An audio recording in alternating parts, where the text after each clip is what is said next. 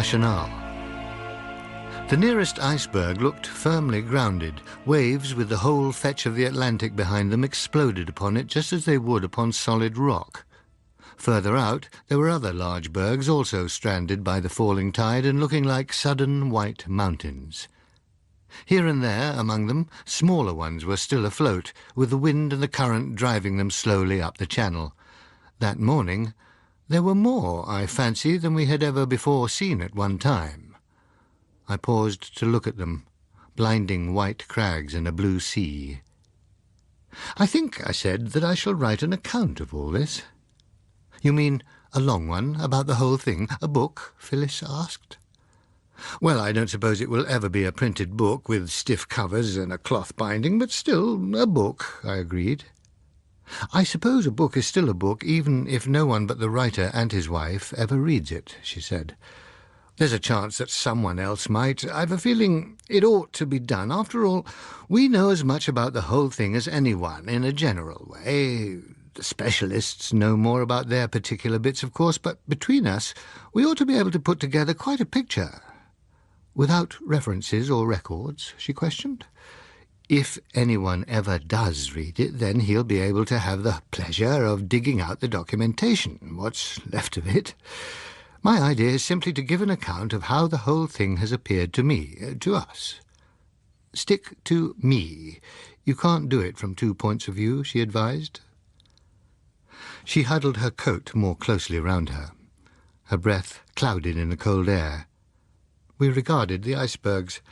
There seemed to be even more than one had thought. Some of those further out were only visible because of the waves breaking on them as they wallowed along. "It'd help us pass the winter," Phyllis conceded, "and then perhaps when the spring comes—" She let the thought tail off, unfinished. At the end of some reflection she said, "Where will you begin?" "I've not got as far as thinking of that yet," I confessed. "I think you ought to start with that night on board the Guinevere when we saw—" "But, darling, no one has ever proved that they had anything to do with it. An account, you said. If you're going to need proof of everything, you might as well not start at all." "What about that first dive?" I suggested. "The thing does connect up pretty closely from there." She shook her head. "People, if anyone does read it, can disregard what you put in it if they don't like it, but it doesn't help anybody if you go leaving out things that might be important just because you're not absolutely sure." I frowned. "I've never been really convinced that those fireballs were... Well, after all, the word coincidence exists because the things do." "Then say so. But the Guinevere is the proper place to begin." "All right," I conceded. Chapter 1, An Interesting Phenomenon.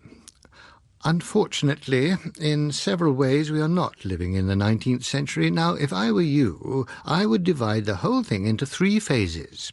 It falls naturally that way. Phase 1 would be... Darling, whose book is this to be? "Ostensibly yours, my sweet." "I see. Rather like my life since I met you." "Yes, darling. Now, phase 1. Gosh, look at that." A large berg thawed below and, undercut by the water, began to turn over with a monstrous deliberation. A great, flat ice face smacked down, sending spray high into the air. The berg kept on rolling, slowed, hung for a moment, then started to roll back. We watched it loll lazily this way and that with decreasing swings until it settled down, presenting an entirely new aspect. Phyllis returned to the matter in hand. "Phase 1, she repeated firmly, and then paused. "No, before that you want a sort of key question, with a page all to itself." "Yes," I agreed. "I thought of—" But she shook her head, thinking. Presently, "Got it," she said. "It's by Emily Petterfell, whom I don't suppose you've ever heard of." "Quite right," I told her. "I thought of—" "It was in the pink nursery book," she said. She pulled a gloved hand out of her pocket and recited. I shook my head. "Too long. And if I may say so, don't you think the pink nursery book is a trifle out of key?" "But the last 2 lines, Mike. just right." She repeated them. "But, Mother, please tell me, what can those things be that crawl up so stealthily out of the sea?" "I'm sorry, darling, but it's still no," I said. "You won't get anything more apposite. What were you thinking of?" "Well, I had in mind a thing of Tennyson's." "Tennyson!" she exclaimed painedly. "Listen," I said, and took my turn at recitation. Not one of his major poetical works, I admitted, but even Tennyson was young once. My last couplet was more appropriate. In words and at the moment, but not in spirit. Besides, mine may even come true in the end, I told her. We ding-donged a bit about it, but after all it is supposed to be my book. Phyllis can write her own if she likes. So here goes. Below the thunders of the upper deep, far, far beneath in the abysmal sea, his ancient, dreamless, uninvaded sleep, the Kraken sleepeth. Faintest sunlights flee about his shadowy sides, above him swell huge sponges of millennial growth and height. And far away into the sickly light, from many a wondrous grot and secret cell, unnumbered and enormous polypi winnow with giant fins the slumbering green. There hath he lain for ages, and will lie battening upon huge sea-worms in his sleep, until the latter fire shall heat the deep, then once by men and angels to be seen. In roaring he shall rise, and on the surface die. Alfred Tennyson. Phase 1. I'm a reliable witness. You're a reliable witness. Practically all God's children are reliable witnesses in their own estimation, which makes it funny how such different ideas of the same affair get about. Almost the only people I know who agree word for word on what they saw on the night of 15 July are Phyllis and I. And as Phyllis happens to be my wife, people said in their kindly way behind our backs that I over-persuaded her. A thought and a euphemism that could only proceed from someone who did not know Phyllis. The time was 11:15 p.m. The place, latitude 35, some 24 degrees west of Greenwich. The ship, the Guinevere. The occasion, our honeymoon. About these facts there is no dispute. The cruise had taken us to Madeira, the Canaries, Cape Verde Islands, and had then turned north to show us the Azores on our way home. We, Phyllis and I, were leaning on the rail taking a breather. From the saloon came the sound of the dance continuing and the crooner yearning for somebody. The sea stretched in front of us like a silken plain in the moonlight. The ship sailed it as smoothly as if she were on a river. We gazed out silently at the infinity of sea and sky. Behind us the crooner went on baying. "I'm so glad I don't feel like him. It must be devastating," Phyllis said. "Why do you suppose do people keep on mass-producing these decadent moanings?" I had no answer ready for that one, but I was saved the trouble of trying to find one when her attention was suddenly caught elsewhere. "Mars is looking pretty angry tonight, isn't he?" "I hope it isn't an omen," she said. I looked where she pointed at a red spot among myriads of white ones, and with some surprise. Mars does look red, of course, though I had never seen him look quite as red as that. But then neither were the stars, as seen at home, quite as bright as they were here. Being practically in the tropics might account for it. "Certainly a little inflamed," I agreed. We regarded the red point for some moments. Then Phyllis said, "That's funny. It seems to be getting bigger." I explained that that was obviously an hallucination formed by staring at it. We went on staring, and it became quite indisputably bigger. "Moreover, there's another one. There can't be two Marses," said Phyllis. And sure enough there was. A smaller red point a little up from and to the right of the first. She added, "and another, to the left, see?" She was right about that, too, and by this time the first one was glowing as the most noticeable thing in the sky. "It must be a flight of jets of some kind, and that's a cloud of luminous exhaust we're seeing," I suggested. We watched all three of them slowly getting brighter and also sinking lower in the sky until they were little above the horizon line and reflecting in a pinkish pathway across the water towards us. 5 now, said Phyllis. We've both of us been asked many times since to describe them, but perhaps we're not gifted with such a precise eye for detail as some others. What we said at the time, and what we still say, is that on this occasion there was no real shape visible.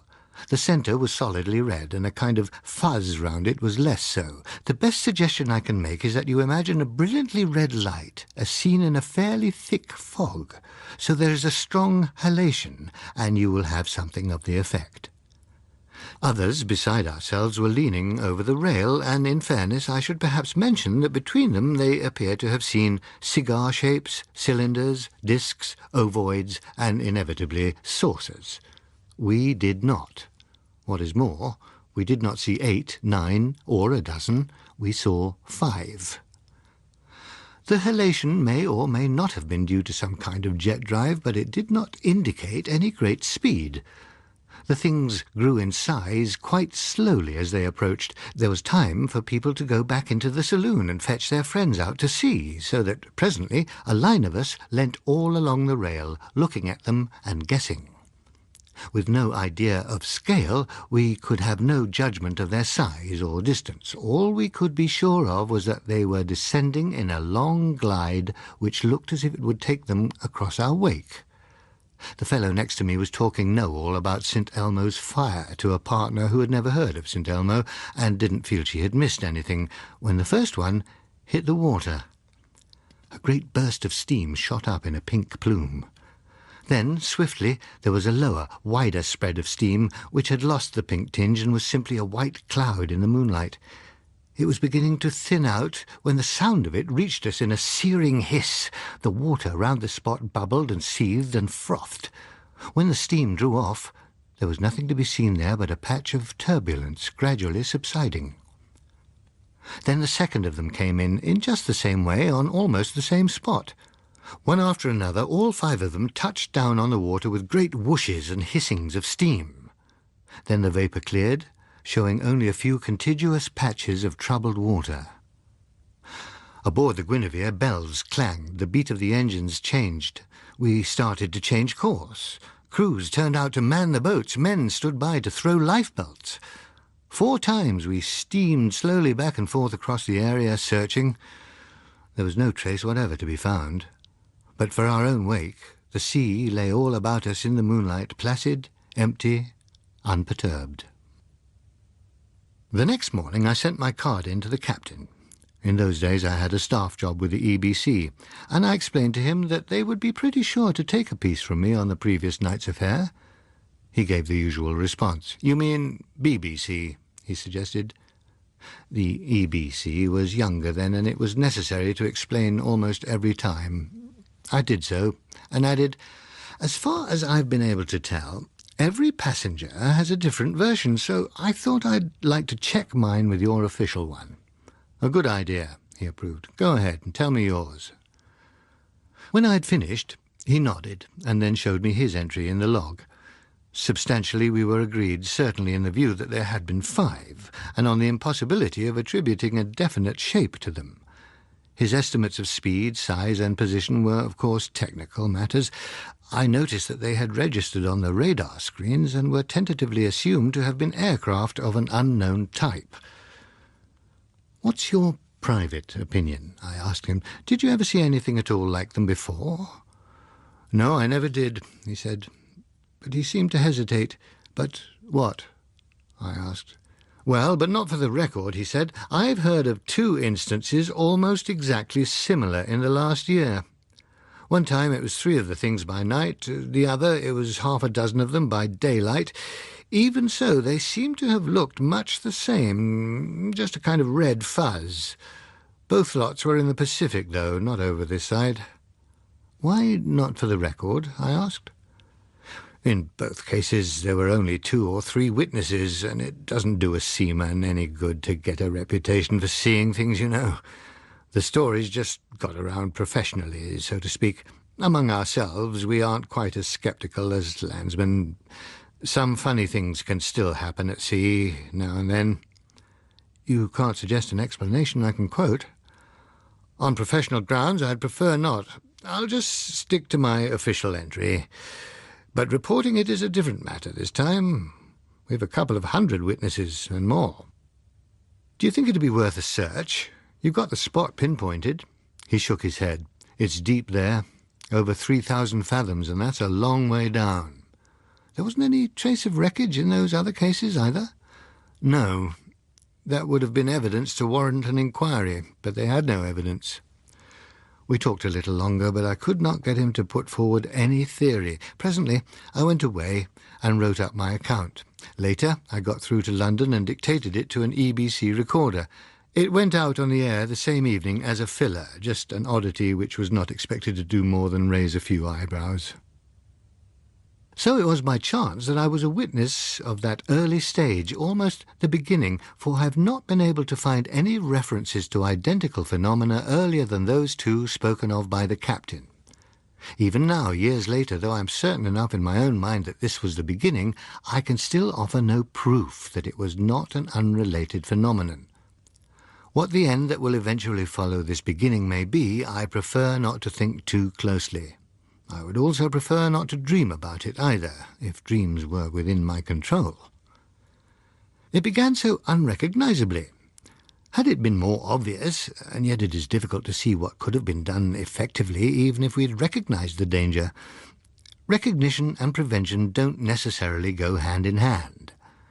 We recognise the potential dangers of atomic fission quickly enough, yet we could do little about them. If we had attacked immediately, well, perhaps. But until the danger was well established, we had no means of knowing that we should attack, and then it was too late. However, it does no good to cry over our shortcomings. My purpose is to give as good a brief account as I can of how the present situation arose, and, to begin with, it arose very scrappily. In due course, the Guinevere docked at Southampton without being treated to any more curious phenomena. We did not expect any more, but the event had been memorable, almost as good, in fact, as having been put in a position to say, upon some remote future occasion, "When your grandmother and I were on our honeymoon, we saw a sea serpent," though not quite. Still, it was a wonderful honeymoon. I never expect to have a better. And Phyllis said something to much the same effect as we leant on the rail watching the bustle below. "Except," she added, "that I don't see why we shouldn't have one nearly as good now and then." So we disembarked, sought our brand-new home in Chelsea, and I turned up at the EBC offices the following Monday morning to discover that in absentia I had been rechristened Fireball Watson. This was on account of the correspondence. They handed it to me in a large sheaf and said that since I had caused it, I had better do something about it. There must, I think, be a great many people who go around just longing to be baffled, and who, moreover, feel a kind of immediate kin to anyone else who admits bafflement along roughly similar lines. I say roughly because it became clear to me as I read the mail that classifications are possible. There are strata of bafflement. A friend of mine, after giving a talk on a spooky experience, was showered with correspondence on levitation, telepathy, materialization, and faith healing. I, however, had struck a different layer. Most of my correspondents assumed that the sight of the fireballs must have roused me to a corollary interest not only in saucers, but showers of frogs, mysterious falls of cinders, all kinds of lights seen in the sky, and also sea monsters. After I had sifted through them, I found myself left with a half a dozen which might possibly have reference to fireballs similar to those we had seen. One, referring to a recent experience off the Philippines, I identified with a fair certainty as being a confirmation of what the captain of the Guinevere had told me, and the other seemed worth following up too, particularly a rather cagey approach which invited me to meet the writer at La Plume d'Or, where lunch is always worth having. I kept that appointment a week later. My host turned out to be a man 2 or 3 years older than myself, who ordered 4 glasses of Tio Pepe and then opened up by admitting that the name under which he had written was not his own, and that he was a flight lieutenant, RAF. "It's a bit tricky, you see," he said. "At the moment I'm considered to have suffered some kind of hallucination, but if enough evidence turns up to show that it was not an hallucination, then they're almost certain to make it an official secret. Awkward, you see?" I agreed that it must be. "Still," he went on, "the thing worries me, and if you're collecting evidence, I'd like you to have it, though maybe not to make direct use of it. I mean, I don't want to find myself on the carpet. I don't suppose there's a regulation to stop a fellow discussing his hallucinations, but you can never be sure." I nodded understandingly. He went on, "It was about 3 months ago. I was flying one of the regular patrols, a couple of 100 miles or so east of Formosa. I didn't know," I began. "There are a number of things that don't get publicity, though they're not particularly secret," he said. "Anyway, there I was. The radar picked these things up when they were still out of sight behind me, but coming up fast from the west. He had decided to investigate and climbed to intercept. The radar continued to show the craft on a straight course behind and above him. He tried to communicate, but couldn't raise them. By the time he was getting the ceiling of them, they were in sight as 3 red spots, quite bright, even by daylight, and coming up fast, though he was doing close to 500 himself. He tried again to radio them, but without success. They just kept on coming, steadily overtaking him. "Well," he said, "I was there to patrol. I told base that they were a completely unknown type of craft, if they were craft at all, and as they wouldn't talk, I proposed to have a pip at them. It was either that or just let 'em go, in which case I might as well not have been patrolling at all." Base agreed, kind of cautiously. "I tried them once more, but they didn't take a damn bit of notice of either me or my signals, and as they got closer I was doubtful whether they were craft at all. They were just as you said on the radio, a pink fuzz with a deeper red centre. Might have been miniature red suns for all I could tell, and anyway, the more I saw of them, the less I liked them, so I set the guns to radar control and let 'em get on ahead. I reckon they must be doing 700 or more as they passed me. A second or two later, the radar picked up the foremost one and the guns fired. There wasn't any lag. The thing seemed to blow up almost as the guns went off, and boy, did it blow. It suddenly swelled immensely, turning from red to pink to white, but still with a few red spots here and there. And then my aircraft hit the concussion, and maybe some of the debris too. I lost quite a lot of seconds and probably had a lot of luck, because when I got sorted out, I find that I was coming down fast. Something had carried away 3/4 of my starboard wing and messed up the tip of the other, so I reckon it was time to try the ejector, and rather to my surprise, it worked." He paused reflectively, and then he added, "I don't know that it gives you a lot besides confirmation, but there are 1 or 2 points. One is that they are capable of travelling a lot faster than those you saw. Another is that whatever they are highly vulnerable." And that, as we talked it over in detail, was about all the additional information he did provide. That and the fact that when hit they did not disintegrate into sections but exploded completely, which should perhaps have conveyed more than it seemed to at the time. During the next few weeks several more letters trickled in without adding much. Then it began to look as if the whole affair were going the way of the Loch Ness Monster. What there was came to me because it was generally conceded at EBC that fireball stuff was my pigeon. Several observatories confessed themselves puzzled by detecting small red bodies travelling at high speeds, but were extremely guarded in their statements. None of the newspapers ran it because, in editorial opinion, the whole thing was suspect in being too similar to the flying saucer business, and their readers would prefer more novelty in their sensations. Nevertheless, bits and pieces did slowly accumulate, though it took nearly 2 years before they acquired serious publicity and attention. This time it was a flight of 13. A radar station in the north of Finland picked them up first, estimating their speed as 1,500 miles per hour, and their direction as approximately southwest. In passing the information on, they described them simply as unidentified aircraft. The Swedes picked them up as they crossed their territory and managed to spot them visually, describing them as small red dots. Norway confirmed, but estimated the speed at under 1,300 miles per hour. A Scottish station logged them as travelling at 1,000 miles per hour and just visible to the naked eye. 2 stations in Ireland reported them as passing directly overhead on a line slightly west of southwest. The more southerly station gave their speed as 800 and claimed that they were clearly visible. A weather ship at about 65 degrees north gave a description which tallied exactly with that of the earlier fireballs and calculated a speed close to 500 miles per hour. They were not sighted again after that. The reason that this particular flight got onto the front pages when others had been ignored was not simply that this time there had been a series of observations which plotted its track. It lay more in the implications of the line that had been drawn. However, in spite of innuendo and direct suggestion, there was silence to the east. Ever since their hurried and unconvincing explanation which followed the first atomic explosion in Russia, her leaders had found it convenient to feign at least temporary deafness to questions on such matters. It was a policy which had the advantages of calling for no mental exertion, while at the same time building up in the minds of the general public a feeling that inscrutability must mask hidden power. And since those who were well acquainted with Russian affairs were not going to publish the degree of their acquaintanceship, the game of aloofness was easily able to continue.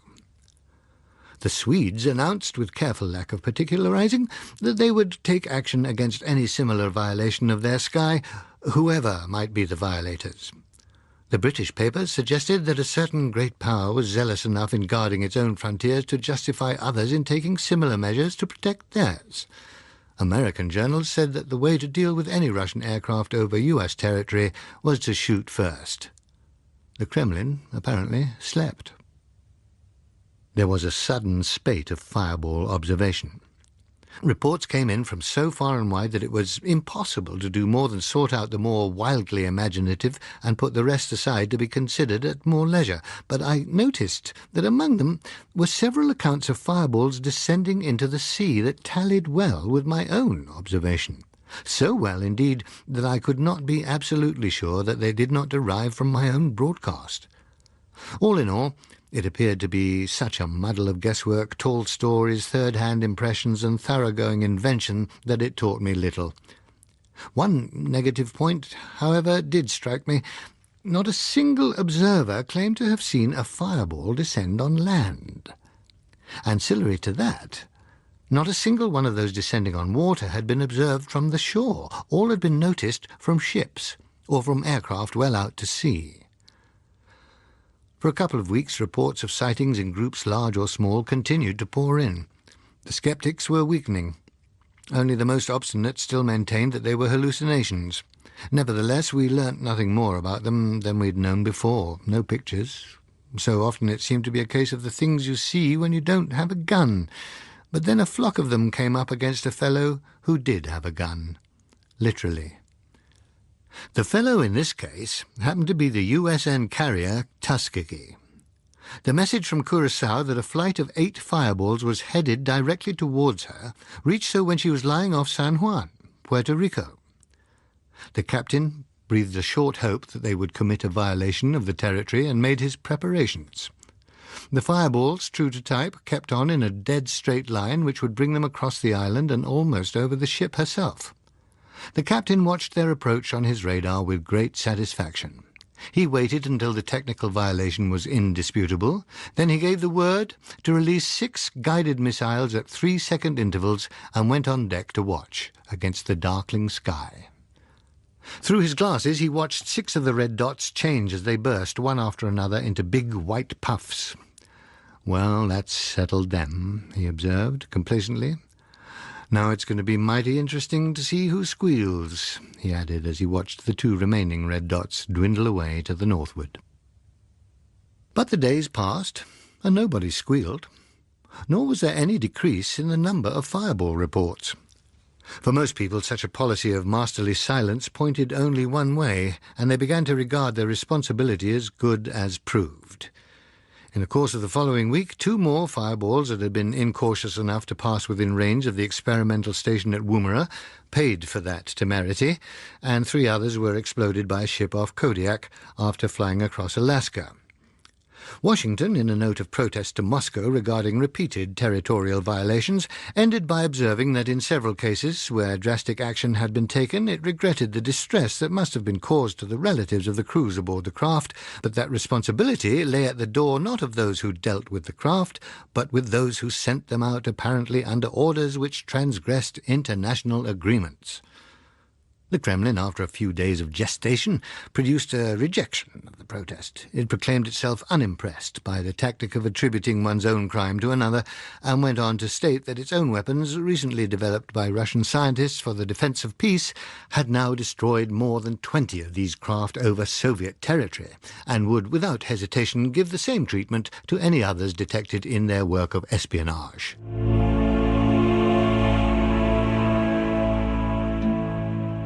The Kraken Wakes was written by John Wyndham and read by Stephen Moore, and the programme was produced in Belfast by Susan Carson.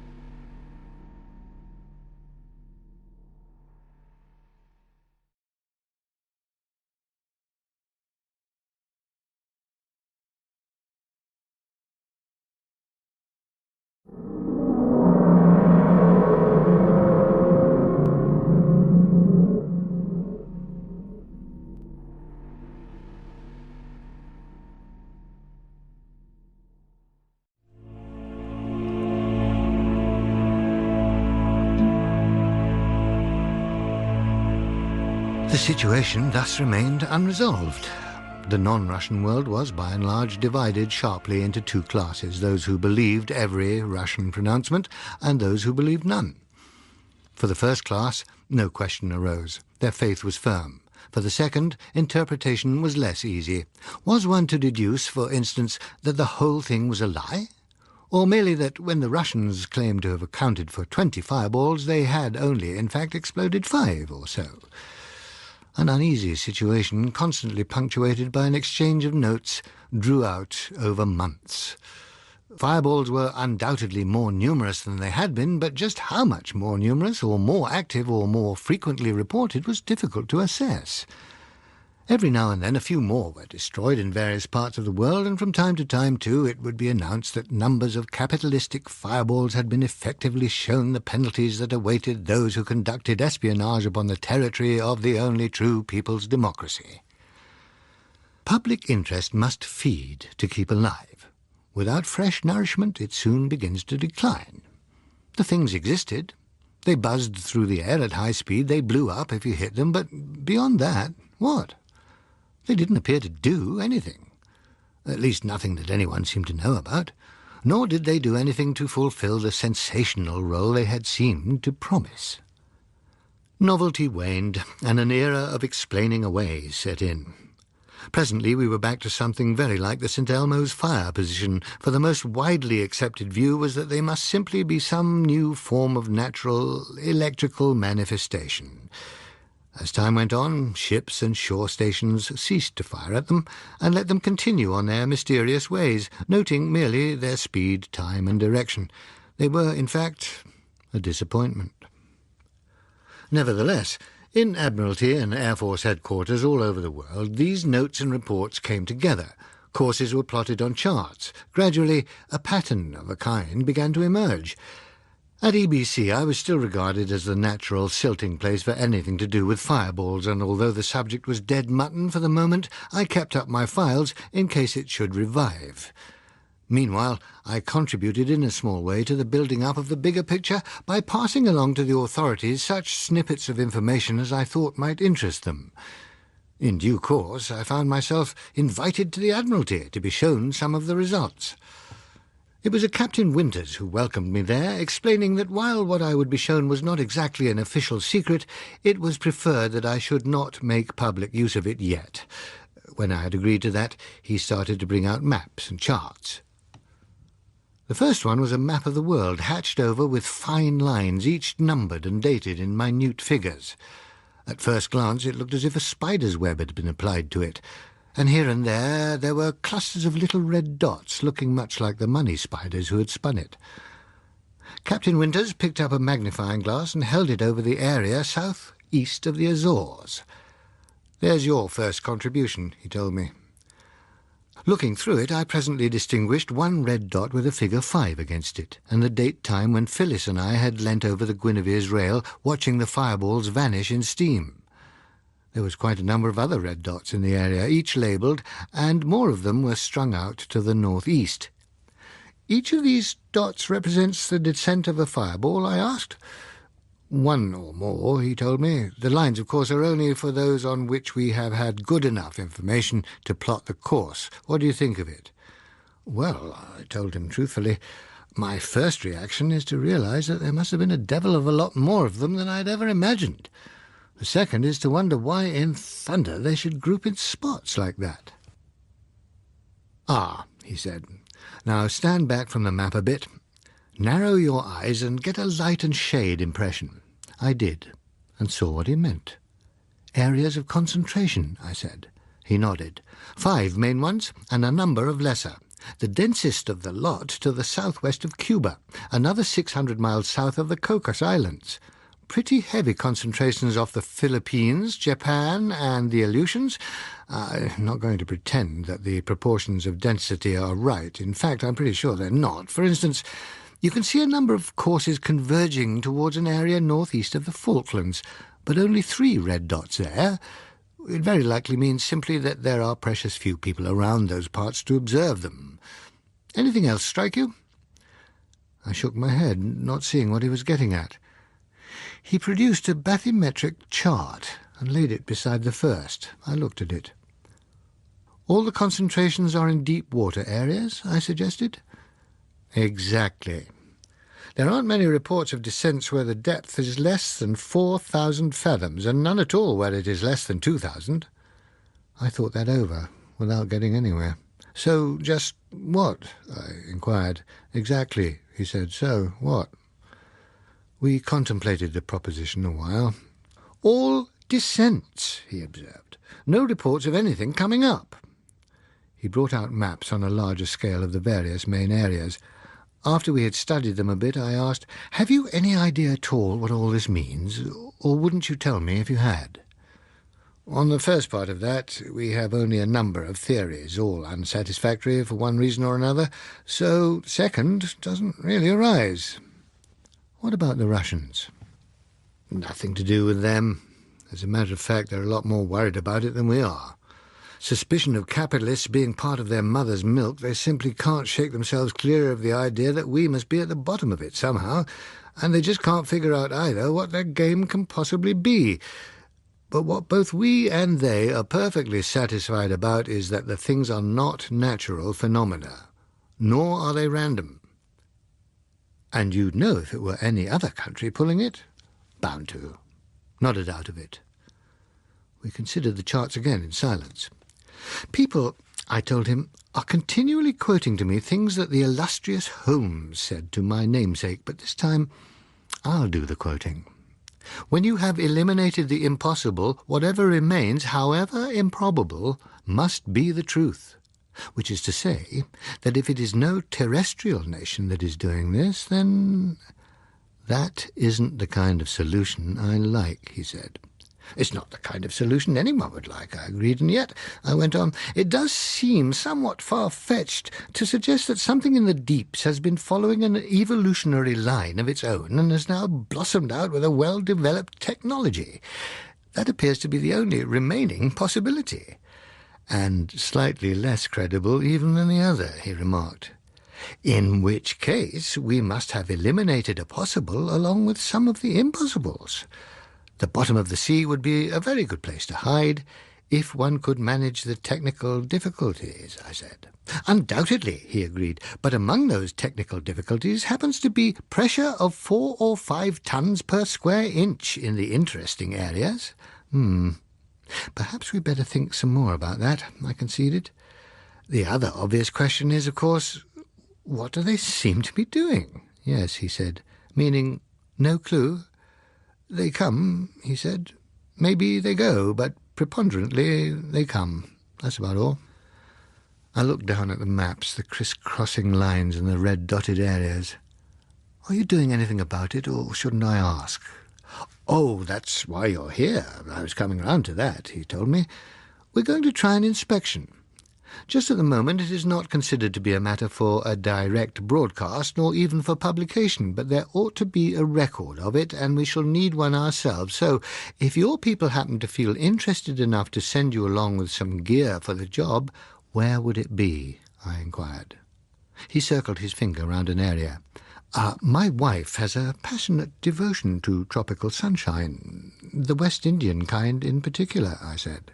"Well, I seem to remember that your wife has written some pretty good documentary scripts," he remarked.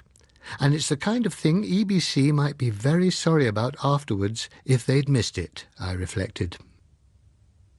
Not until we'd made our last call and were well out of sight of land were we allowed to see the large object which rested in a specially constructed cradle aft. When the lieutenant commander in charge of technical operations ordered the shrouding tarpaulin to be removed, there was quite an unveiling ceremony. But the mystery revealed was something of an anticlimax. It was simply a sphere of metal some 10 feet in diameter. In various parts of it were set circular porthole-like windows. At the top it swelled into a protuberance which formed a massive lug. The lieutenant commander, after regarding it a while with the eye of a proud mother, addressed us in the manner of a lecturer. "This instrument that you now see," he said impressively, "is what we call the bathyscope." He allowed an interval for appreciation. "Didn't Bibi?" I whispered to Phyllis. "No," she said. "That was the bathysphere." "Oh," I said. "It has been constructed," he went on, "to resist a pressure approaching 2 tons to the square inch, giving it a theoretical floor of 1,500 fathoms. In practice, we do not propose to use it at a greater depth than 1,200 fathoms, thus providing for a safety factor of some 720 pounds to the square inch. Even at this, it will considerably surpass the achievements of Dr. Beebe, who descended a little over 500 fathoms, and Barton, who reached a depth of 750 fathoms. He continued in this vein for a time, leaving me somewhat behind. When he seemed to have run down for a bit, I said to Phyllis, "I can't think in all these fathoms. What is it in God's feet?" She consulted her notes. "The depth they intend to go to is 7,200 feet. The depth they could go to is 9,000 feet. "Either of them sounds an awful lot of feet," I said. Phyllis is in some ways more precise and practical. 7,200 feet is just over 1.33 miles, she informed me. The pressure will be a little more than 1.33 tons. "That's my continuity girl," I said. "I don't know where I'd be without you." I looked at the bathyscope. "All the same," I added doubtfully. "What?" she asked. "Well, that chap at the Admiralty, Winters, he was talking in terms of 4 or 5 tons pressure, meaning presumably 4 or 5 miles down." I turned to the lieutenant commander. "How deep is it where we're bound for?" I asked him. "It's an area called the Cayman Trench between Jamaica and Cuba," he said. "Parts of it go below 5,000. "But," I began, frowning. "Fathoms, dear," said Phyllis. 30,000 feet. "Oh," I said, "that'll be something like 5.5 miles?" "Yes," he said. "Oh," I said again. He returned to his public address manner. "That," he told the assembled crowd of us, "is the present limit of our ability to make direct visual observations. However," he paused to make a gesture somewhat in the manner of a conjurer towards a party of ABs, and watched while they pulled the tarpaulin from another, similar but smaller sphere. "Here," he continued, "we have a new instrument, with which we hope to be able to make observations at something like twice the depth attainable by the bathyscope. Perhaps even more. It is entirely automatic. In addition to registering pressures, temperature, currents, and so on, and transmitting the readings to the surface, it is equipped with 5 small television cameras, 4 of them giving all-round horizontal coverage, and 1 transmitting the view vertically beneath the sphere. "This instrument," continued another voice in good imitation of his own, "we call the telebath." Facetiousness could not put a man like the commander off his stroke. He continued his lecture, but the instrument had been christened, and the telebath it remained. The 3 days after we reached our position were occupied with tests and adjustments of both the instruments. In one test, Phyllis and I were allowed to make a dive of 300 feet or so, cramped up in the bathyscope, just to get the feel of it. We did that, and it gave us no envy of anyone making a deeper dive. Then, with all the gear fully checked, the real descent was announced for the morning of the 4th day. Soon after sunrise, we were clustering round the bathyscope where it rested in its cradle. The 2 naval technicians, Wiseman and Trant, who were to make the descent, wriggled themselves in through the narrow hole that was the entrance. The warm clothing they would need in the depths was handed in after them, for they could never have squeezed in wearing it. Then followed the packets of food and the vacuum flasks of hot drinks. They made their final checks, gave their okays. The circular entrance plug was swung over by the hoist, screwed gradually down into its seating, and bolted fast. The bathyscope was hoisted outboard and hung there, swinging slightly. One of the men inside switched on his hand television camera, and we ourselves, as seen from within the instrument, appeared on the screen. "OK," said a voice from the loudspeaker. "Lower away now." The winch began to turn. The bathyscope descended, and the water lapped at it. Presently it had disappeared from sight beneath the surface. The descent was a long business which I do not propose to describe in detail. Frankly, as seen on the screen in the ship, it was a pretty boring affair to the non-initiate. Life in the sea appears to exist in fairly well-defined levels. In the better inhabited strata, the water is full of plankton, which behaves like a continuous dust storm and obscures everything but creatures that approach very closely. At other levels, where there is no plankton for food, there are consequently few fish. In addition to the tediousness of very limited views or dark emptiness, continuous attention to a screen that is linked with a slightly swinging and twisting camera has a dizzying effect. Both Phyllis and I spent much of the time during the descent with our eyes shut, relying on the loud-speaking telephone to draw our attention to anything interesting. Occasionally we slipped on deck for a cigarette. There could scarcely have been a better day for the job. The sun beat fiercely down on decks that were occasionally sluiced with water to cool them off. The ensign hung limp, barely stirring. The sea stretched out flat to meet the dome of the sky, which showed only one low bank of cloud to the north, over Cuba, perhaps.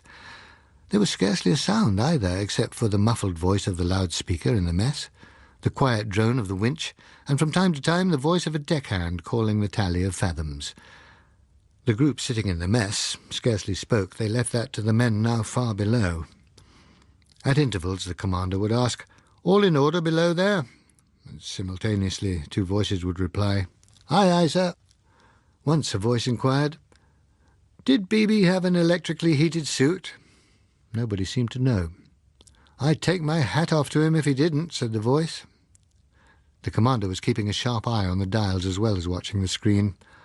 "Half-mile coming up. Check," he said. The voice from below counted. 4:38, 4:39, now. Half-mile, sir." The winch went on turning. There wasn't much to see. Occasional glimpses of schools of fish scurrying off into the murk. A voice complained, "Sure as I get the camera to one window, a damn great fish comes and looks in at another." 500 fathoms. "You're passing BB now," said the commander. "Bye-bye, BB," said the voice, but it goes on looking much the same. Presently the same voice said, "More life around just here. Plenty of squid, large and small. You can probably see 'em. There's something out this way, keeping on the edge of the light. A big thing. I can't quite... might be a giant squid." "No. My God! It can't be a whale, not down here." "Improbable, but not impossible," said the commander. "Well, in that case... oh, it's sheared off now anyway. Gosh, we mammals do get around a bit, don't we?" In due course, the moment arrived when the commander announced, "Passing Barton now," and then added with an unexpected change of manner, "From now on, it's all yours, boys." Sure you're quite happy there? If you're not perfectly satisfied, you've only to say. That's all right, sir. Everything functioning okay. We'll go on. Up on deck, the winch droned steadily. 1 mile coming up, announced the commander. When that had been checked, he asked, How are you feeling now? What's the weather like up there? Asked a voice. Holding well, flat calm, no swell. The two down below conferred. We'll go on, sir. Could wait weeks for conditions like this again. All right, if you're both sure. We are, sir. Very good. About 300 fathoms more to go, then. There was an interval, then... Dead, remarked the voice from below. All black and dead now. Not a thing to be seen. Funny thing the way these levels are quite separate. Ah, now we can begin to see something below. Squids again. Luminous fish. Small shoal there, see? There... Gosh! He broke off, and simultaneously a nightmare fishy horror gaped at us from the screen. One of nature's careless moments, he remarked. He went on talking, and the camera continued to give us glimpses of unbelievable monstrosities, large and small. Presently the commander announced, Stopping you now. 1,200 fathoms. He picked up the telephone and spoke to the deck. The winch slowed, and then ceased to turn. That's all, boys, he said. Huh, said the voice from below after a pause. Well, whatever it was we came here to find, we've not found it. The commander's face was expressionless. Whether he had expected tangible results or not, I couldn't tell. I imagined not. In fact, I wondered if any of us there really had. After all, these centres of activity were all deeps, and from that it would seem to follow that the reason must lie at the bottom. The echogram gave the bottom hereabouts as still 3 miles or so below where the two men now dangled. Hello there, bathyscope, said the commander. We're going to start you up now. Ready? Aye, aye, sir. All set, said the two voices. The commander picked up his telephone. Haul away there. We could hear the winch start and slowly gather speed. On your way now. All okay. All correct, sir. There was an interval without talk for 10 minutes or more. Then a voice said, There's something out there. Something big. Can't see it properly. It keeps just on the fringe of the light. Can't be that whale again, not at this depth. Try to show you. The picture on the screen switched and then steadied. We could see the light rays streaming out through the water and the brilliant speckles of small organisms caught in the beam. At the very limits, there was a suspicion of a faintly lighter patch. It was hard to be sure of it. Seems to be circling us. We're spinning a bit too, I think. I'll try... I got a bit better glimpse of it then. It's not the whale anyway. There, see it now? This time we could undoubtedly make out a lighter patch. It was roughly oval, but indistinct, and there was nothing to give it scale. Said the voice from below. That's certainly a new one. Could be a fish, or maybe something else, kind of turtle-shaped. Monstrous-sized brute, anyway. Circling a bit closer now, but I still can't make out any details. Keeping pace with us. Again the camera showed us a glimpse of the thing as it passed one of the bathyscope's ports, but we were little wiser. The definition was too poor for us to be sure of anything about it. It's going up now, rising faster than we are, getting beyond our angle of view. Ought to be a window in the top of this thing. Lost it now. Gone somewhere up above us. Maybe it'll... The voice cut off dead. Simultaneously there was a brief vivid flash on the screen, and it too went dead. The sound of the winch outside altered as it speeded up. We sat looking at one another without speaking. Phyllis's hand sought mine, and I tightened on it. The commander started to stretch his hand towards the telephone, changed his mind, and went out without a word. Presently the winch speeded up still more. It takes quite a time to reel in more than a mile of heavy cable. The party in the mess dispersed awkwardly. Phyllis and I went up into the bows and sat there without talking much. After what seemed a very long wait, the winch slowed down. By common consent we got up and moved aft together. At last the end came up. We all, I suppose, expected to see the end of the wire rope unravelled with the strands splayed out brush-like. They were not. They were melted together. Both the main and the communication cables ended in a blob of fused metal. We all stared at them, dumbfounded. In the evening the captain read the service, and 3 volleys were fired over the spot. The weather held, and the glass was steady. At noon the next day the commander assembled us in the mess. He looked ill and very tired. He said briefly and unemotionally, "My orders are to proceed with the investigation using our automatic instrument. If our arrangements and tests can be completed in time, and provided the weather remains favourable, we shall conduct the operation tomorrow morning, commencing as soon after dawn as possible. I am instructed to lower the instrument to the point of destruction, so there will be no second opportunity for observation." The arrangement in the mess the following morning was different from that on the former occasion. We sat facing a bank of 5 television screens, 4 for the quadrants about the instrument and 1 viewing vertically beneath it. There was also a cine camera photographing all 5 screens simultaneously for the record. Again we watched the descent through the ocean layers, but this time, instead of a commentary, we had an astonishing assortment of chirrupings, raspings and gruntings picked up by externally mounted microphones. The deep sea is, in its lower inhabited strata, it seems, a place of hideous cacophony. It was something of a relief when, at about 3/4 of a mile down, silence fell and somebody muttered, "Said those mics would never take the pressure." The display went on. Squids sliding upwards past the cameras, shoals of fish darting nervously away, other fish attracted by curiosity, monstrosities, grotesques, huge monsters dimly seen, on, a mile down, 1.5 miles, 2 miles, 2.5, and then, at about that, something came into view which quickened all attention on the screens. A large, uncertain, oval shape at the extreme of visibility that moved from screen to screen as it circled round the descending instrument. For 3 or 4 minutes it continued to show on one screen or another, but always tantalizingly ill-defined, and never quite well enough illuminated for one to be quite certain even of its shape. Then gradually it drifted towards the upper edges of the screen, and presently it was left behind. Half a minute later, all the screens went blank. Why not praise one's wife? Phyllis can write a thundering good feature script, and this was one of her best. It was too bad that it was not received with the immediate enthusiasm it deserved. When it was finished, we sent it round to the Admiralty for vetting.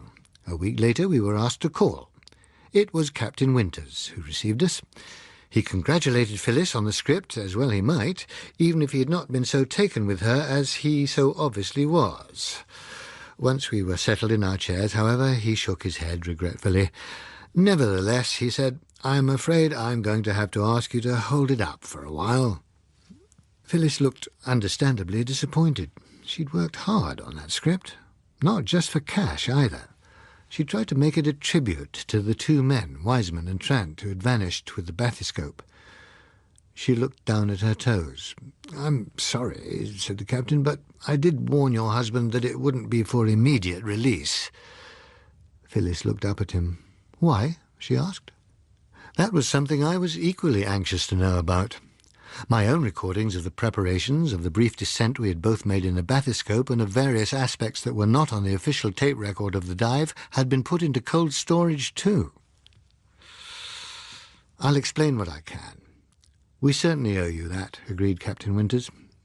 He sat down, leant forward, elbows on his knees, fingers interlaced between them, and looked at us both in turn. "The crux of the thing, and of course you will both of you have realized that long ago, is those fused cables," he said. "Imagination staggers a bit at the thought of a creature capable of snapping through steel hawsers. All the same, it might just conceivably admit the possibility. When, however, it comes up against the suggestion that there is a creature capable of cutting through them like an oxyacetylene flame, it recoils. It recoils and definitely rejects.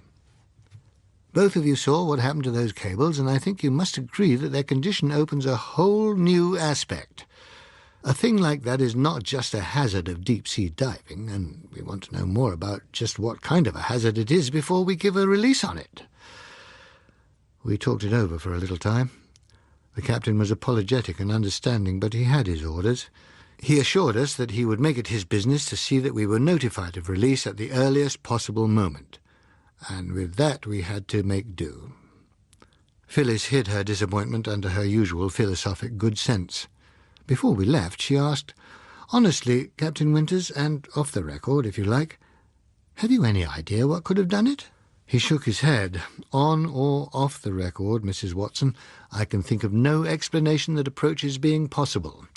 And though this is not for publication, I doubt whether anyone else in the service has any idea either." And so, with the affair left in that unsatisfactory state, we parted. The prohibition, however, lasted a shorter time than we expected. A week later, just as we were sitting down to dinner, he rang through. Phyllis took the call. "Oh, hello, Mrs. Watson, I'm glad it's you. I've some good news for you," Captain Winter's voice said. "I've just been talking to your EBC people and giving them the OK, so far as we're concerned, to go ahead with that feature of yours and the whole story." Phyllis thanked him for the news. "But what's happened?" she added.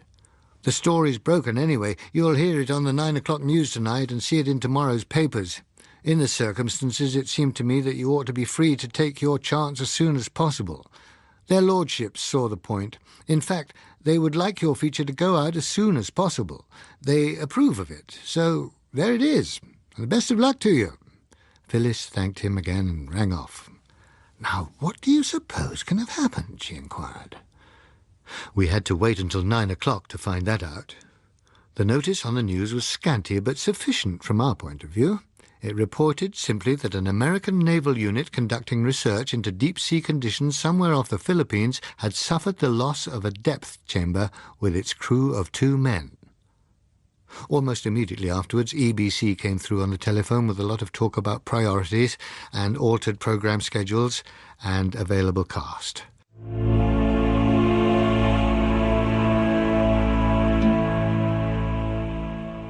The Kraken Wakes was written by John Wyndham and read by Stephen Moore. The programme was produced in Belfast by Susan Carson.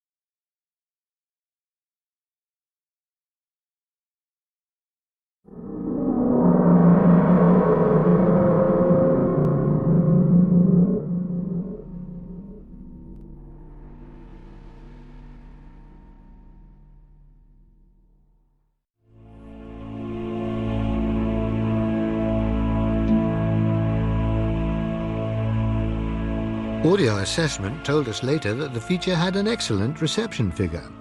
Coming so soon after the American announcement, we hit the peak of popular interest. Their lordships were pleased too. It gave them the opportunity of showing that they did not always have to follow the American lead, though I still think there was no need to make the US a present of the first publicity. Anyway, in view of what has followed, I don't suppose it greatly matters. In the circumstances, Phyllis rewrote a part of the script, making greater play with the fusing of the cables than before. A flood of correspondence came in, but when all the tentative explanations and suggestions had been winnowed, none of us was any wiser than before. Perhaps it was scarcely to be expected that we should be. Our listeners had not even seen the maps, and at this stage it had not occurred to the general public that there could be any link between the diving catastrophes and the somewhat démodé topic of fireballs. But if, as it seemed, the Royal Navy was disposed simply to sit still for a time and ponder the problem theoretically, the US Navy was not. Deviously, we heard that they were preparing to send a second expedition to the same spot where their loss had occurred. We promptly applied to be included and were refused. How many other people applied, I don't know, but enough for them to allocate a second small craft. We couldn't get a place on that either. All space was reserved for their own correspondents and commentators who would cover for Europe too. Well, it was their own show. They were paying for it. All the same, I'm sorry we missed it, because though we did think it was likely they would lose their apparatus again, it never crossed our minds that they might lose their ship as well. About a week after it happened, one of the NBC men who had been covering it came over. We more or less shanghaied him for lunch and the personal dope. Never saw anything like it, never want to, he said. They were using an automatic instrument pretty much like the one you people lost. The idea was to send that down first, and if it came up again, okay. Then they'd take another smack at it with a manned depth chamber. What's more, they had a couple of volunteers for it too. Funny the way you can always find a few guys who seemed kind of bored with life on Earth. Anyway, that was the project. We lay off a couple of 100 yards or more from the research ship, but we had a cable slung between us to relay the television so we could watch it on our screens just as well as they could on theirs. We did, a while, but I guess it's one of those subjects you have to have majored in to keep the interest up. The way we saw it, it was more of a test out. We were aiming to get our real stuff from the depth chamber dive, where there'd be the human angle, even though it had not go down so far. We watched the thing slung overside, and then we went into our saloon to look at the screens. I guess what we saw'd likely be what you saw. Sometimes it was foggy, sometimes clear. Sometimes there'd be quite a few screwy-looking fish and squids and whole flocks of things that don't have any names I ever heard of, and I'd say don't need 'em either. Over the screens was a lighted panel recording the depth, which was a good idea on account of it all looked like it might be going around in an endless band anyway. By 1 mile down, all the guys with the better trained consciences had taken them up on deck under the awning, with smokes and cold drinks. By 2 miles down, I was out there with them, leaving 2 or 3 puritanical characters to cover it and tell us if anything new showed up. After a bit more, one of them quit too and joined me. 2.5 miles, and the last half mile as dark as the Tunnel of Love. And that wouldn't interest even a fish a lot, from what they tell me, he said. He drew himself a Coke and started to move over towards me. Then he stopped short. Christ, he said, and simultaneously there was some kind of yell from inside the saloon. I turned my head and looked the way he was looking at the research ship. A moment before, she had been lying there, placid, without a visible movement aboard her, and only the sound of the winch coming over the water to tell you she wasn't derelict, and now she was...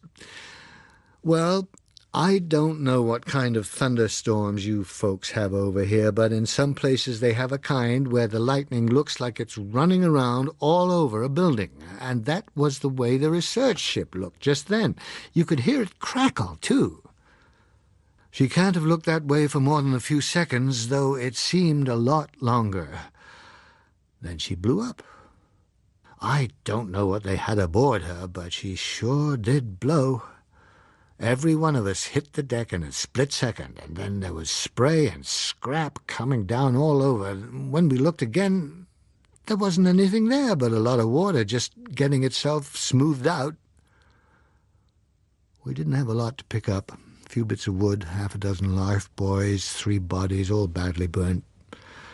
We collected what there was and came home.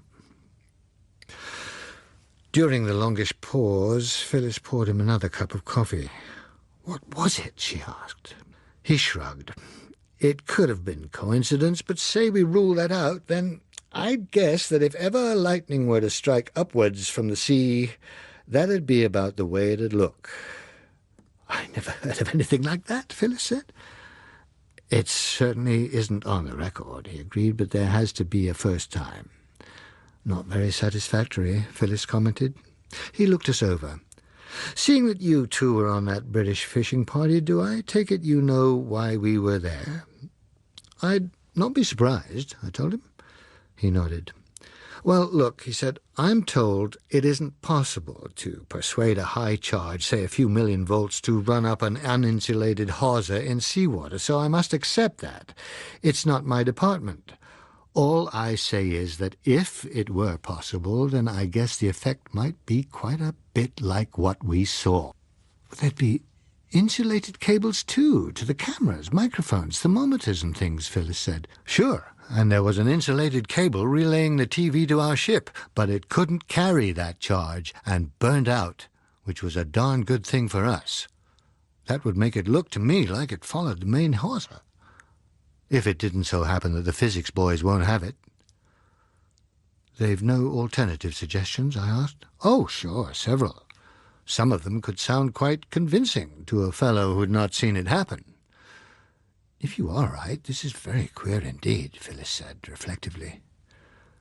The NBC man looked at her. A nice British backhand understatement.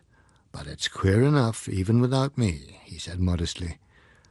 However they explain this away, the physics boys are still stumped on those fused cables because, whatever this may be, those cable severances couldn't have been accidental. On the other hand, all that way down, all that pressure, Phyllis said. He shook his head. I'm making no guesses. I'd want more data than we've got, even for that. Could be we'll get it before long. We looked questioning. He lowered his voice. Seeing you're in this too, but strictly under your hats. They've got a couple more probes lined up right now, but no publicity this time. The last lot had a nasty taste. Where? We asked simultaneously. One off the Aleutians someplace, the other in a deep spot in the Guatemala basin. What are your folks doing? We don't know, we said honestly. He shook his head. Always kind of close, you people, he said sympathetically. And close they remained. During the next few weeks we kept our ears uselessly wide open for news of either of the two new investigations, but it was not until the NBC man was passing through London again a month later that we learnt anything. We asked him what had happened. He frowned. Off Guatemala they drew blank, he said. The ship south of the Aleutians was transmitting by radio while the dive was in progress. It cut out suddenly. She's reported as lost with all hands. Official cognizance of these matters remained underground, if that can be considered an acceptable term for their deep-sea investigations. Every now and then we would catch a rumour which showed that the interest had not been dropped, and from time to time a few apparently isolated items could, when put in conjunction, be made to give hints. Our naval contacts preserved an amiable evasiveness, and we found that our opposite numbers across the Atlantic were doing little better with their naval sources. The consoling aspect was that had they been making any progress, we should most likely have heard of it, so we took silence to mean that they were stalled. Public interest in fireballs was now down to zero, and few people troubled to send in reports of them any more. I still kept my files going, though they were now so unrepresentative that I could not tell how far the apparently low incidence was real. As far as I knew, the two phenomena had never so far been publicly connected, and presently both were allowed to lapse unexplained like any silly season sensation. In the course of the next 3 years we ourselves lost interest almost to vanishing point. Other matters occupied us. There was the birth of our son, William, and his death 18 months later. To help Phyllis get over that, I wangled myself a travelling correspondence series, sold up the house, and for a time we roved. In theory, the appointment was simply mine. In practice, most of the gloss and finish on the scripts which pleased the EBC were Phyllis's, and most of the time when she wasn't dolling up my stuff, she was working on scripts of her own. When we came back home, it was with enhanced prestige, a lot of material to work up, and a feeling of being set on a smooth, steady course. Almost immediately, the Americans lost a cruiser off the Marianas. The report was scanty, an agency message slightly blown up locally, but there was something about it, just a kind of feeling.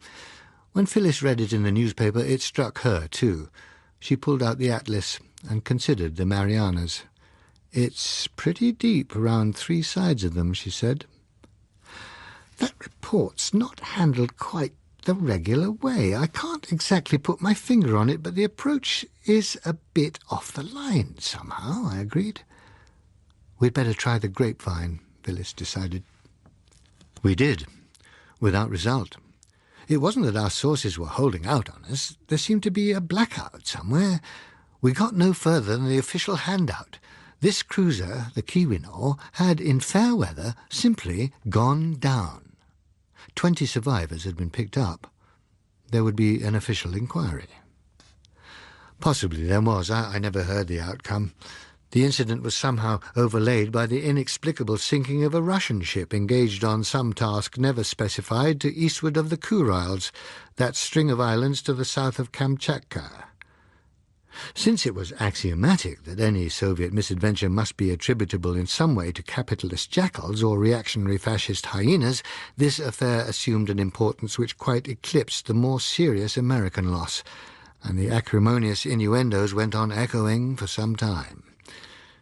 In the noise of vituperation, the mysterious disappearance of the survey vessel Utskarpen in the Southern Ocean went almost unnoticed outside her native Norway. Several others followed, but I no longer have my records to give me the details. It is my impression that quite half a dozen vessels, all seemingly engaged in ocean research in one way or another, had vanished before the Americans suffered again off the Philippines. This time they lost a destroyer, and with it their patience. The ingenious announcement that since the water about Bikini was too shallow for a contemplated series of deep-water atomic bomb tests, the locale of these experiments would be shifted westwards by a little matter of 1,000 miles or so may possibly have deceived a portion of the general public, but in radio and newspaper circles it touched off a scramble for assignments. Phyllis and I had better standing now, and we were lucky too. We flew out there, and a few days later we formed part of the complement of a number of ships lying at a strategic distance from the point where the Keweenaw had gone down off the Marianas. I can't tell you what that specially designed depth bomb looked like, for we never saw it. All we were allowed to see was a raft supporting a kind of semi-spherical metal hut which contained the bomb itself, and all we were told was that it was much like one of the more regular types of atomic bomb, but with a massive casing that would resist the pressure at 5 miles deep, if necessary. At first light on the day of the test, a tug took the raft in tow and chugged away over the horizon with it. From then on we had to observe by means of unmanned television cameras mounted on floats. In this way we saw the tug cast off the raft and put off at full speed. Then there was an interval while the tug hurried out of harm's way and the raft pursued a calculated drift towards the exact spot where the Keweenaw had disappeared. The hiatus lasted for some 3 hours, with the raft looking motionless on the screens. Then a voice through the loudspeakers told us that the release would take place in approximately 30 minutes. It continued to remind us at intervals until the time was short enough for it to start counting in reverse, slowly and calmly. There was a complete hush as we stared at the screens and listened to the voice. 3, 2, 1, now. On the last word a rocket sprang from the raft, trailing red smoke as it climbed. "Bomb away," said the voice. We waited. For a long time, as it seemed, everything was intensely still. Around the vision screens no one spoke. Every eye was on one or another of the frames which showed the raft calmly afloat on the blue, sunlit water. There was no sign that anything had occurred there, save the plume of red smoke drifting slowly away. For the eye and the ear there was utter serenity. For the feelings, a sense that the whole world held its breath. Then it came. The placid surface of the sea suddenly belched into a vast white cloud which spread and boiled, writhing upwards. A tremor passed through the ship. We left the screens and rushed to the ship's side. Already the cloud was above our horizon. It writhed and convolved upon itself in a fashion that was somehow obscene as it climbed monstrously up the sky. Only then did the sound reach us in a buffeting roar. Much later, amazingly delayed, we saw the dark line which was the first wave of turbulent water rushing towards us. That night we shared a dinner table with Malaby of the Tidings and Bennell of the Senate. I claim no credit for being included in such illustrious company, except in so far as I had had the good sense to marry Phyllis, and got her used to having me around before she perceived how widely she could have chosen. This was her show. We have a technique for that. I come off the sidelines just enough to show sociable, but not enough to interfere with her plan of campaign. The rest of the time I watch and admire. It is something like a combination of skilled juggling with expert chess, and her recoveries from an unexpected move are a delight to follow. She seldom loses. This time she had them more or less where she wanted them, between the entree and the joint. It's been the reluctance to postulate an intelligence that's been the chief stumbling block, Malaby remarked. But here at last we have a half admission. I'd still question intelligence, Bennell replied. The line between instinctive action and intelligent action, particularly as regards self-defence, can be very uncertain, if only because both may often produce the same response. But you can't deny that whatever is the cause of it, it is an entirely new factor, Malaby said. At this point I saw Phyllis relax from her efforts to get them going and settle down to listen. Bennell told him, I could say that the factor may have been down there for centuries, but that it remained uninterested in us so long as we did not disturb it by probing into its environment. You could, agreed Malaby. But if I were you, I wouldn't. Beebe and Barton went down deep and nothing happened to them. You're disregarding the fused cables, too. There's certainly nothing instinctive there. Bennell grinned. They're awkward, I admit, but any theory I've heard so far has half a dozen factors quite as troublesome. And the electrification of that American ship? Just static, I suppose? Well, do we know enough of the conditions to be sure that it wasn't? Malaby snorted. For heaven's sake! Lulling is for babes and nitwits. But if the choice lies between that and accepting the Bocker line, I'm inclined to prefer it. I'm no Bocker champion. I doubt whether the thing as presented by him sounds more ludicrous to you than it does to me, but look what we're facing. A lot of explanations that will neither wash singly nor hang together, or Bocker's line. And however we feel about it, he does tie in more factors than anyone else. So, without a doubt, would Jules Verne, observed Bennell. The introduction of this Bocker element set me all at sea, and Phyllis, too, though it would have been hard to guess it from the way she said, Surely the Bocker line can't be altogether dismissed, frowning a little as she spoke. It worked.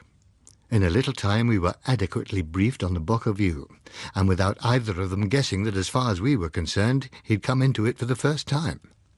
The name of Alastair Bocker was not, of course, entirely unknown to us. It was that of an eminent geographer, customarily followed by several groups of initials. However, the information on him that Phyllis now prompted forth was something quite new to us. When reordered and assembled, it amounted to this. Almost a year earlier, Bocker had presented a memorandum to the Admiralty in London. Because he was Bocker, it succeeded in getting itself read at some quite important levels, although the gist of its argument was as follows. The fused cables and electrification of certain ships must be regarded as indisputable evidence of intelligence at work in certain deeper parts of the oceans. Conditions such as pressure, temperature, perpetual darkness, etc. in those regions made it inconceivable that any intelligent form of life could have evolved there, and this statement he backed with several convincing arguments. It was to be assumed that no nation was capable of constructing mechanisms that could operate at such depths as indicated by the evidence, nor would they have any purpose in attempting to do so. But if the intelligence in the depths were not indigenous, then it must have come from elsewhere. Also, it must be embodied in some form able to withstand a pressure of 2 tons per square inch, or possibly twice as much. Now, where else on Earth could a form find conditions of such pressure wherein to evolve? Clearly, nowhere. Very well, then. If it could not have evolved on Earth, it must have evolved somewhere else, say on a large planet where the pressures were normally very high. If so, how did it cross space and arrive here? Bocker then recalled attention to the fireballs, which had aroused so much speculation a few years ago and were still occasionally to be seen. None of these had been known to descend on land. None, indeed, had been known to descend anywhere but in areas of very deep water. Moreover, such of them as had been struck by missiles had exploded with such violence as to suggest that they had been retaining a very high degree of pressure. It was significant also that these fireball globes invariably sought the only regions of the Earth in which high-pressure conditions compatible with movement were available. Therefore, Bocker deduced, we were in the process, while almost unaware of it, of undergoing a species of interplanetary invasion. If he were to be asked the source of it, he would point to Jupiter as being most likely to fulfill the conditions of pressure. His memorandum had concluded with the observation that such an incursion need not necessarily be regarded as hostile. There was such a thing as flight to refuge from conditions that had become intolerable. It seemed to him that the interests of a type of creation which existed at 15 pounds to the square inch were unlikely to overlap seriously with those of a form which required several tons per square inch. He advocated, therefore, that the greatest efforts should be made to develop some means of making a sympathetic approach to the new dwellers in our depths, with the aim of facilitating an exchange of science, using the word in its widest sense. The views expressed by their lordships upon these elucidations and suggestions are not publicly recorded. It is known, however, that no long interval passed before Bocker withdrew his memorandum from their unsympathetic desks, and shortly afterwards presented it for the personal consideration of the editor of the Tidings. Undoubtedly the Tidings, in returning it to him, expressed itself with its usual tact. It was only for the benefit of his professional brethren that the editor remarked, "This newspaper has managed to exist for more than 100 years without a comic strip, and I see no reason to break that tradition now." In due course, the memorandum appeared in front of the editor of the Senate, who glanced at it, called for a synopsis, lifted his eyebrows, and dictated an urbane regret. Subsequently, it occurred upon 2 other editorial desks of the more cloistered kind, but after that it ceased to circulate and was known only by word of mouth within a small circle. "What I have never understood about it," Phyllis said, with a slight frown and an air of having been familiar with the situation for years, "is why something like the Daily Tape or the Lens hasn't run it. Isn't it just their stuff? Or what about the American tabloids?" The Tape very nearly did, Mallaby told her. Only Bocker said he'd sue them if they mentioned his name. He's after respectable publication or none at all. So the Tape tried to get some other well-known figure to sponsor the idea as if it were his own. Nobody was keen. Bocker got his stuff printed, deposited it, and claimed copyright, so that was off. They dropped it because without some weighty kind of backing it would be just another Tape scare, and the circulation figures hadn't justified their last 2 scares. The Lens and the others are in roughly the same jam. One small American paper did use a chewed-up version, but as it was their 3rd interplanetary danger in 4 months, it didn't register well. The others thought it over and reckoned that it would be too easy to be accused of making cheap capital out of the loss of the lives in the Keweenaw, so they threw it out. But it will come. Before long, one or another of them is bound to splash it, with or without Bocker's name and consent, and almost certainly without his main point, which was to try to make some kind of contact. They'll stress just what Bennell here stressed just now, the comic, horrific strip aspect. Make your flesh creep stuff. "And what other use can you make of a farrago like that?" Bennell inquired.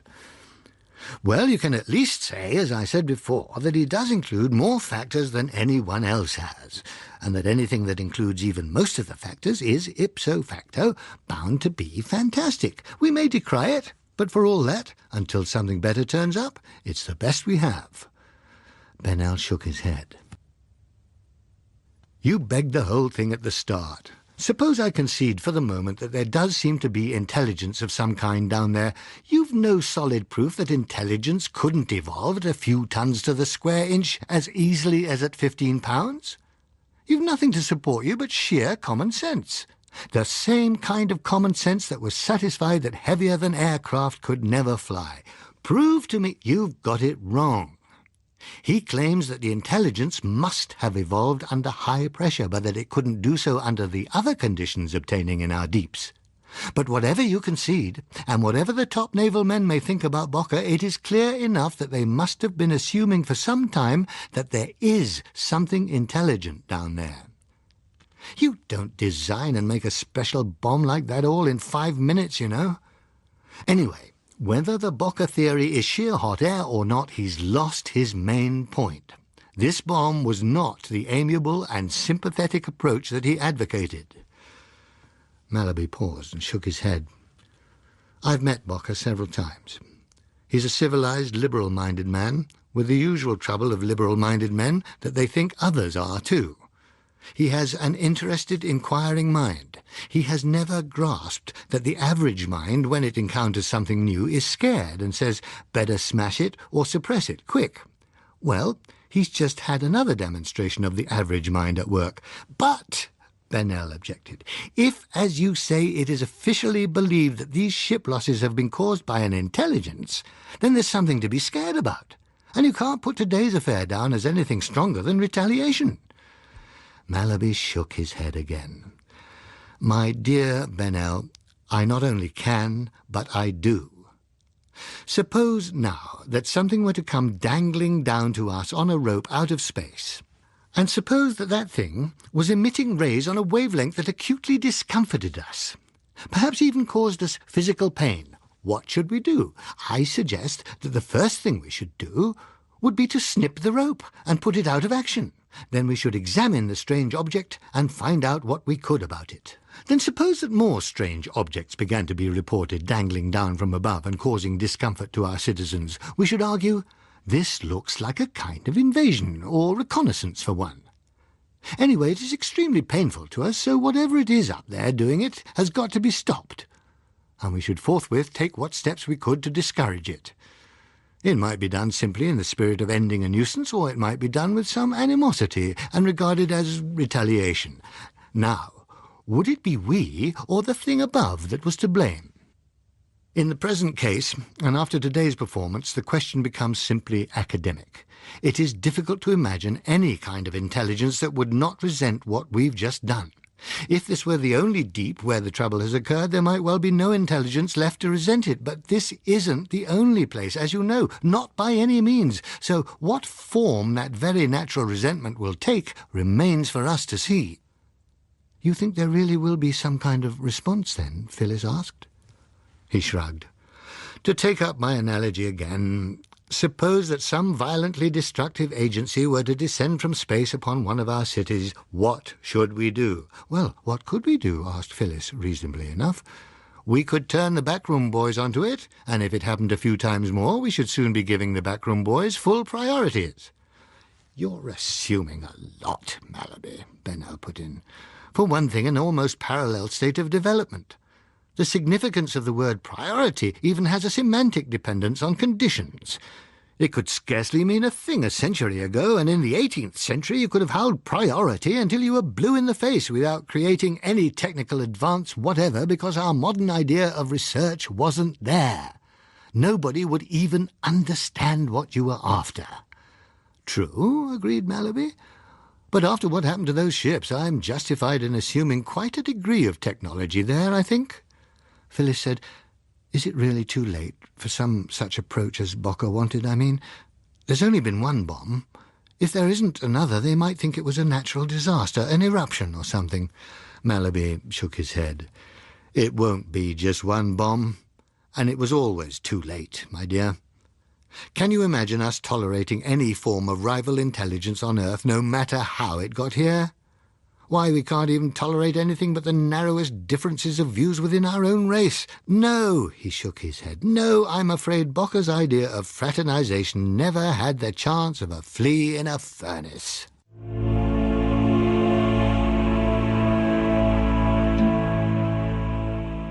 The Kraken Wakes was written by John Wyndham and read by Stephen Moore, and the programme was produced in Belfast by Susan Carson.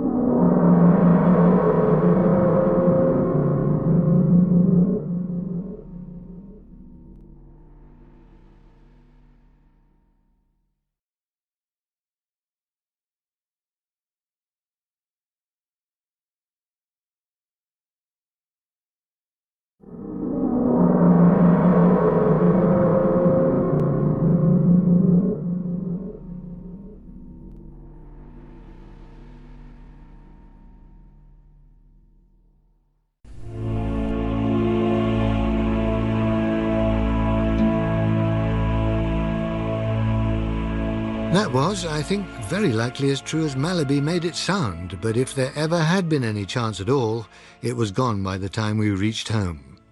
Somehow, and apparently overnight, the public had put several twos together at last. The half-hearted attempt to represent the depth bomb as one of a series of tests had broken down altogether. The vague fatalism with which the loss of the Keweenaw and other ships had been received was succeeded by a burning sense of outrage, a satisfaction that the first step in vengeance had been taken, and a demand for more. The atmosphere was similar to that at a declaration of war. Yesterday's phlegmatics and sceptics were, all of a sudden, fervid preachers of a crusade against against whatever it was that had had the insolent temerity to interfere with the freedom of the seas.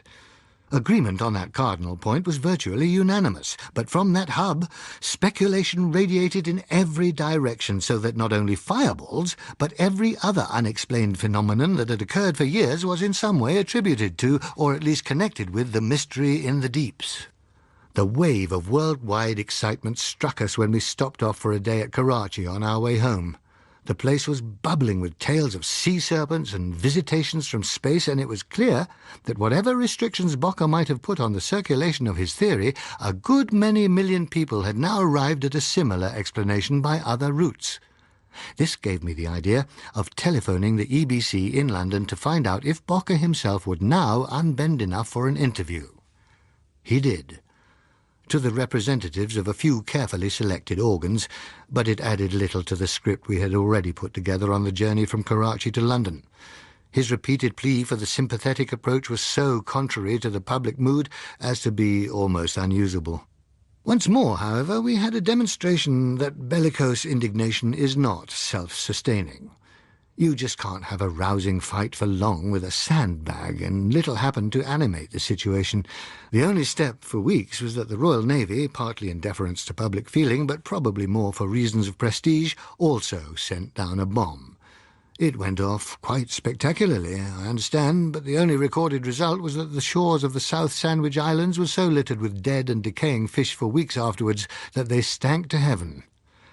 Then, by degrees, a feeling began to get about that this was not at all the way anyone had expected an interplanetary war to be, so quite possibly it was not an interplanetary war after all. From there, of course, it was only a step to deciding that it must be the Russians. The Russians had all along discouraged within their dictatorate any tendency for suspicion to deviate from its proper target of capitalistic warmongers.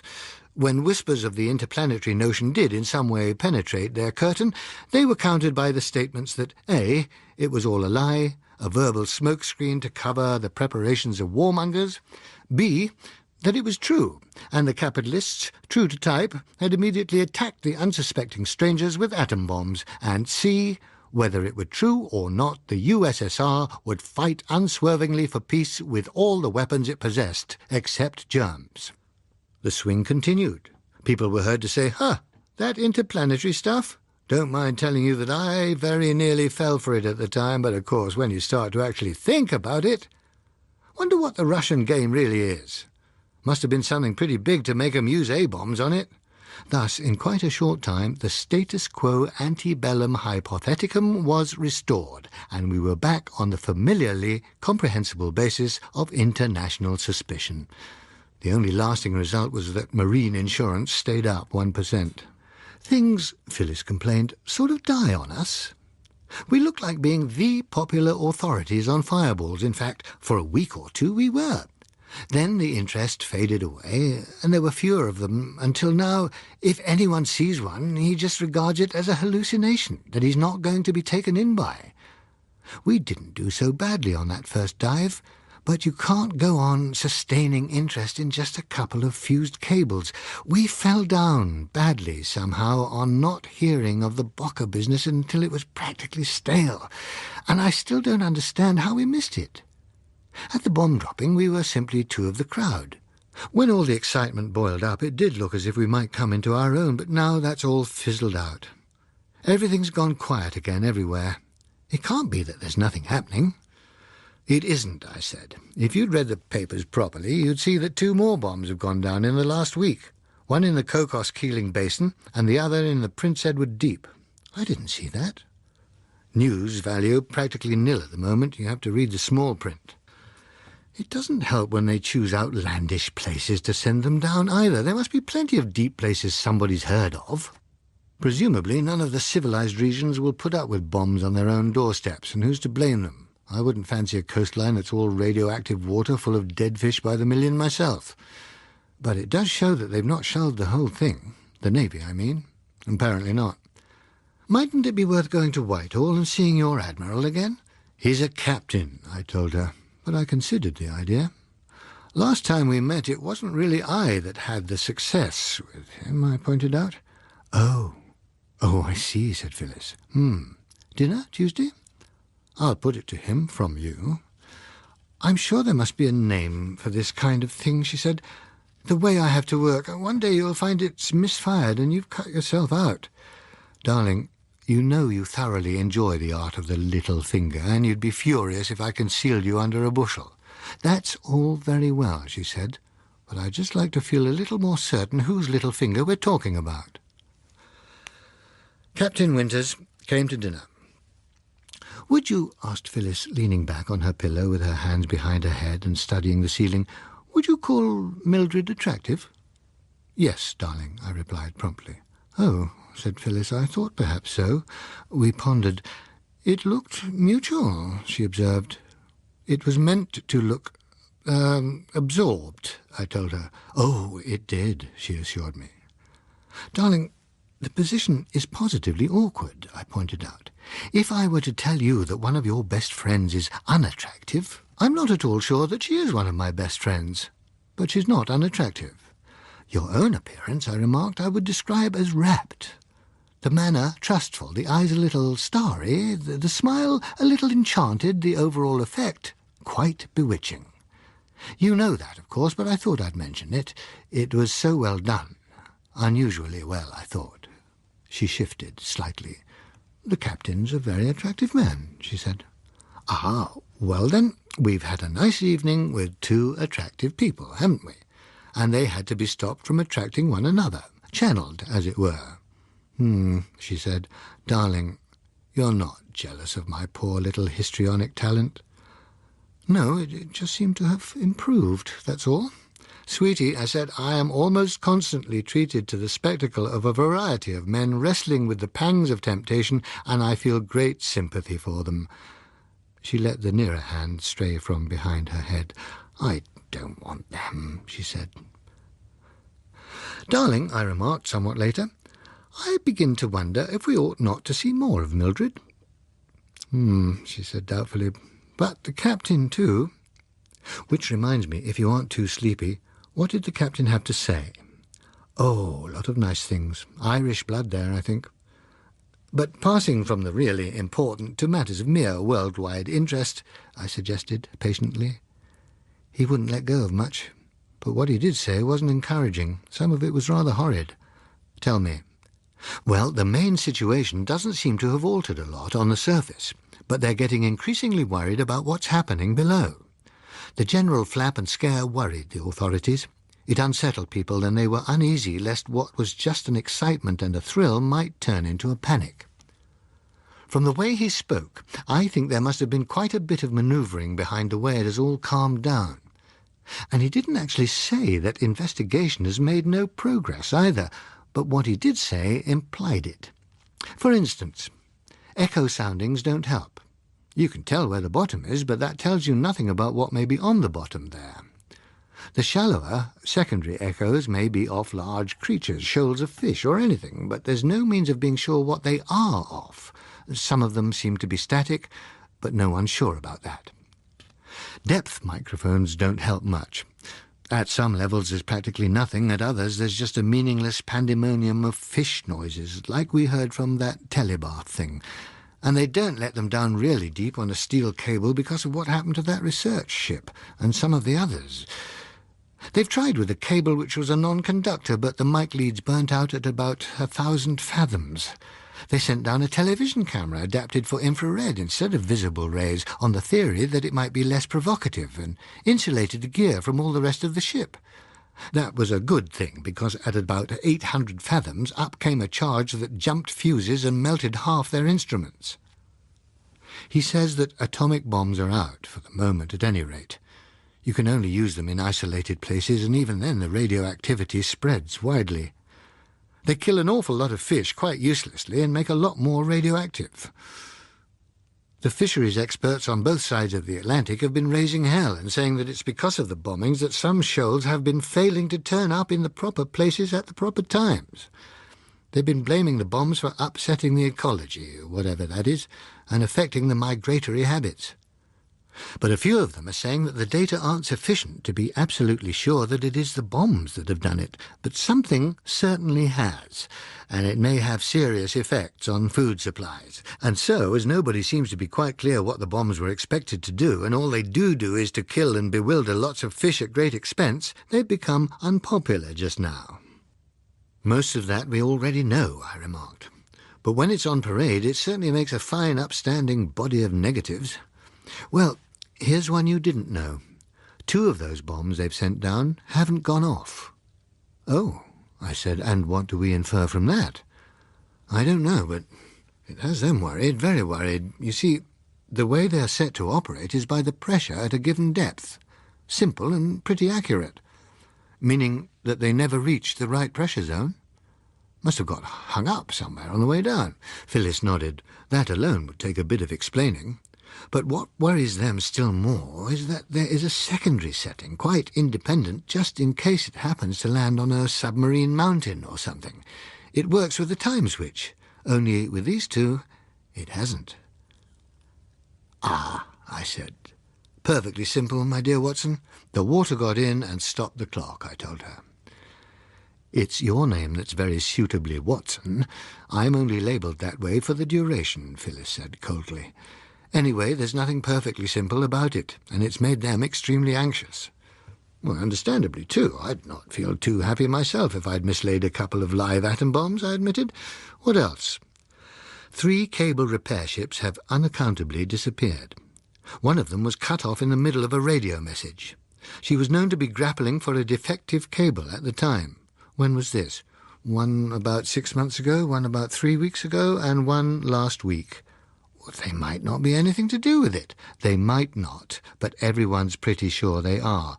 No survivors to tell what happened? None. Presently I asked, anything more? Let me see. Oh, yes. They are developing some kind of guided depth missile which will be high explosive, not atomic, but it hasn't been tested yet. I turned to look at her admiringly. That's the stuff, darling. The real Mata Hari touch. Have you got the drawings? You goof. It's only because they don't want people unsettled that it's not been published in the newspapers. That, and the fact that the newspapers agree. The last hullabaloo sent the sales graphs dipping everywhere, and the advertisers didn't like it. There's no need for ordinary security measures. Nobody's going to dangle a telephone into the Mindanao Trench and ask if anybody down there would like to buy some interesting information. I suppose not, I admitted. Even the services use common sense sometimes, she said pointedly, and then added on a second thought, though there are probably several things he didn't tell me. Probably, I agreed again. The most important thing is that he is going to give me an introduction to Dr. Matet, the oceanographer. I sat up. But, darling, the Oceanographical Society has more or less threatened to excommunicate anybody who deals with us after that last script. It's part of their anti-Bocker line. Well, Dr. Matet happens to be a friend of the captain's. He's seen his Fireball incidents maps, and he's a half-convert. Anyway, we're not convinced Bockerites, are we? What we think we are isn't necessarily what other people think we are. Still, if he's willing, when can we see him? I hope to see him in a few days' time, darling. Don't you think I should? No. But it's sweet of you not to trust me still. But no. And now it's time we went to sleep, she said firmly. The beginning of Phyllis's interview was, she reported, almost standard. EBC, said Dr. Matet, raising his eyebrows like miniature doormats. I thought Captain Winters said BBC. He was a man with a large frame, sparingly covered, which gave his head the appearance of properly belonging to a still larger frame. His tanned forehead was high and well polished, back to the crown. This dome was hedged about with wiry grey hair which stuck out in tufts over each ear. His bright eyes peered at one past a pronouncedly Roman nose. His large, responsive mouth surmounted a slightly cleft chin. As if all this dominating apparatus were slightly too heavy for him, he stooped. He gave one, Phyllis said, a feeling of being overhung. She sighed inwardly and started on the routine justification of the English Broadcasting Company's existence with assurances that sponsorship did not necessarily connote venality, venenosity, or even vapidity. He found this an interesting point of view. Phyllis recited examples of illustrious EBC occasions and persons and worked him round gradually until he had reached the position of considering us nice enough people striving manfully to overcome the disadvantages of being considered a slightly second-class oracle. Then, after making it quite clear that any material he might supply was strictly anonymous in origin, he opened up a bit. The trouble from Phyllis's point of view was that he did it on a pretty academic level, full of strange words and instances which he had to interpret as best she could. The gist of what he had to tell her, however, seemed to be this. A year ago there had begun to be reports of discolorations in certain ocean currents. The first observation of the kind had been made in the Kuroshio current in the North Pacific, an unusual muddiness flowing northeast, becoming less discernible as it gradually widened out along the west wind drift until it was no longer perceptible by the naked eye. Samples were taken and sent for examination, of course, and what do you think the discoloration turned out to be? Said Dr. Mattet. Phyllis looked properly expectant. He told her. Mainly radiolarian ooze, but with an appreciable percentage of diatomaceous ooze.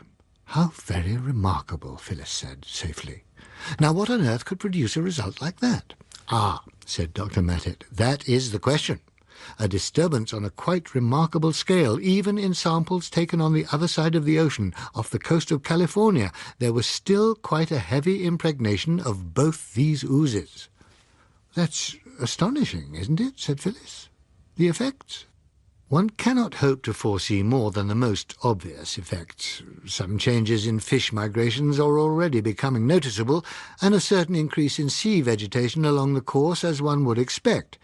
Naturally, with the water diatomaceously richer, he went on for some time, with Phyllis trying not to look too much as if she were grasping straws behind him. At last he said, "This, obviously, is of immense interest and the greatest importance, but naturally the most interesting question to us is why it should happen at all, and is continuing to happen. What, in fact, can have occurred that could be responsible for sending this sediment from the greatest depths to the surface in such amazing quantities?" Phyllis felt that it was time she made a contribution. "Well, there was that atomic bomb off the Marianas. I should think that would have made quite a stir down below," she said. Dr. Mattet regarded her severely. That bomb was dropped after the phenomenon had been observed, and in any case it is highly doubtful whether the results of a disturbance there would have been concentrated into the Kuroshio. "Oh," said Phyllis.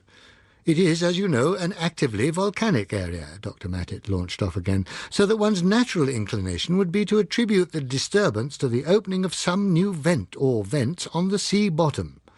The seismograph records, however, give no support to that view. No major seismic shock has been registered." Phyllis went on listening patiently while he demolished earthquakes as a possible cause. "And yet," she remarked at the end of it, "something not only was, but still is going on down there." "Something is," he agreed, looking at her.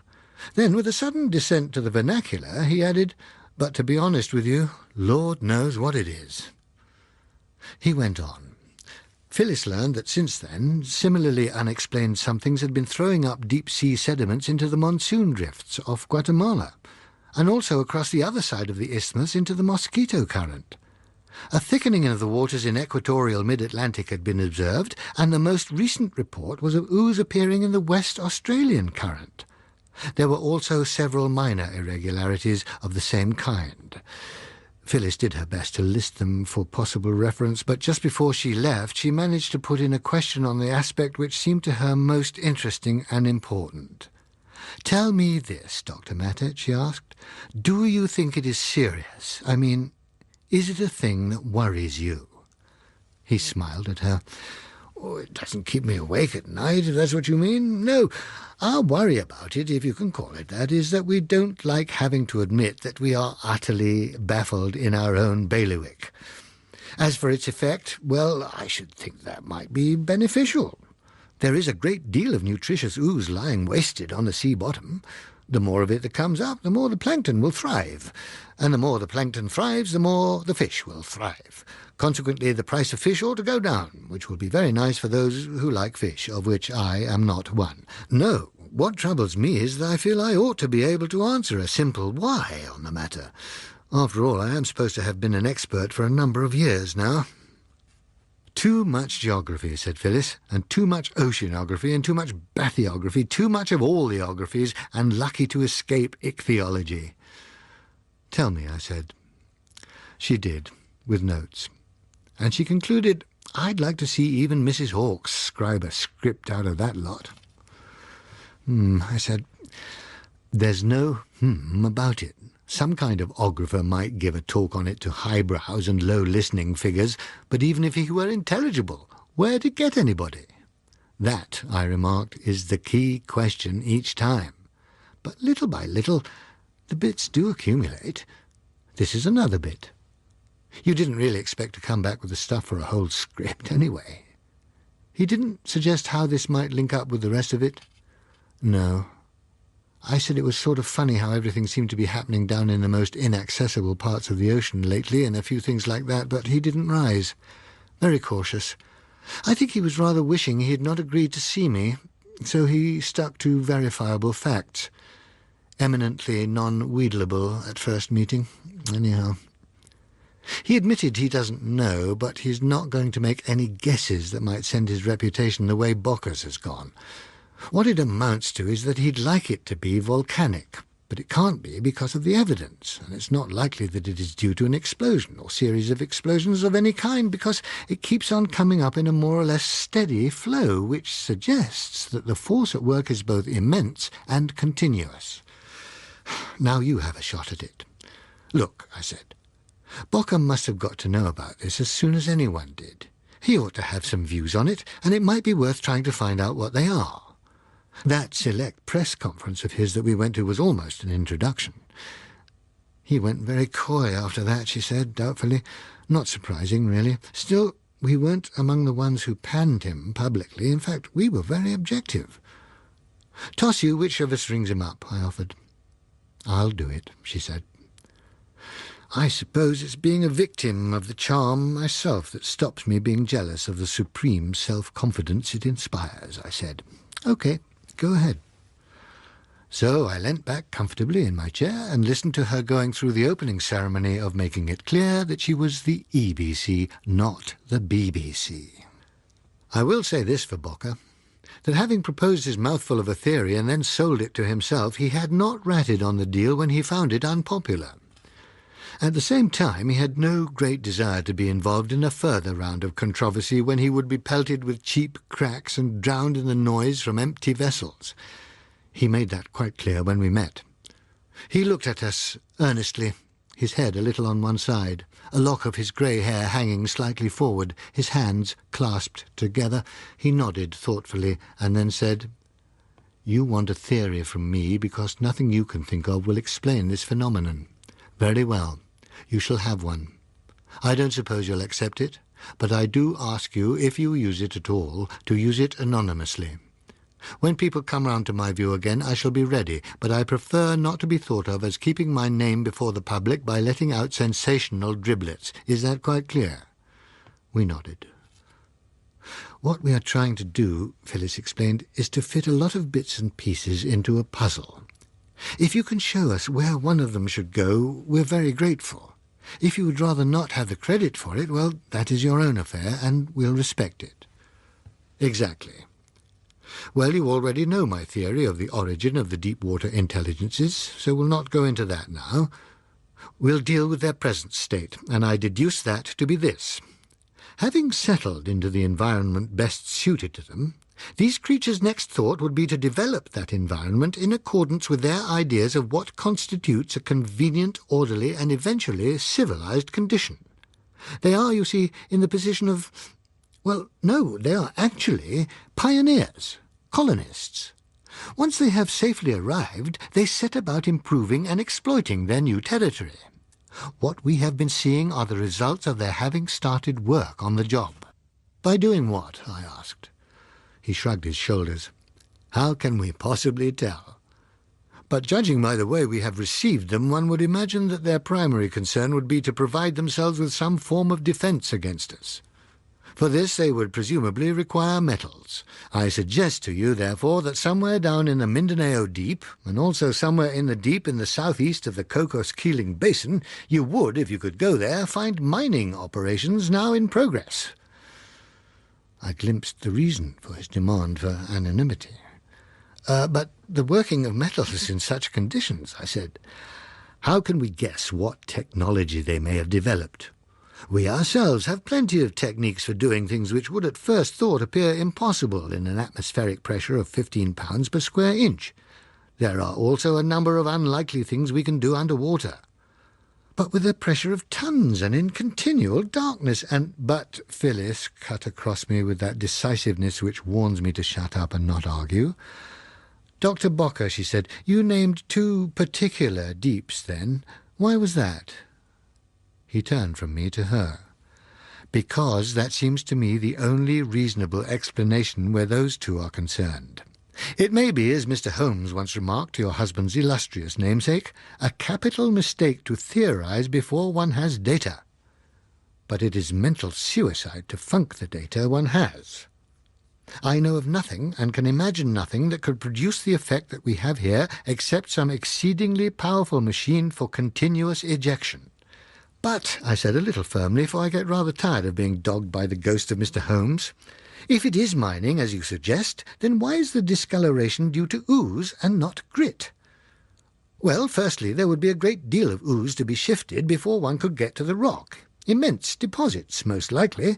And secondly, the density of the ooze is little more than that of the water, whereas the grit, being heavy, would begin to settle long before it got anywhere near the surface, however fine it might be. Before I could pursue that, Phyllis cut me off again. What about the other places, Doctor? Why mention just those 2? I don't say that the others don't also signify mining, but I suspect from their locations that they may have another purpose. Which is, prompted Phyllis, looking at him, all girlish expectation. Communications, I think. You see, for instance, close to, though far below the area where discoloration begins to occur in the equatorial Atlantic, lies the Romanche Trench. It is a gorge through the submerged mountains of the Atlantic Ridge. Now, when one considers the fact that it forms the only deep link between the eastern and western Atlantic basins, it seems more than just a coincidence that signs of activity should show up there. In fact, it strongly suggests to me that something down below is not satisfied with the natural state of that trench. It is quite likely that it is blocked here and there by falls of rock. It may be that in some parts it is narrow and awkward. Almost certainly, if there were a prospect of using it, it would be an advantage to clear it of ooze deposits down to a solid bottom. I don't know, of course, but the fact that something is undoubtedly taking place in that strategic trench leaves me with little doubt that whatever is down there is concerned to improve its methods of getting about in the depths, just as we have improved our ways of getting about on the surface. There was a silence while we took in that one and its implications. Phyllis rallied first. And the other 2 main places, the Caribbean one and the one west of Guatemala?" she asked. Dr. Bocker offered us cigarettes and lit one himself. "Well now," he remarked, leaning back in his chair, "doesn't it strike you as probable that for a creature of the depths, a tunnel connecting the deeps on either side of the isthmus would offer advantages almost identical with those that we ourselves obtained from the existence of the Panama Canal?"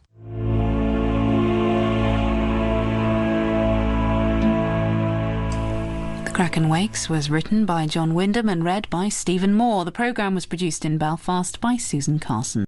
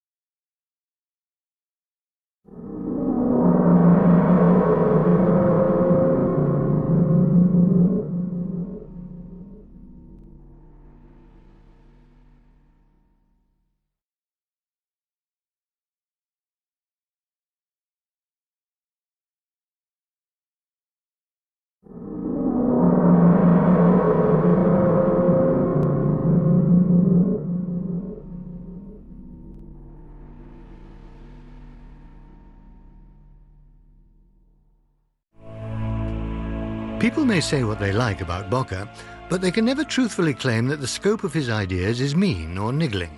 What is more, nobody has ever actually proved him wrong. His chief trouble was that he usually provided such large, indigestible slabs that they stuck in all gullets, even mine, and I would class myself as a fairly wide-gulleted type. That, however, was a subsequent reflection.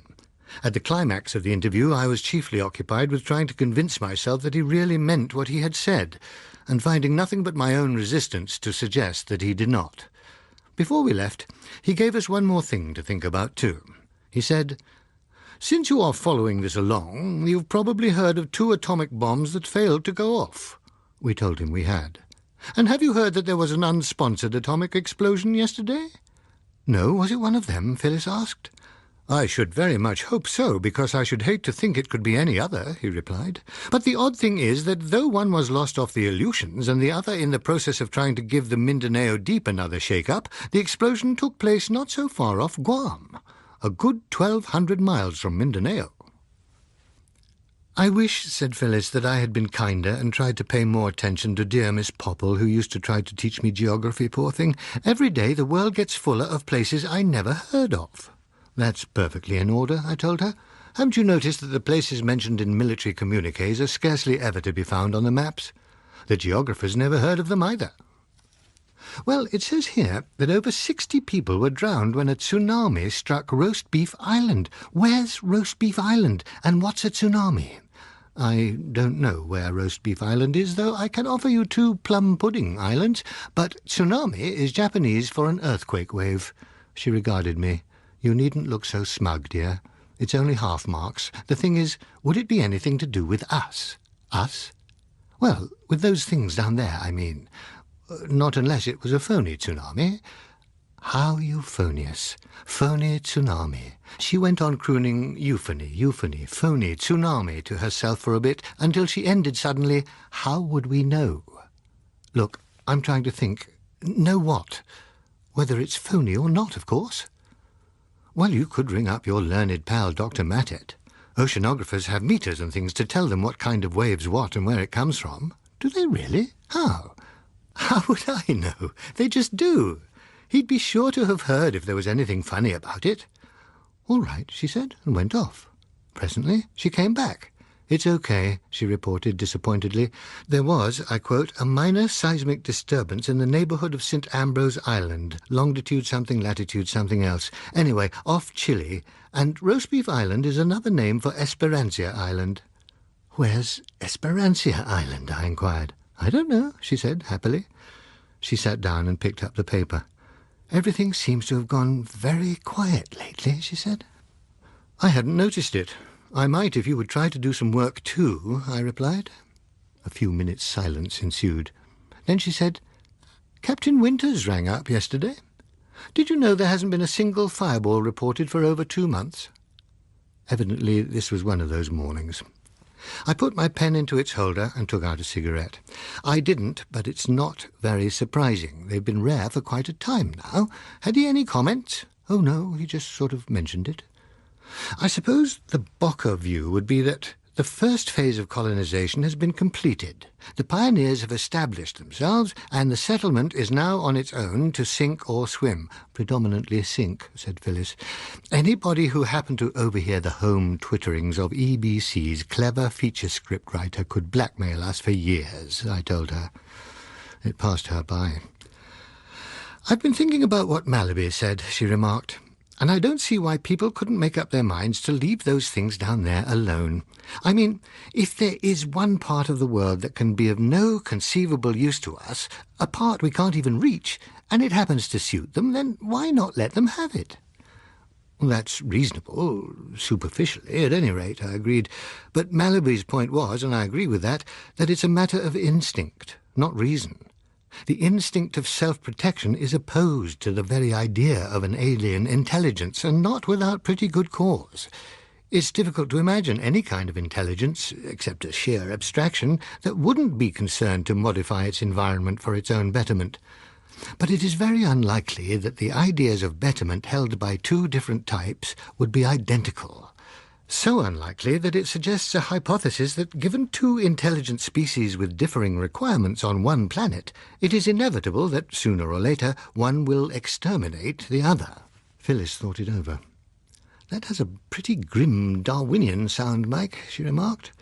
"Grim isn't an objective word, darling. It's simply the way things usually work. If one species lived in salt water and the other in fresh, you would, in the course of time, inevitably reach a situation where the interests of the races demanded that one should freshen the sea while the other was doing its damnedest to salt the lakes and rivers. It looks to me as if that is bound to apply, unless the needs are identical.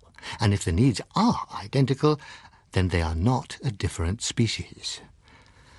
"You mean you're in favour of going on sending down atom bombs and that kind of thing," she said. "Darling, if I happen to mention that as a process the autumn follows summer, it does not follow that I am all for getting a ladder and pulling the leaves off the trees. I don't see why you should want to." "I don't." "You mean you're not in favour of sending down atom bombs? By the way you were talking before, I thought, look, let's drop atom bombs for the moment. No, damn it, I mean, let's leave them out of it. The thing is that once we had developed intelligence, we weren't satisfied with the world as we found it. So, are the things down there likely to be satisfied with it as they find it? Such evidence as we have suggests that they are not. They don't like being bombed by us, for instance. Then the real point is, how long will it be before the efforts to change it for the convenience of both parties come into serious opposition?" "Well, since you've asked me, I should say you've answered your own question. It happened when we prodded them with the first atom bomb. That's what I'm complaining about." "Scarcely a matter for complaint, darling, and anyway, it's too late. We must have gone down then on their environment improvement list with a high priority, even if we hadn't before. There was a certain ominousness in the speed with which they took up the defensive, as if they might have expected something of the kind and prepared for it. What really remains to be seen is whether the natural obstacles that now separate us will defeat their abilities, as they almost defeat ours. And if they do not, then how can we meet them when they come?" "Then, on the whole, you are in favour of dropping bombs," suggested Phyllis. "For goodness sake, let's get this thing straight. Darling, I and the Royal Navy are not in favour of dropping atom bombs. We think it poisons too much water for problematical results. But I, and I hope the Royal Navy too, are prepared to take up arms against this sea of troubles as and when it may appear necessary and effective. In this I have no doubt that others will join us. The weapons to be chosen will be dictated largely by the time, place, and nature of the need." Phyllis sat with her head propped on her left hand, her eyes unseeingly on the newspaper. "You said inevitable. Do you really think that?" she asked after a time. "Yes, even if only part of what Bocker thinks is right. We can't both inherit the earth." "When, do you think?" I shrugged my shoulders. "When you think of the difficulties that both lots must overcome to get at the other effectively, it looks as if it might be a long time coming to a head. A generation or two, perhaps, or a century or two. I don't see how anybody could hope to get nearer than a wild guess." Phyllis picked up a pencil and watched her fingers abstractedly as they twiddled it. Presently she became quite still, staring rigidly at nothing. I knew the symptoms, and forbore to interrupt. After a time she said, "How would this be? Start with sounds of a tearing wind and an angry sea, perhaps a lifeboat putting out, with the men's words blown away as they speak. Then fade out all but the natural sounds of wind and sea. Then, how would you contrive the effect of sinking under the water? Keep the water sounds and diminish the wind. Then give the water sounds a slower rhythm, diminishing too, gradually. Voice counts, 3 fathoms, 4 fathoms, full fathom 5, and down, down, down. There's only a slow, indefinite surge to suggest water movement now. As it gets fainter, you begin to hear the chirruping fish, then the squawking ones, and the others, until there's fish pandemonium, which gradually diminishes to a final chirrup. Then, I'm not sure whether it ought to be the voice telling the fathoms or whether a mysterious silence would be more effective. But next, deep grunts, some snarls and galumphing noises. Voice intones about Leviathan and the monsters of the deep and repeats down, down, down. Occasional, indefinable sounds until absolute silence, out of which voice says, the deep sea bottom, the uttermost part of the earth. It is dark. It has always been dark. It will always be dark until the seas dry up and the arid earth spins on her endless way, with life a tale that has long been told and finished. But now that is far away in the future, as far away in time as it will take the sun to scorch up the 5 miles of water above our heads, and it is dark. It is cold, too, as cold as any glacier, and quiet, and still. It has been still for eons. We have brought down light with us from the world far above, and we switch it on. We see a wide floor flanked by gigantic rocky cliffs, but it is not a solid floor. If we were to try to step on it, we should sink through many feet of ooze before it became solid enough to support us. All the time, in the beam of our lights, we can see moats endlessly descending and descending to make the great bed of ooze. It is an eerie place, an awful place, death's own place. For the floor, the rock shelves, everything but the perpendicular faces of the cliffs is drifted deep with mortal remains of untold millions of minute creatures. Nothing, you would say, absolutely nothing could live here. This is beyond the reach of life, the nethermost pit. But, and then some stuff about the improbable places you do find life, leading up to, is this the most secret womb in the world, not barren after all?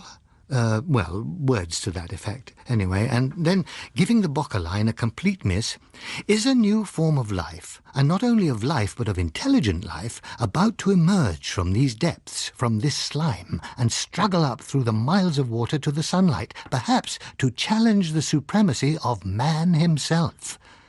Millions of years ago, our own ancestors crawled from the sea onto the land. Then sprinkle in some bits which support the possibility. Then you can follow on with a piece about the inevitable animosity, and I can take the line that should the two forms of intelligence be complementary, they may be able to solve all the riddles of the universe between them. What about something along those lines? I considered. Well, to be frank, darling, I don't quite see the overall form and conclusion. I'm seeing it rather as one of those wither things, only not highbrow, you know, ending on a question. As well it may, if I may say so. Voice doesn't seem to have quite made up his mind whether he is a florid moralist or a metaphorical guide, but I think I see the mood you're after. The picture of a new kind of life emerging from the mysteries of a sort of super-Celtic twilight, that sort of thing. Well, allowing for the fact that I shouldn't express it at all like that, roughly, yes, I suppose. Well, Phil, you'd have an awful handful there, because, honestly, I don't think this thing can be made to lend itself to a romantic treatment.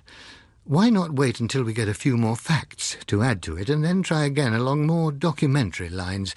They're always your real hits, you know. She thought it over. You're probably right, Mike. But I'd like to get in first with that angle, and I hope we don't have to wait too long for the extra facts. I, on the other hand, would prefer that we should never have them at all. I should be a lot happier if I were to hear that the things down there had simply drowned themselves, but I'm prepared to be disappointed. And I thought I was. Nobody, however, was really prepared for the next day's news. Phase 2. We made an early start that morning. The car, ready loaded, had stood out all night, and we were away a few minutes after 5, with the intention of putting as much of southern England behind us as we could before the roads got busy. It was 268.8, when it wasn't 0.7 or 0.9 miles to the door of the cottage that Phyllis had bought with a small legacy from her Aunt Helen. I'd rather favoured the idea of a cottage a mere 50 miles or so away from London, but it was Phyllis's aunt who was to be commemorated with what was now Phyllis's money, so we became the proprietors of Rose Cottage, Penlyn, near Constantine, Cornwall, telephone number Navascan 333. It was a grey-stone, 5-roomed cottage set on a southeasterly sloping heathery hillside, with its almost eaveless roof clamped down tight on it in the true Cornish manner. Straight before us we looked across the Helford River and on towards the Lizard, where by night we could see the flashing of the lighthouse. To the left was a view of the coast stretching raggedly away on the other side of Falmouth Bay, and if we walked 100 yards ahead, and so out of the lee of the hillside which protected us from the southwesterly gales, we could look across Mounts Bay towards the Scilly Isles and the open Atlantic beyond. Falmouth 7 miles, Helston 9, elevation 332 feet above sea level, several, though not all, mod con. When you did reach it, you decided that it was worth travelling 268.8 or 9 miles after all. We used it in migratory fashion. When we had enough commissions and ideas on hand to keep us going for a time, we would withdraw there to drive our pens and bash our typewriters in pleasant, undistracting seclusion for a few weeks. Then we would return to London for a while, market our wares, cement relations, and angle for commissions until we felt the call to go down there again, with another accumulated batch of work. Or we might perhaps simply declare a holiday. That morning I made pretty good time. It was still only 8:30 when I removed Phyllis's head from my shoulder and woke her up to announce, "Yeovil and breakfast, darling." I left her trying to pull herself together to order breakfast intelligibly while I went to get some newspapers. By the time I returned, she was functioning better, and had already started on the serial. I handed over her paper and looked at mine. The main headline in both was given to a shipping disaster. That this should be so when the ship concerned was Japanese suggested that there was little news from elsewhere. I glanced at the story below the picture of the ship. From a welter of human interest, I unearthed the fact that the Japanese liner Yutsushiro, bound from Nagasaki to Amboina in the Moluccas, had sunk. Out of some 700 people on board, only 5 survivors had been found. Now, in common with most of my fellow countrymen, though independently of foundation, I have the feeling that in the Occident we construct, but in the Orient they contrapt. Thus, the news of an Oriental bridge collapsing, train leaving the rails, or, as in the present case, ship sinking, never impinges with quite the novelty its Western counterpart would arouse, and the sense of concern is consequently less acute. I do not defend this phenomenon. I regard it as reprehensible. Nevertheless, it is so, and in consequence I turned the page with my sense of tragedy somewhat qualified by non-surprise. Before I could settle down to the leader, however, Phyllis interrupted with an exclamation. I looked across. Her paper carried no picture of the vessel. Instead, it printed a small sketch map of the area, and she was intently studying the spot marked X. "What is it?" I asked. She put her finger on the map. "Speaking from memory, and always supposing that the cross was made by somebody with a conscience," she said, "doesn't that put the scene of this sinking pretty near our old friend the Mindanao Trench?" I looked at the map, trying to recall the configuration of the ocean floor around there. "It can't be far off," I agreed. I turned back to my own paper and read the account there more carefully. Women apparently screamed when women in night attire ran from their cabins. Women, wide-eyed with terror, clutched their children. Women this and women that, when death struck silently at the sleeping liner. When one had swept all this women jargon and the London office's repertoire of phrases suitable for trouble at sea aside, the skeleton of a very bare agency message was revealed. So bare that for a moment I wondered why 2 large newspapers had decided to splash it instead of giving it just a couple of inches. Then I perceived the real mystery angle which lay submerged among all the phony dramatics. It was that the Yatsushiro had, without warning and for no known reason, suddenly gone down like a stone. I got hold of a copy of this agency message later, and I found its starkness a great deal more alarming and dramatic than this business of dashing about in night attire. Nor had there been much time for that kind of thing, for, after giving particulars of the time, place, etc., the message concluded laconically, "Fair weather, no collision, no explosion, cause unknown, founded less 1 minute alarm. Owners state, quote, impossible, unquote." So there can have been very few shrieks that night. Those unfortunate Japanese women and men had time to wake up, and then perhaps a little time to wonder, bemused with sleep, and then the water came to choke them. There were no shrieks, just a few bubbles as they sank down, down, down in their 19,000-ton steel coffin. When I had read what there was, I looked up. Phyllis was regarding me, chin on hands, across the breakfast table. Neither of us spoke for a moment. Then she said, "It says here, in one of the deepest parts of the Pacific Ocean. Do you think this can be it, Mike? So soon?" I hesitated. It's difficult to tell. So much of this stuff's obviously synthetic. If it actually was only 1 minute... No, I suspend my judgment, Phil. We'll see the Times tomorrow and find out what really happened, if anyone knows. We drove on, making poorer time on the busier roads, stopped to lunch at the usual little hotel on Dartmoor, and finally arrived in the late afternoon, 268.7 this time.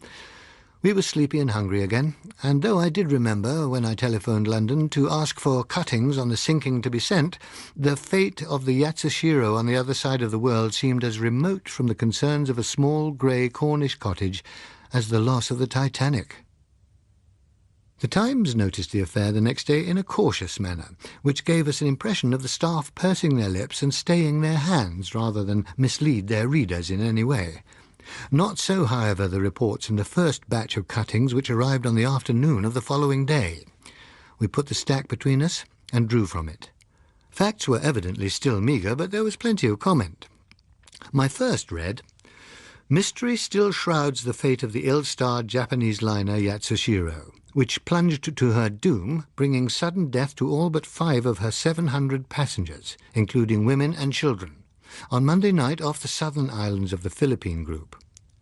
No mystery of the sea since the still unsolved riddle of the Marie Celeste has presented more baffling queries." The next one read, "It seems likely that the fate of the Yatsushiro may well take a place in the long list of unsolved mysteries of the sea. Nothing quite so unaccountable has occurred since the schooner Marie Celeste was discovered adrift with..." And the next, "Statements made by the 5 Japanese sailors, the only survivors of the Yatsushiro disaster, serve only to deepen the mystery surrounding the ship's fate. Why did she sink? How could she sink so swiftly? Answers to these questions may never be forthcoming, any more than they were to the questions posed by the mystery of the Marie Celeste, which have eluded solution..." And the next, "Even in these modern times of radio, etc., the sea can still produce mysteries to defeat us. The loss of the liner Yatsushiro presents puzzles as baffling as any in the annals of navigation, and to all appearance no more likely to be satisfactorily explained than were the problems aroused by the famous Marie Celeste, which, it will be recalled..." I reached for another. "It says here," Phyllis broke in, looking at the cutting in her hand with a slight frown, "the tragic loss of the Yatsushiro bids fair to rank high among the unsolved problems of the high seas. It is in its way only a little less baffling than the still unanswered questions posed by the famous Marie Celeste." "Yes, darling," I agreed. And the one before said, "A mystery even deeper than that surrounding the celebrated Marie Celeste veils the fate of the vanished Yatsushiro." Wasn't the whole point about the Marie Celeste that she didn't sink? "Roughly, yes, darling." "Well then, what is all this about her for?" "It is what is known as an angle, darling. It means, in translation, that nobody has the ghost of an idea why the Yatsushiro sank. Consequently, she has been classified as a mystery of the sea. This gives her a natural affinity with other mysteries of the sea, and the Marie Celeste was the only specific M of the S that anyone could call to mind in the white heat of composition. In other words, they are completely stumped." "Well, it's not worth looking through the rest, then?" "Scarcely, but we'd better. I'd like to know if anybody is speculating, and if not, why not? We can't be the only people who are putting 2 and 2 together, so just keep an eye out for guesses." She nodded, and we went on working through the pile, learning more about the Marie Celeste than we did about the Yatsushiro. There was only one check. Phyllis gave a ha of discovery. "This one's different," she said. "Listen.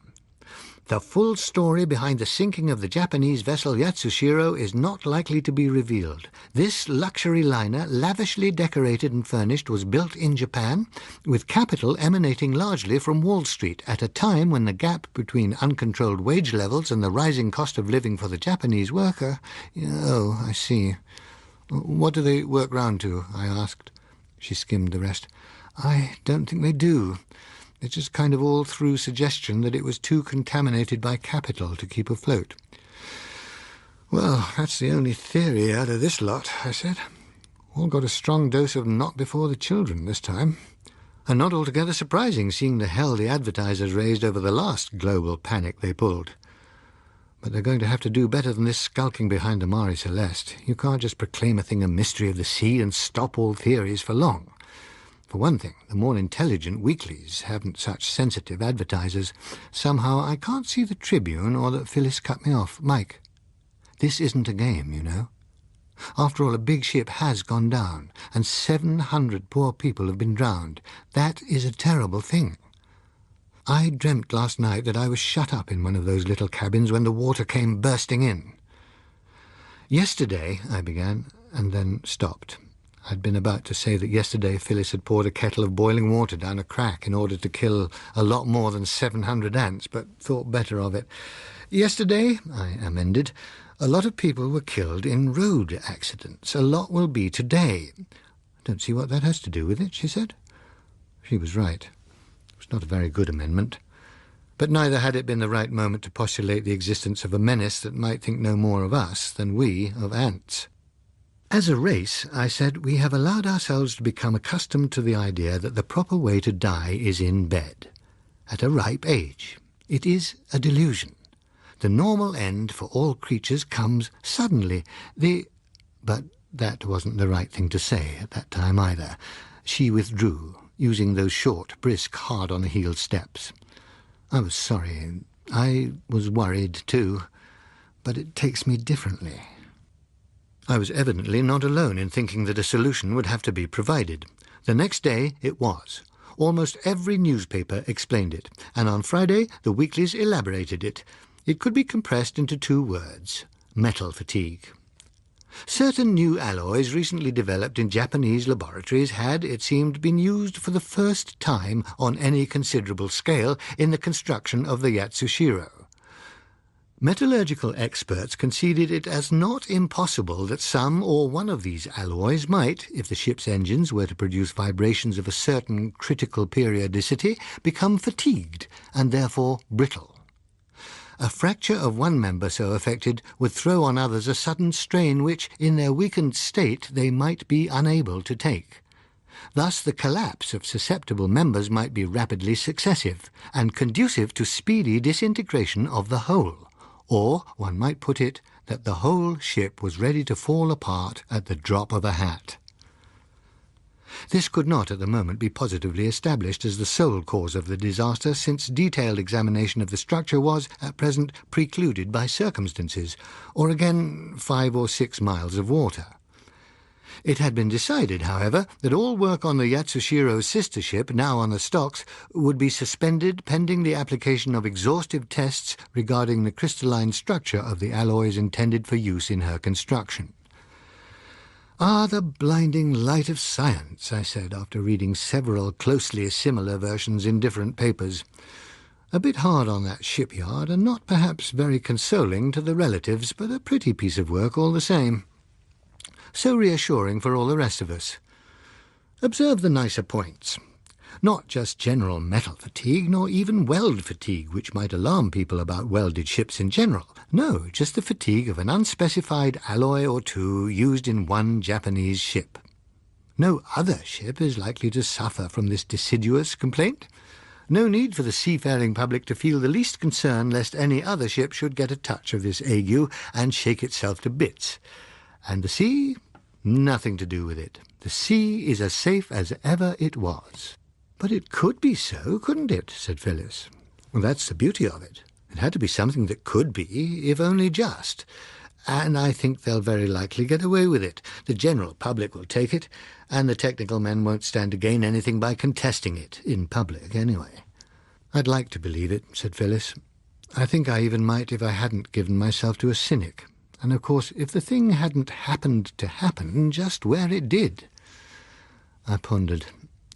I imagine, I said, that marine insurance rates will be pegged at the moment to preserve confidence, but we ought to keep an eye on the prices of shipping shares.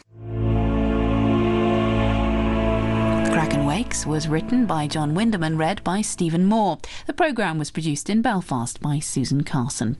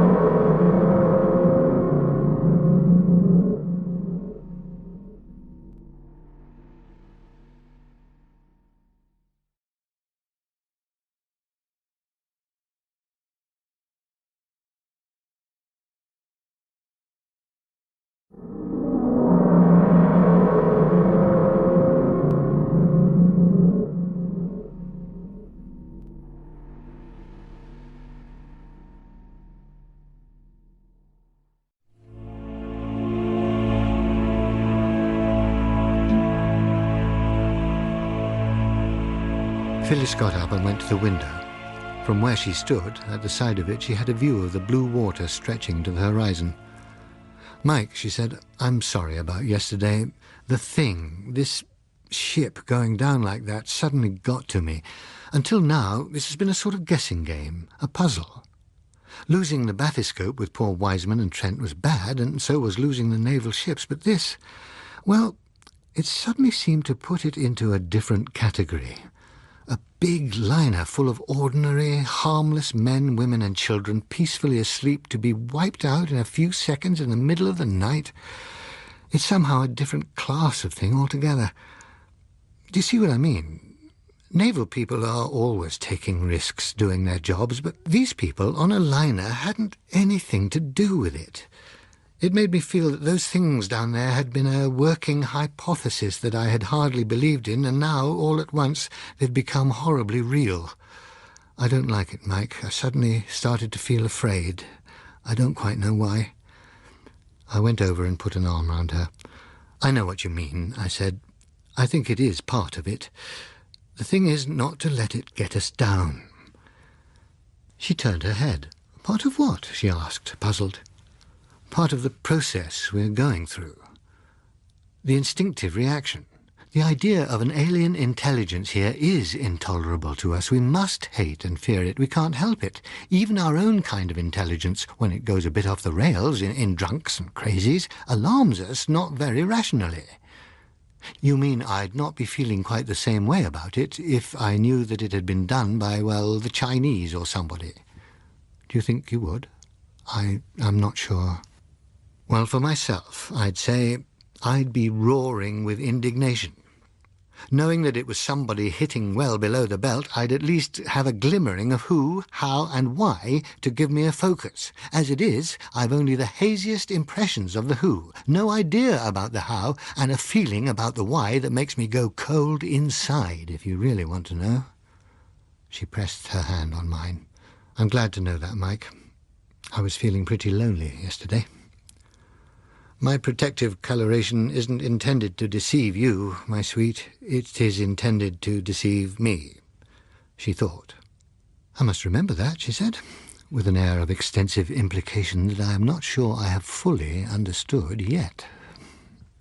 One of the grubs in the raspberry at Rose Cottage was that our guests almost invariably arrived in the middle of the night, having A, overestimated the average speed they would maintain, B, spent longer over dinner on the way than they had intended, C, developed in the course of the last few miles a compulsion towards bacon and eggs. Harold and Tooney were no exception. 2:10 a.m. on Saturday was the time when I heard their car draw up. I went out into the moonlight and found Harold pulling things out of the boot, while Tooney, who had not been there before, looked about her with a doubtful expression, which cleared somewhat as she recognized me. "Oh, it is the right place," she said. "I was just telling Harold it couldn't be because—" "I'm sorry," I apologised. "We shall really have to grow some. Everybody expects it of us, except the natives." "I've explained," said Harold, "but she won't have it. All you kept on saying was that in Cornwall rose doesn't mean rose." "It doesn't," I told her. "It means heath." "Well, then, I don't see why you don't call it Heath Cottage to make it plainer." "Let's go inside," I suggested, laying hold of a case. Wondering why one's friends chose to marry the people they did is unprofitable but recurrent. One could so often have done so much better for them. For instance, I could think of 3 girls who would have been better for Harold in their different ways. One who would have pushed him, another would have looked after him, the third would have amused him. It is true that they were none of them quite as decorative as Toonie, but that's not— well, it's something like the difference between the room you live in and the one in the Ideal Home exhibition. However, there it was, and as Phyllis said, a girl who makes good with a name like Petunia must at least have something her parents didn't have. The bacon and eggs made their appearance. Toonie admired the plates, which were part of a set that we had found in Milan, and presently she and Phyllis were well away. After a while, I asked Harold how the metal fatigue theory was going down. He held a public relations job with a large engineering firm, so he'd be likely to know. He looked at me, gave a quick glance at Toonie, who was still chatting China. "It's not pleasing our people a lot," he said briefly, and then switched over to telling me of some minor noise that his car had developed on the way down. Untraceable noises in other people's cars tend to bore. This one was so mysterious in its habits that I suggested that we put it down to metal fatigue, and leave it at that until the morning at least. Across the table, Toonie caught the phrase. She gave a, well, there used to be something called a tinkling laugh. This was probably it. "Metal fatigue," she repeated, and tinkled again. Harold said hurriedly, "We were talking about the funny noise the car was making, dear." Toonie paid him no attention. "Metal fatigue," she repeated. Well, since there is nothing intrinsically funny in metal fatigue, we judged that her amusement was the kind that invites inquiry. In our lack of response, we were not being wilfully unkind, merely contra-suggestible. Besides, it was 10 minutes to 3 a.m. Harold pushed back his chair. "It's been a pretty long run," he said, "I think—" But Toonie was not to be stalled. "Oh, my dear," she said, "you don't mean to say that people down here really believe all that stuff about metal fatigue?" I caught Phyllis's surprised eye. I was somewhat taken aback myself. Earlier I'd been saying that it was well done and the general public would believe it because they would prefer to believe it. Now here was Toonie confuting me almost at once. I glanced at Harold, who was looking at his plate. He would not, I decided, be the one who had enlightened Toonie. She belonged irretrievably to the class of woman who believes from the church door that, having let her bring it off, her man must be a mental weakling, and that any views he may put forward should be treated accordingly. "Why not?" asked Phyllis. "There's nothing very new about the idea of metal fatigue." "Of course not," Toonie agreed. "That's where they are being clever in putting this out. I mean, it's the kind of thing lots of quite sensible people will fall for," she added kindly. "But in this case, it's all quite phony, of course." I was about to speak when a look from Phyllis quenched me. It was the kind of look I sometimes get when she's doing her stuff. "But it's practically official. It's in all the papers," she said. "Oh, my dear, surely you don't believe official statements any more," said Toonie indulgently. "Of course they had to make some kind of statement or else do something about it. And it being only a Japanese steamer made a difference, but it's pretty much like Munich all over again." "Oh, come, I'd not go as far as that," said Phyllis in mild expostulation, while I was still wondering how on earth we'd arrived at Munich. "Near enough," Toonie told her. "If they can do it once and have the whole thing explained away for them, they'll just be encouraged to do it again and go on doing it. The only proper way of dealing with it is to take a firm stand. It's simply no good appeasing and dodging. We ought to have called their bluff months and months ago." "Bluff?" repeated Phyllis, raising her eyebrows. "All this story about things in the sea and those balloon things and all that silly stuff about Martians and so on." "Martians?" Phyllis said bemusedly. "Well, Neptunians, it's the same sort of thing. The rubbish that Bocker man put about. I can't think why he wasn't arrested long ago." I happen to know from someone who used to know him that he joined the party when he first went up to the university, and of course he's been working for them ever since. He didn't invent it, I don't mean that. No, the whole thing was thought up in Moscow, and they just used him to put it across because he was influential, and he did it very well.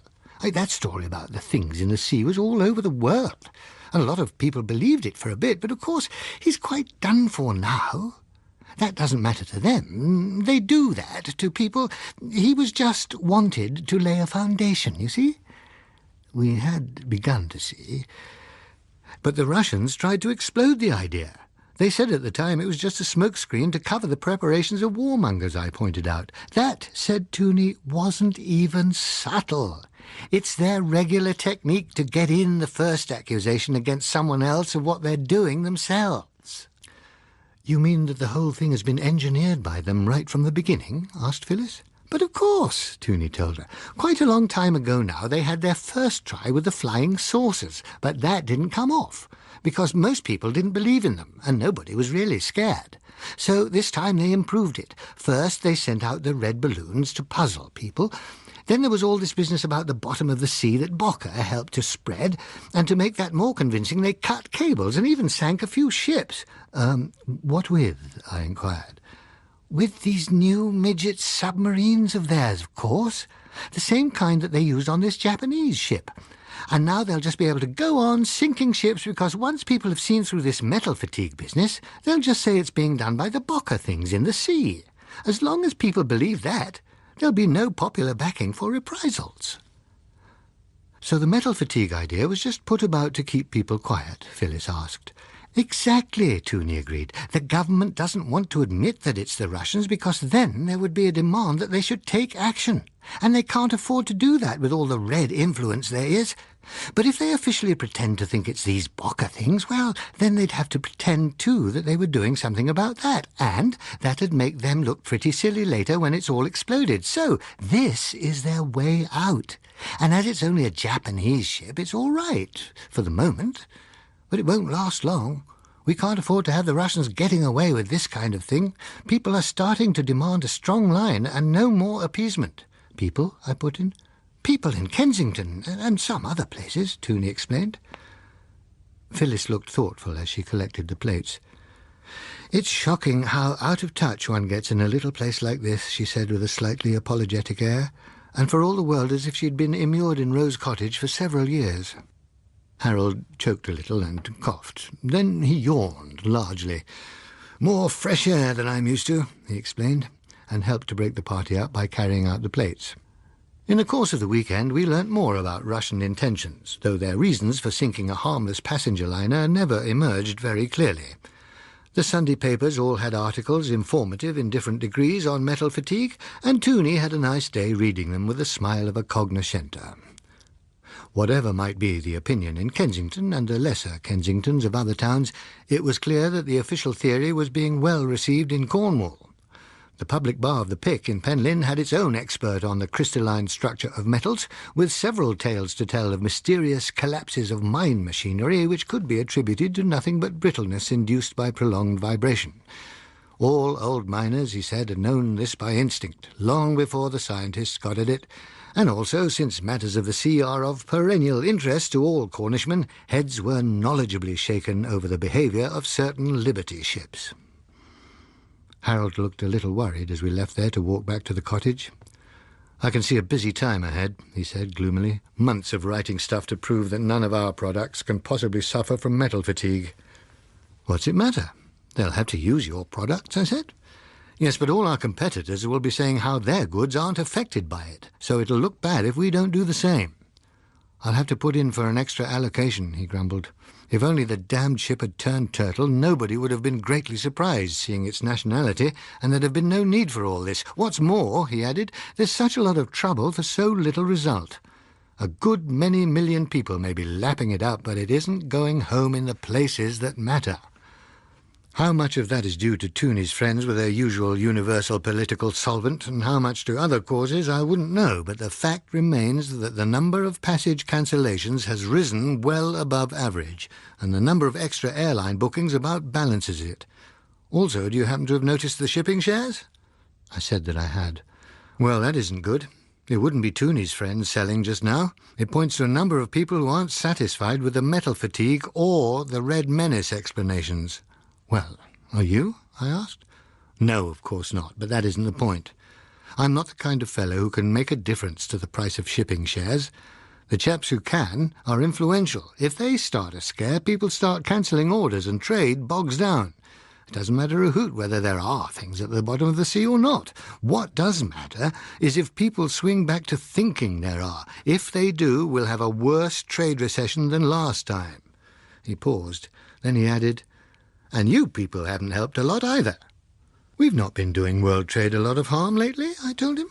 We've not had the chance. I don't say we haven't got a few scripts up our sleeves against the day when truth shall be more important than world trade.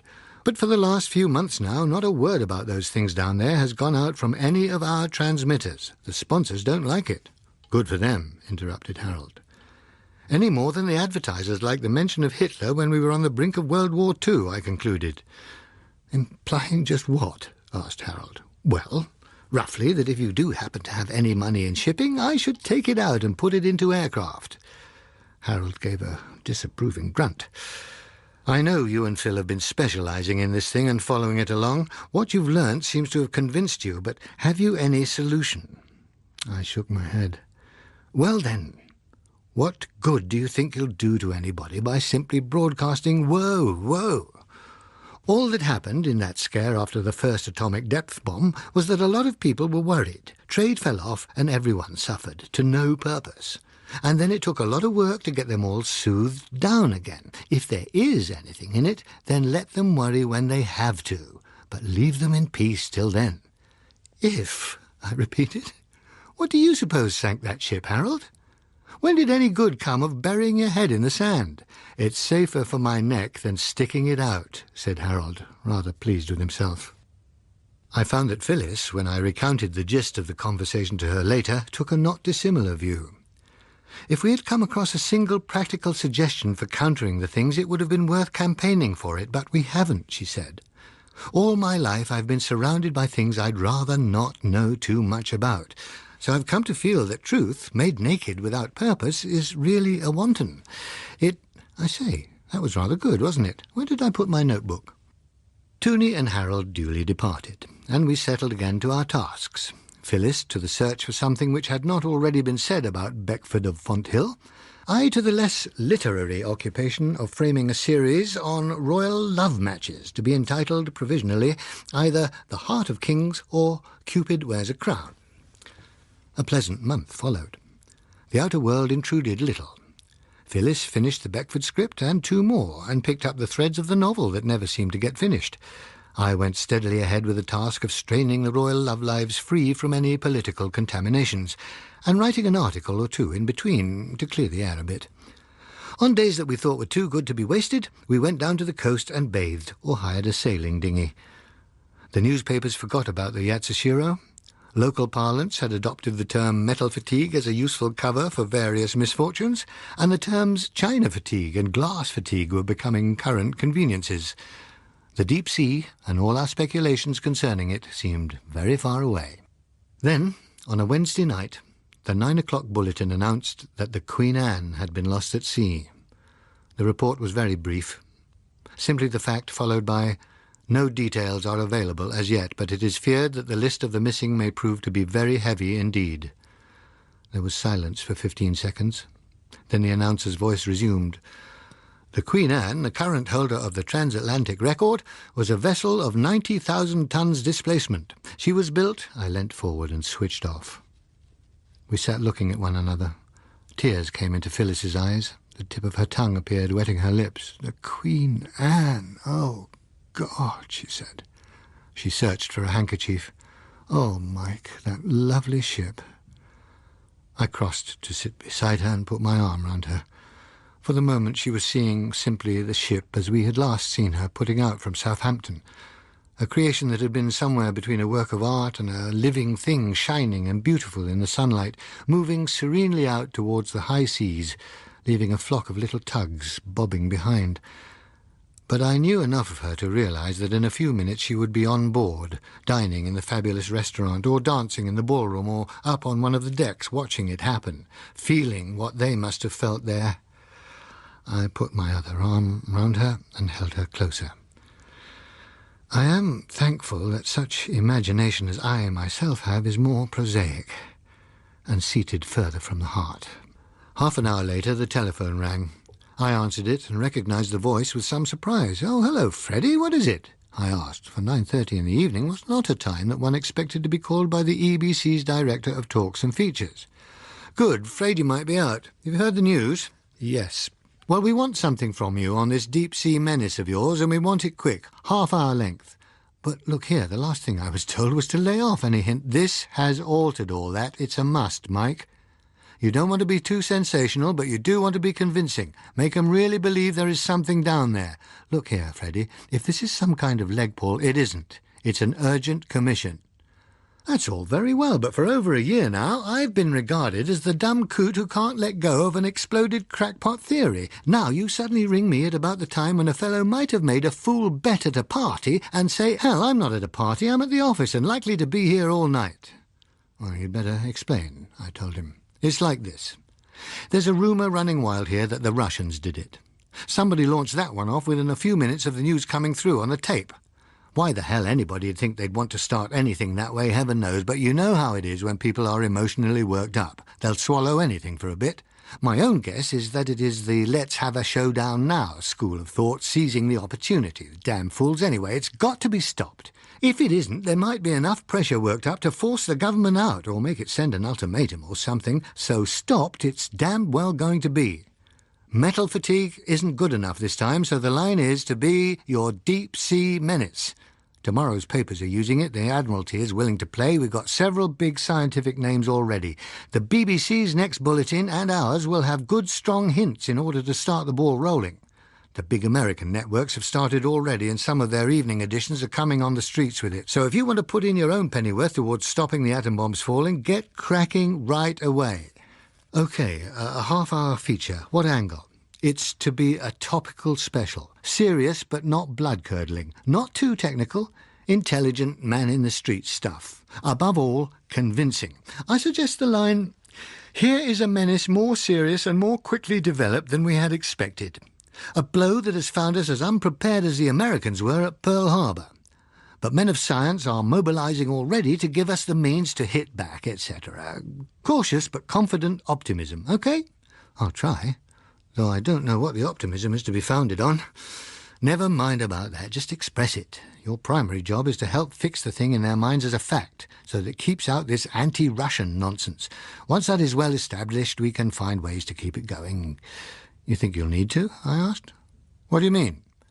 "Well, after the Yatsu, and now this, it looks to me as if things may have gone over to the offensive, and these won't be the only ones to suffer."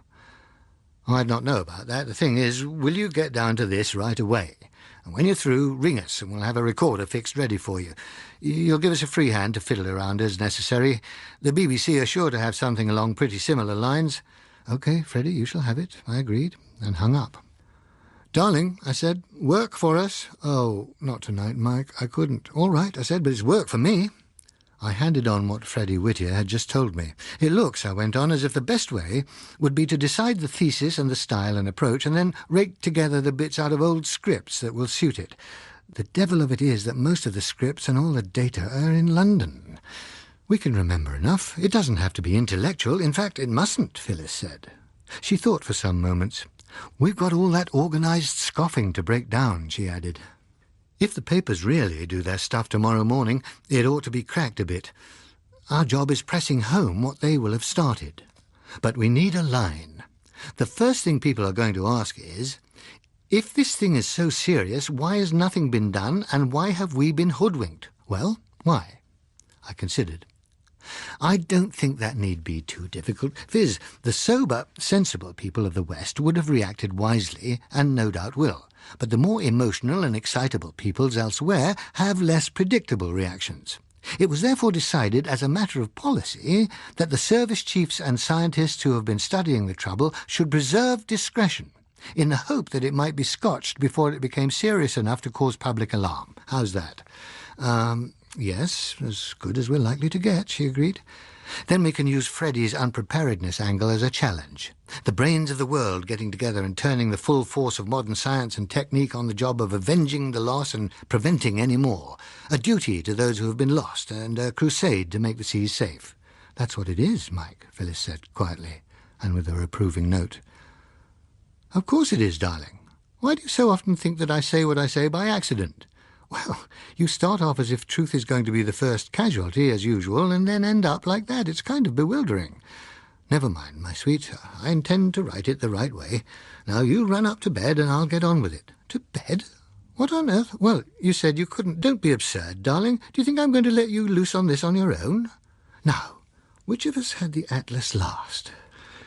It was 11 o'clock the next morning when I made my mazy way into the kitchen and subconsciously got together coffee and toast and boiled eggs and fumbled back upstairs with them. It had been after 5 that morning when I had finished dictating our combined work in the recording machine in London, by which time we had both been too tired to know whether it was good or bad or to care.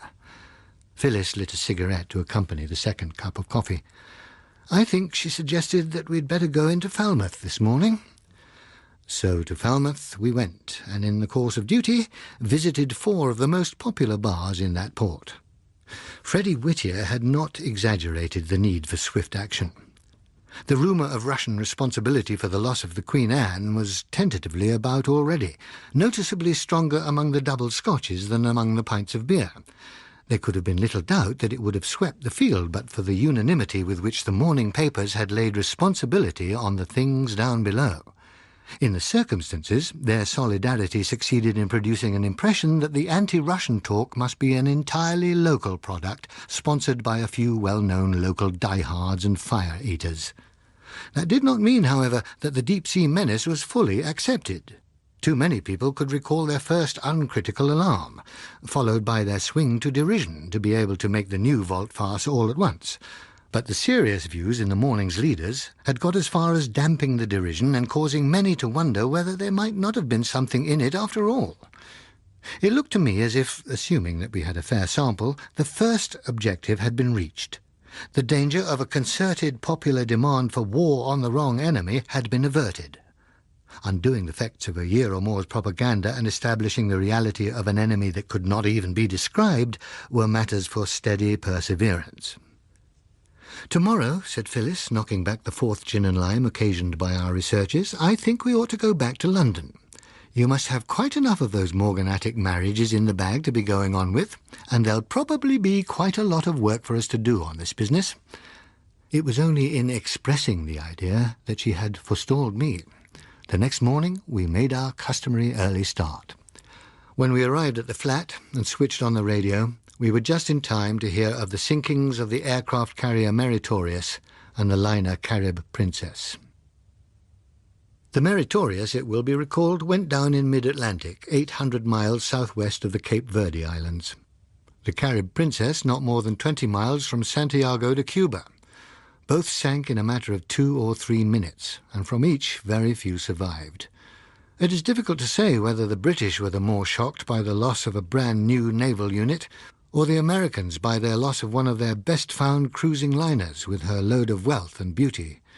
Both had already been somewhat stunned by the Queen Anne, for in the great Atlantic races there was community of pride.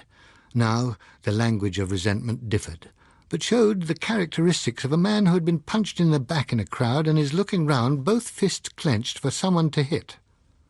The American reaction appeared more extreme, for in spite of the violent nervousness of the Russians existing there, a great many found the idea of the deep-sea menace easier to accept than did the British, and a clamour for drastic, decisive action swelled up, giving a lead to a similar clamour at home. In a pub off Oxford Street I happened across the whole thing condensed. A medium-built man, who might have been a salesman in one of the large stores, was putting his views to a few acquaintances. "All right," he said, "say for the sake of argument they're right. Say there are these whatsits at the bottom of the sea. Then what I want to know is why we're not getting after 'em right away. What do we pay for a navy for? And we've got atom bombs, haven't we? Well, why don't we go out to bomb 'em to hell before they get up to more trouble? Sitting down here and letting 'em think they can do as they like isn't going to help. Show 'em, is what I say. Show 'em quick and show 'em proper. Oh, thanks. Mine's a light owl. Somebody raised the question of poisoning the ocean. Well, damn it, the sea's big enough. It'll get over it. Anyway, you could use HE too, he suggested. Somebody else agreed that the size of the sea was a point. Indeed, there was an awful lot of it for games of blind man's buff. The first man wouldn't have that. They said the deeps, he pointed out. They've kept on talking about the deeps. Then, for God's sake, why don't they get cracking right away and sock the deeps good and hard? They do know where they are anyway. Who bought this one? His luck. I'll tell you why, chum, said his neighbour, if you want to know. It's because the whole thing's a lot of bloody eyewash, that's why. Things in the frickin' deeps, for Christ's sake, horse marines, Dan Dare and bloody Martians. Look, tell me this. We lose ships, the Yanks lose ships, the Japs lose ships. But do the Russians lose ships? Do they, hell? And I'd like to know why not. Somebody suggested that it might be because the Russians hadn't many ships anyway. Somebody else remembered that away back at the time when the Kievan was lost, the Russians had lost a ship, and not quietly either. Ah, said the complainant, but where are the independent witnesses? That's just the kind of camouflage you could expect from them. The feeling of the meeting, however, was not with him, but neither was it altogether with the first speaker. A third man seemed to talk for most of them when he said, "You've got a plan for it, like anything else, I suppose. But I must say—" "Well, thanks, old man, just one for the road. I must say it'd make you feel easier to know someone was really doing something about it."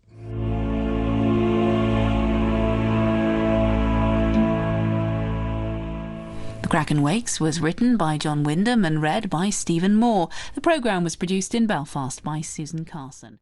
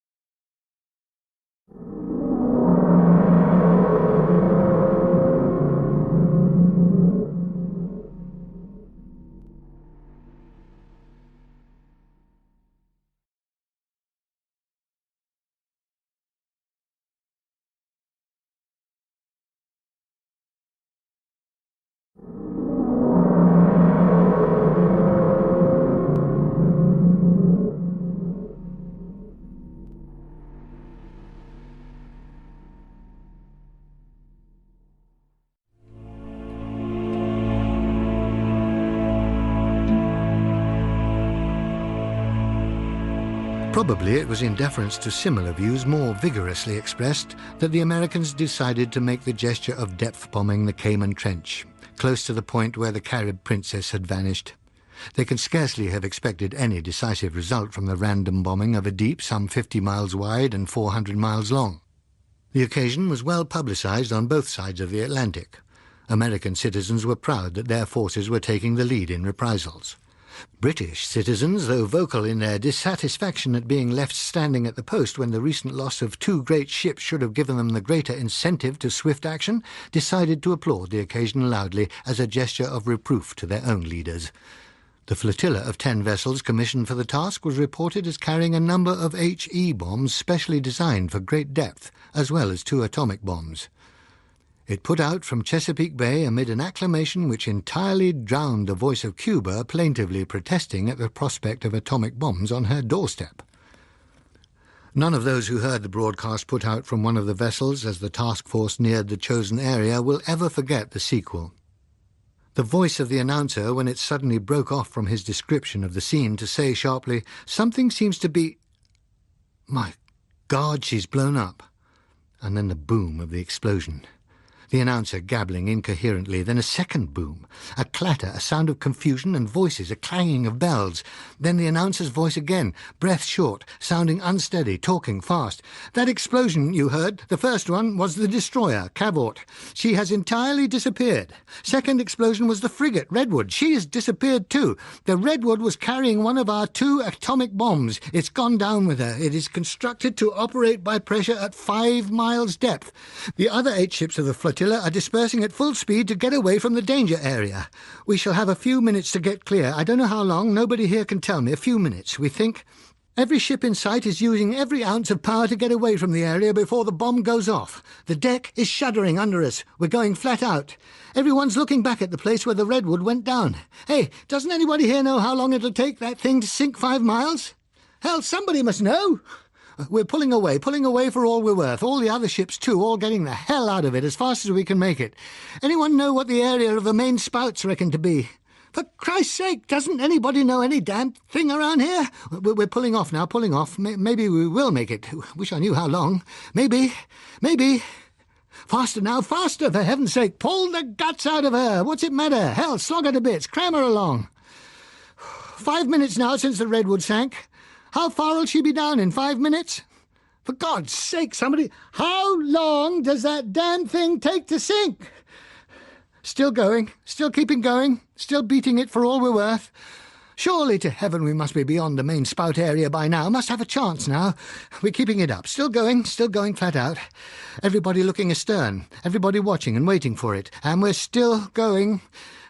How can a thing be sinking all this time? But thank God it is. Over 7 minutes now. Nothing yet. Still going. And the other ships with great white wakes behind them. Still going.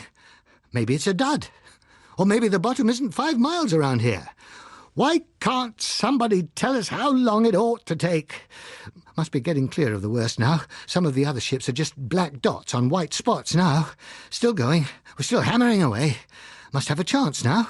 I guess we've really got a chance now. Everybody's still staring aft. Oh, God, the whole sea's... And there it cut off. But he survived, that radio announcer. His ship and 5 others out of the flotilla of 10 came through, a bit radioactive, but otherwise unharmed. And I understand that the first thing that happened to him when he reported back to his office after treatment was a reprimand for the use of over-colloquial language, which had given offence to a number of listeners by its neglect of the third commandment. That was the day on which arguments stopped and propaganda became unnecessary. 2 of the 4 ships lost in the Cayman Trench disaster had succumbed to the bomb, but the end of the other 2 had occurred in a glare of publicity that routed the sceptics and the cautious alike. At last it was established beyond doubt that there was something, and a highly dangerous something too, down there in the deeps. Such was the wave of alarmed conviction spreading swiftly round the world that even the Russians sufficiently overcame their national reticence to admit that they had lost 1 large freighter and 1 unspecified naval vessel, both again off the Kurils, and 1 more survey craft off eastern Kamchatka. In consequence of this, they were, they said, willing to cooperate with other powers in putting down this menace to the cause of world peace. The following day, the British government proposed that an international naval conference should meet in London to make a preliminary survey of the problem. A disposition among some of those invited to quibble about the locale was quenched by the unsympathetically urgent mood of the public. The conference assembled in Westminster within 3 days of the announcement, and as far as England was concerned, none too soon. In those 3 days, cancellations of sea passages had been wholesale. Overwhelmed airline companies had been forced to apply priority schedules. The government had clamped down fast on the sales of oils of all kinds, and was rushing out a rationing system for essential services. The bottom had dropped out of the shipping market, the price of many foodstuffs had doubled, and all kinds of tobacco had vanished under the counters. On the day before the conference opened, Phyllis and I had met for lunch. "You ought to see Oxford Street," she said. "Talk about panic buying, cottons particularly. Every hopeless line is selling out at double prices, and they're scratching one another's eyes out for things they wouldn't have been seen dead in last week. Every decent piece of stuff has disappeared, presumably into store for later on. It's a better picnic than any of the sales." From what they tell me in the city, I told her, it's about as good there. Sounds as if you could get control of a shipping line for a few bob, but you couldn't buy a single share in anything to do with aircraft for a fortune. Steel's all over the place, rubbers are too, plastics are soaring, distilleries are down. About the only thing that's holding its own seems to be breweries. I saw a man and a woman loading 2 sacks of coffee beans into a Rolls in Piccadilly. And there were... She broke off suddenly as though what I had been saying had just registered. "You did get rid of Aunt Mary's shares in those Jamaican plantations?" she inquired, with the expression that she applies to the monthly housekeeping accounts. "Some time ago," I reassured her. "The proceeds went, oddly enough, into aero engines and plastics." She gave an approving nod, rather as if the instructions had been hers. Then another thought occurred to her. "What about the press tickets for tomorrow?" she asked. "There aren't any for the conference proper," I told her. "There will be a statement afterwards." She stared at me. "Aren't any? For heaven's sake, what do they think they're doing?" I shrugged. "Force of habit, I imagine. They're planning a campaign. When you plan a campaign, you tell the press as much as it is good for it to know later on." "Well, of all I know, darling, but you can't expect a service to change its spots overnight. It's absolutely silly. More like Russia every day.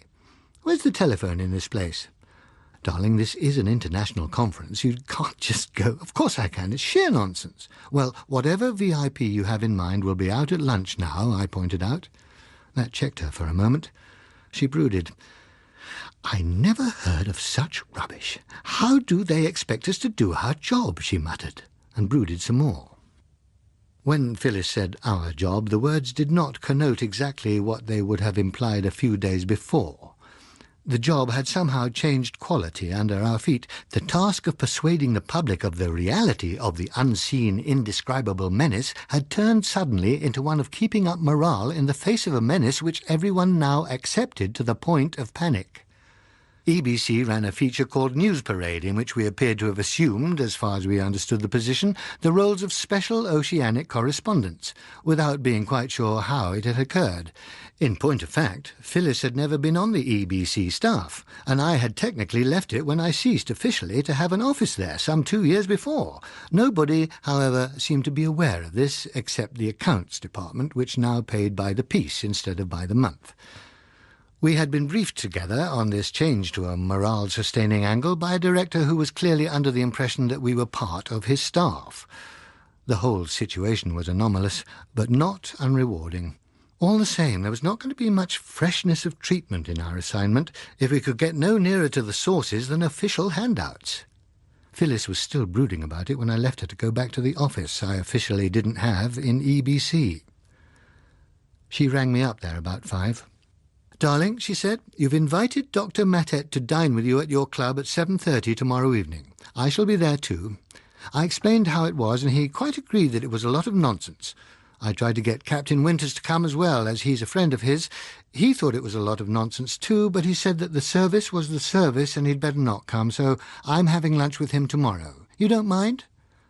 "I don't quite see why the service should be less the service tete-a-tete," I told her, "but I appreciate the Matet move.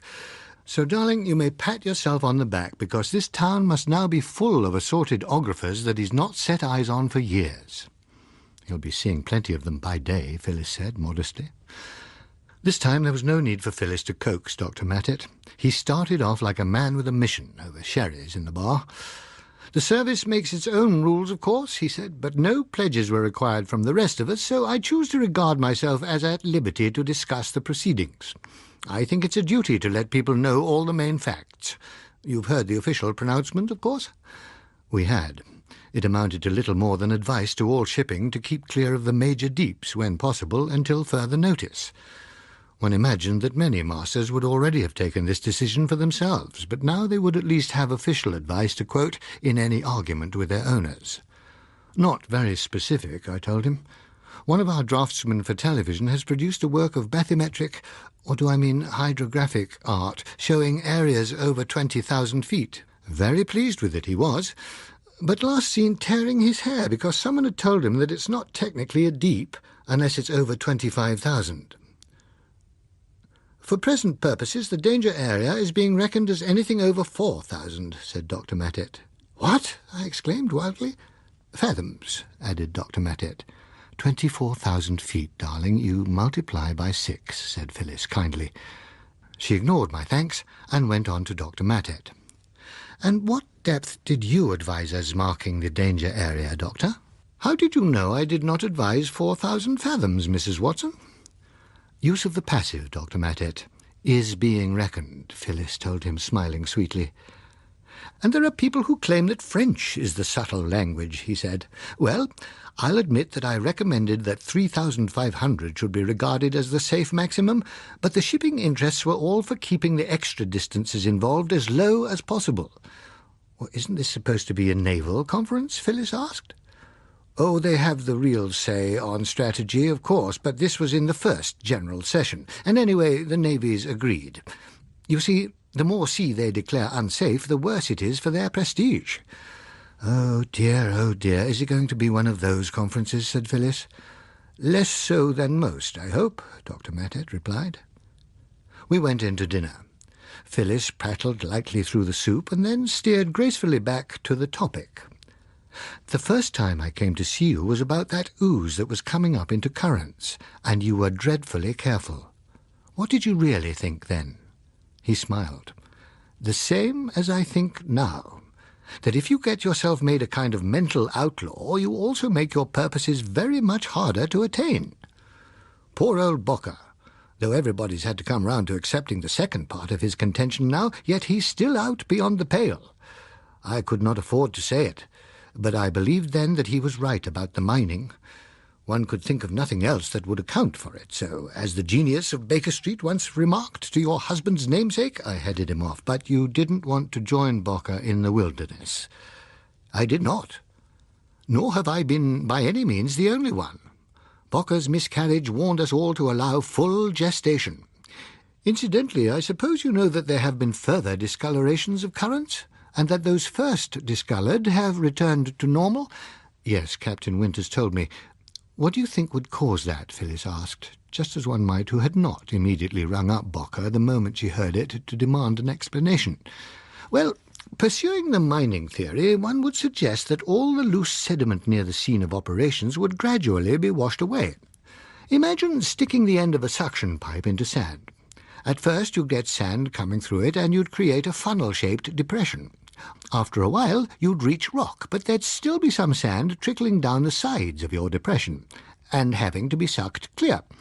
In time, however, your depression would be of such a shape that very little sand, which of course represents the sedimental ooze, would trickle down, and you would be able to work on the cleared rock face without disturbing the surrounding sand or ooze at all.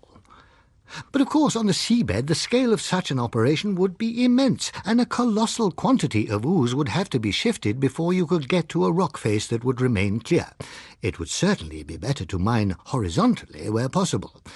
Once work on the rock itself had begun, the detritus would be too heavy to rise more than a few hundred feet before it began to settle, so the surface water would no longer be discoloured. No one observing Phyllis's rapt attention would have suspected that she had already made use of this theory in a script. I see, you make it easy to understand, Doctor. Then the various discolorations will have enabled you to locate quite closely where this mining is going on. With reasonable accuracy, I think, he agreed. And so, of course, those spots become priority targets. In fact, to be honest, the only closely localized targets so far. There'll be an attack on them, then. Soon? Phyllis asked. He shook his head. Not my side of things, but I imagine that any delay will be due simply to technical reasons. How much of the sea can we afford to poison with atomic weapons? Are we to risk ships on the task? Or how long will it take to construct a depth bomb light enough for air transport? The others have been exceedingly heavy, you know. There must be quite a number of points of that kind. And that is all we can do as a counter-attack, said Phyllis. All that I have heard of, Dr. Mattet told her cautiously. The emphasis at the moment is naturally defensive, and on securing safety for ships. There again, that's not my department at all. I can only give you what I have picked up. And he went on to do so. It was generally agreed, it seemed, that ships were liable to two forms of attack. Three forms if one included electrification, but this had occurred only to ships using cables at considerable depths for grappling or other purposes, and could be disregarded as far as the rest were concerned. Neither of these weapons was explosive. The explosions suffered by some of the ships were almost certainly due to their own boilers blowing up when the stoke holes were flooded, for there had been no similar explosions with the motor vessels that had been lost. One of the weapons appeared to be vibratory and capable of setting up sympathetic vibrations of such intensity in the attacked craft that she literally shook herself to pieces in a minute or two.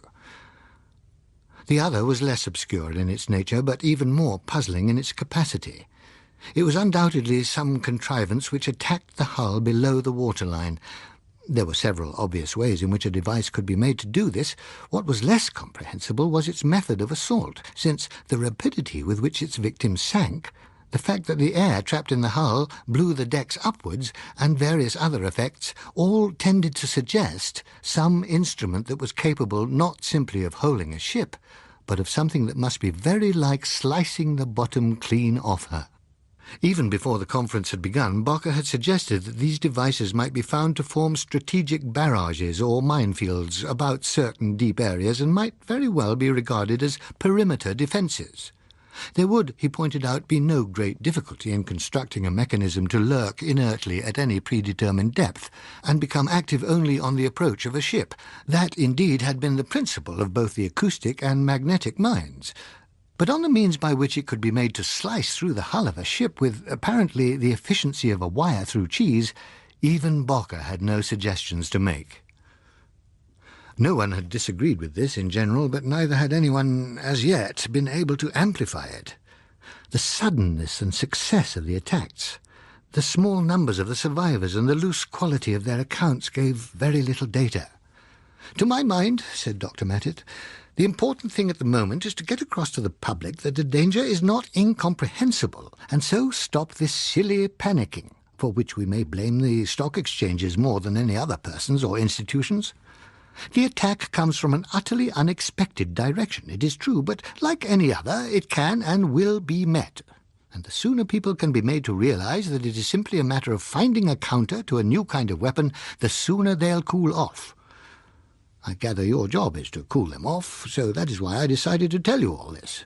In a few days, I imagine there will be quite full and frank reports from the various committees that are now being set up, once they have been brought to realize that here, at least, is one war in which there are no enemy spies listening." And on that note we parted. Phyllis and I did our best during the next few days to play our part in putting across the idea of firm hands steady on the wheel, and of the backroom boys who had produced radar, ASDIC, and other marvels, nodding confidently and saying, in effect, "Sure, just give us a few days to think, and we'll knock together something that will settle this lot." There was a satisfactory feeling that confidence was gradually being restored. Perhaps the main stabilizing factor, however, emerged from a difference of opinion on one of the technical committees. General agreement had been reached that a torpedo-like weapon designed to give submerged escort to a vessel could profitably be developed to counter the assumed mine form of attack. The motion was accordingly put that all should pool information likely to help in the development of such a weapon. The Russian delegation demurred. Remote control of missiles, they pointed out, was, of course, a Russian invention in any case. Moreover, Russian scientists, zealous in the fight for peace, had already developed such control to a degree greatly in advance of that achieved by the capitalist-ridden science of the West. It could scarcely be expected of the Soviets that they should make a present of their discoveries to warmongers. The Western spokesman replied that while respecting the intensity of the fight for peace, and the fervour with which it was being carried on in every department of Soviet science, except of course the biological, the West would remind the Soviets that this was a conference of peoples faced by a common danger and resolved to meet it by cooperation. The Russian leader responded frankly that he doubted whether, if the West had happened to possess a means of controlling a submerged missile by radio, such as had been invented by Russian engineers working under the inspiration of the world's greatest scientist, the late Joseph Stalin, they would care to share such knowledge with the Soviet people.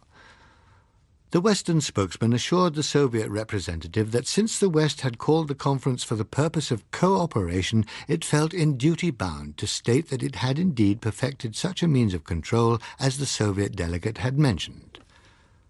Following a hurried consultation, the Russian delegate announced that if he believed such a claim to be true, he would also know that it could only have come about through theft of the work of Soviet scientists by capitalist hirelings. And since neither a lying claim nor the admission of successful espionage showed that disinterest in national advantage which the conference had professed, his delegation was left with no alternative but to withdraw. This action, with its reassuring ring of normality, exerted a valuable, tranquilizing influence. Concerning the less easily comprehensible vibratory weapon, it was announced that experiments with damping devices and counter-vibration fields had been begun, and were already showing hopeful results. The conference appointed a research and coordination committee to work in conjunction with UNESCO, another for naval coordination, a standing committee for action, several lesser committees, and adjourned itself pro tem. Amid the widespread satisfaction and resuscitating confidence, the voice of Bocker dissenting rose almost alone. It was late, he proclaimed, but it still might not be too late for some kind of pacific approach to be made to the sources of the disturbance. They had already been shown to possess a technology equal to, if not superior to, our own. In an alarmingly short time they had been able not only to establish themselves, but to produce the means of taking effective action for their self-defense. In the face of such a beginning, one was justified in regarding their powers with respect, and for his part with apprehension. The very differences of environment that they required made it seem unlikely that human interests and those of these xenopathetic intelligences need seriously overlap. Before it should be altogether too late, the very greatest efforts should be made to establish communication with them in order to promote a state of compromise which would allow both parties to live peacefully in their separate spheres. Very likely this was a sensible suggestion, though whether the attempt would ever have produced the desired result is a different matter. In circumstances where there was no will whatever to compromise, however, the only evidence that his appeal had been noticed at all was that the word xenopathetic, and a derived noun xenobath, began to be used in print. "More honoured in the dictionary than in the observance," remarked Bocker with some bitterness. "If it is Greek words they are interested in, there are others. Cassandra, for instance." The decision to avoid crossing the greater deeps proved wise. For several weeks not a ship was reported lost. The market settled down, confidence became convalescent, and the passenger lists began to fill up again, though slowly. Delays and higher freight rates were continuing effects. Nevertheless, there presently arose a disposition to feel that the long-suffering public had once again been stampeded by sensationalism, and the advertising departments of all journals threatened falling revenues unless a note of sprightly plerophory were maintained. Meanwhile the brains moiled in the back rooms, and after some 4 months the Admiralty were able to announce that when certain naval craft had been equipped with the new counter-devices, a test would be held over the series of deeps south of Cape Race in the neighbourhood where the Queen Anne had been lost. It is possible that the omission of the press from the test party was due to a lukewarm enthusiasm in demanding its rights. Certainly no representative of my acquaintance was genuinely burning to be included, or it may have been that the authorities were disinclined to take greater risks than necessary. Whatever the cause, there was no correspondent further forward than the reserve ships. For first-hand accounts we had to depend on a somewhat inexpert running commentary and the descriptions given later by the personnel of the test vessels.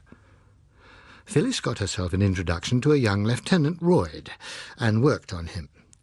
When he came back, we took him out to dinner, gave him some drinks, and listened. "Well, it turned out to be a piece of cake," he assured us, "though, mind you, most of us were feeling pretty windy about it beforehand and didn't mind admitting it.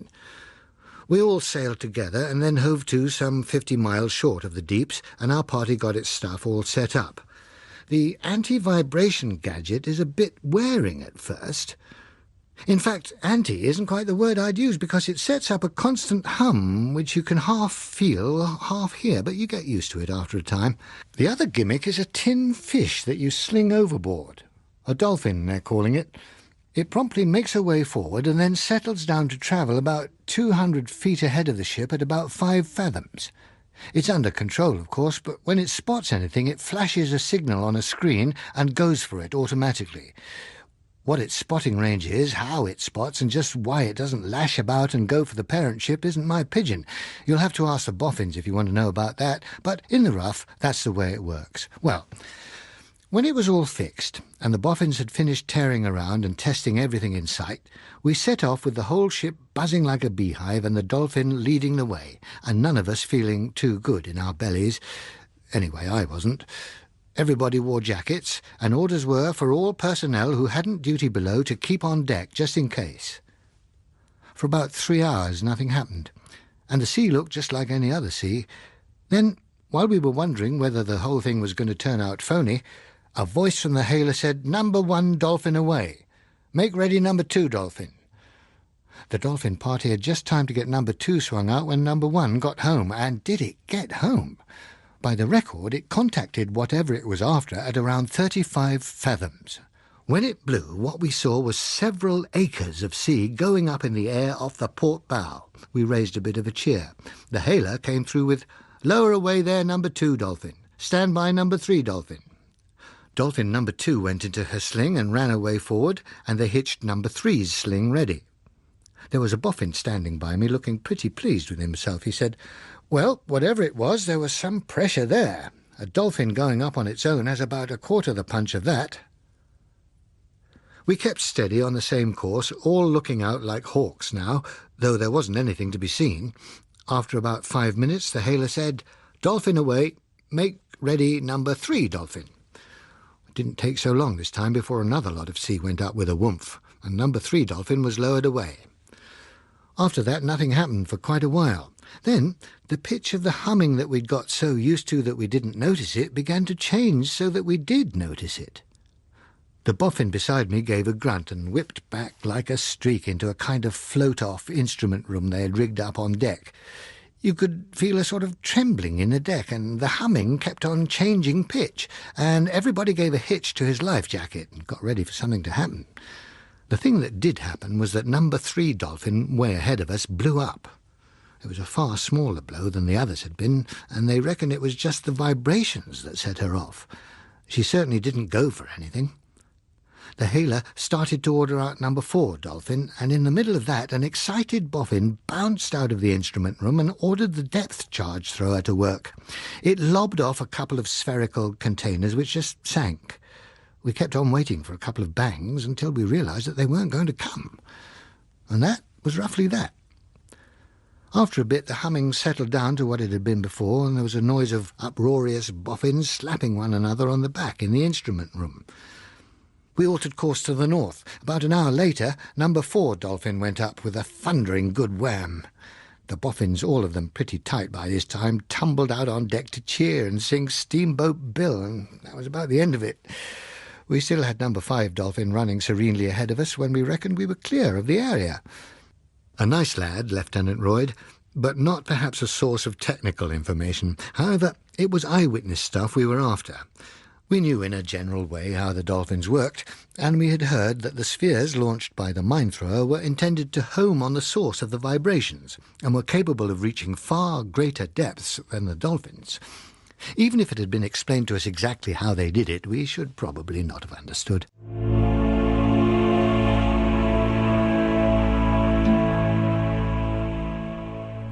The Kraken Wakes was written by John Wyndham and read by Stephen Moore. The programme was produced by Susan Carson.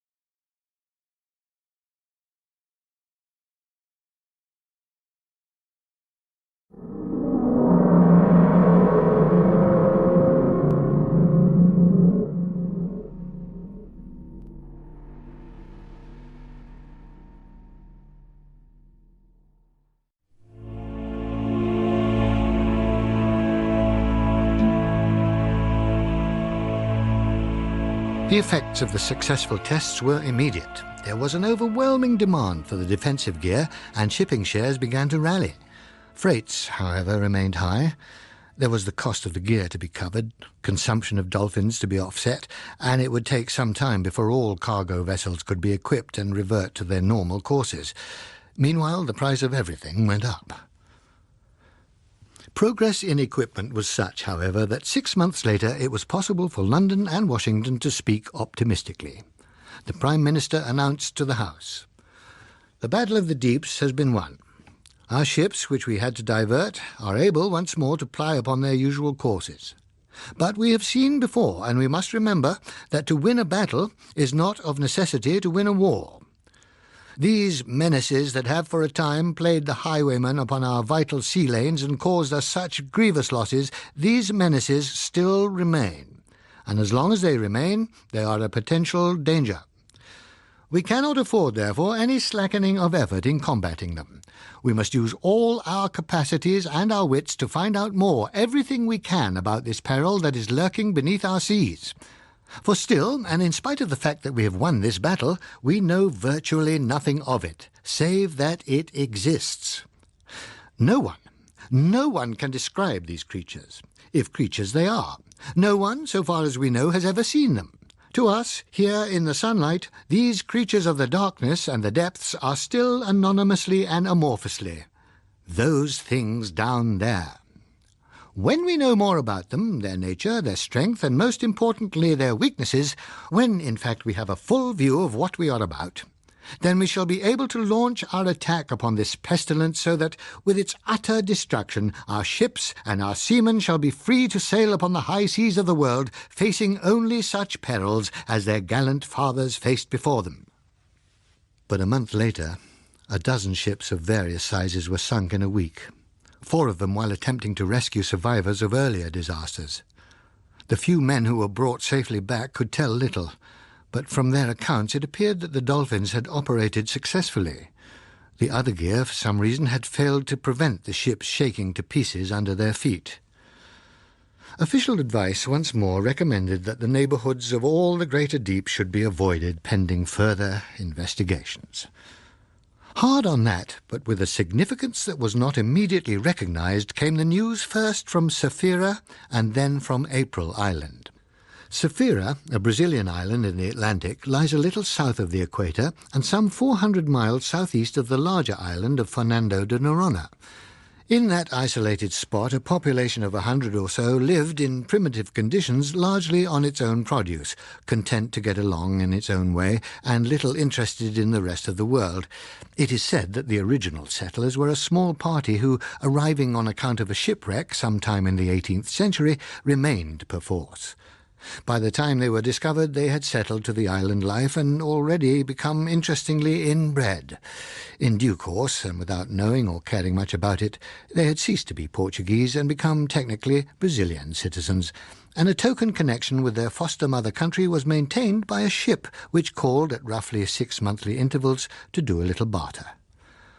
Normally, the visiting ship had only to sound its siren, and the Sapphireans would come hurrying out of their cottages down to the minute quay where the few fishing boats lay to form a reception committee which included almost the entire population. On this occasion, however, the hoot of the siren echoed emptily back and forth in the little bay, and set the seabirds wheeling in flocks, but no Sapphirian appeared at the cottage doors. The ship hooted again, but still there was no sign of anyone making for the quay. There was no response whatever, save from the seabirds. The coast of Sapphira slopes steeply. The ship was able to approach to within a cable's length of the shore, but there was nobody to be seen. Nor, still more ominously, was there any trace of smoke from the cottage's chimneys. A boat was lowered, and a party with the mate in charge rowed ashore. They made fast to a ringbolt and climbed the stone steps up to the little quay. They stood there in a bunch, listening and wondering. There was not a sound to be heard but the cry of the seabirds and the lapping of the water. "Must have made off, the lot of them. Their boat's gone," said one of the sailors uneasily. "Huh," said the mate. He took a deep breath and gave a mighty hail as though he had greater faith in his own lungs than in the ship's siren. They listened for an answer, but none came, save the sound of the mate's voice echoing faintly back to them across the bay.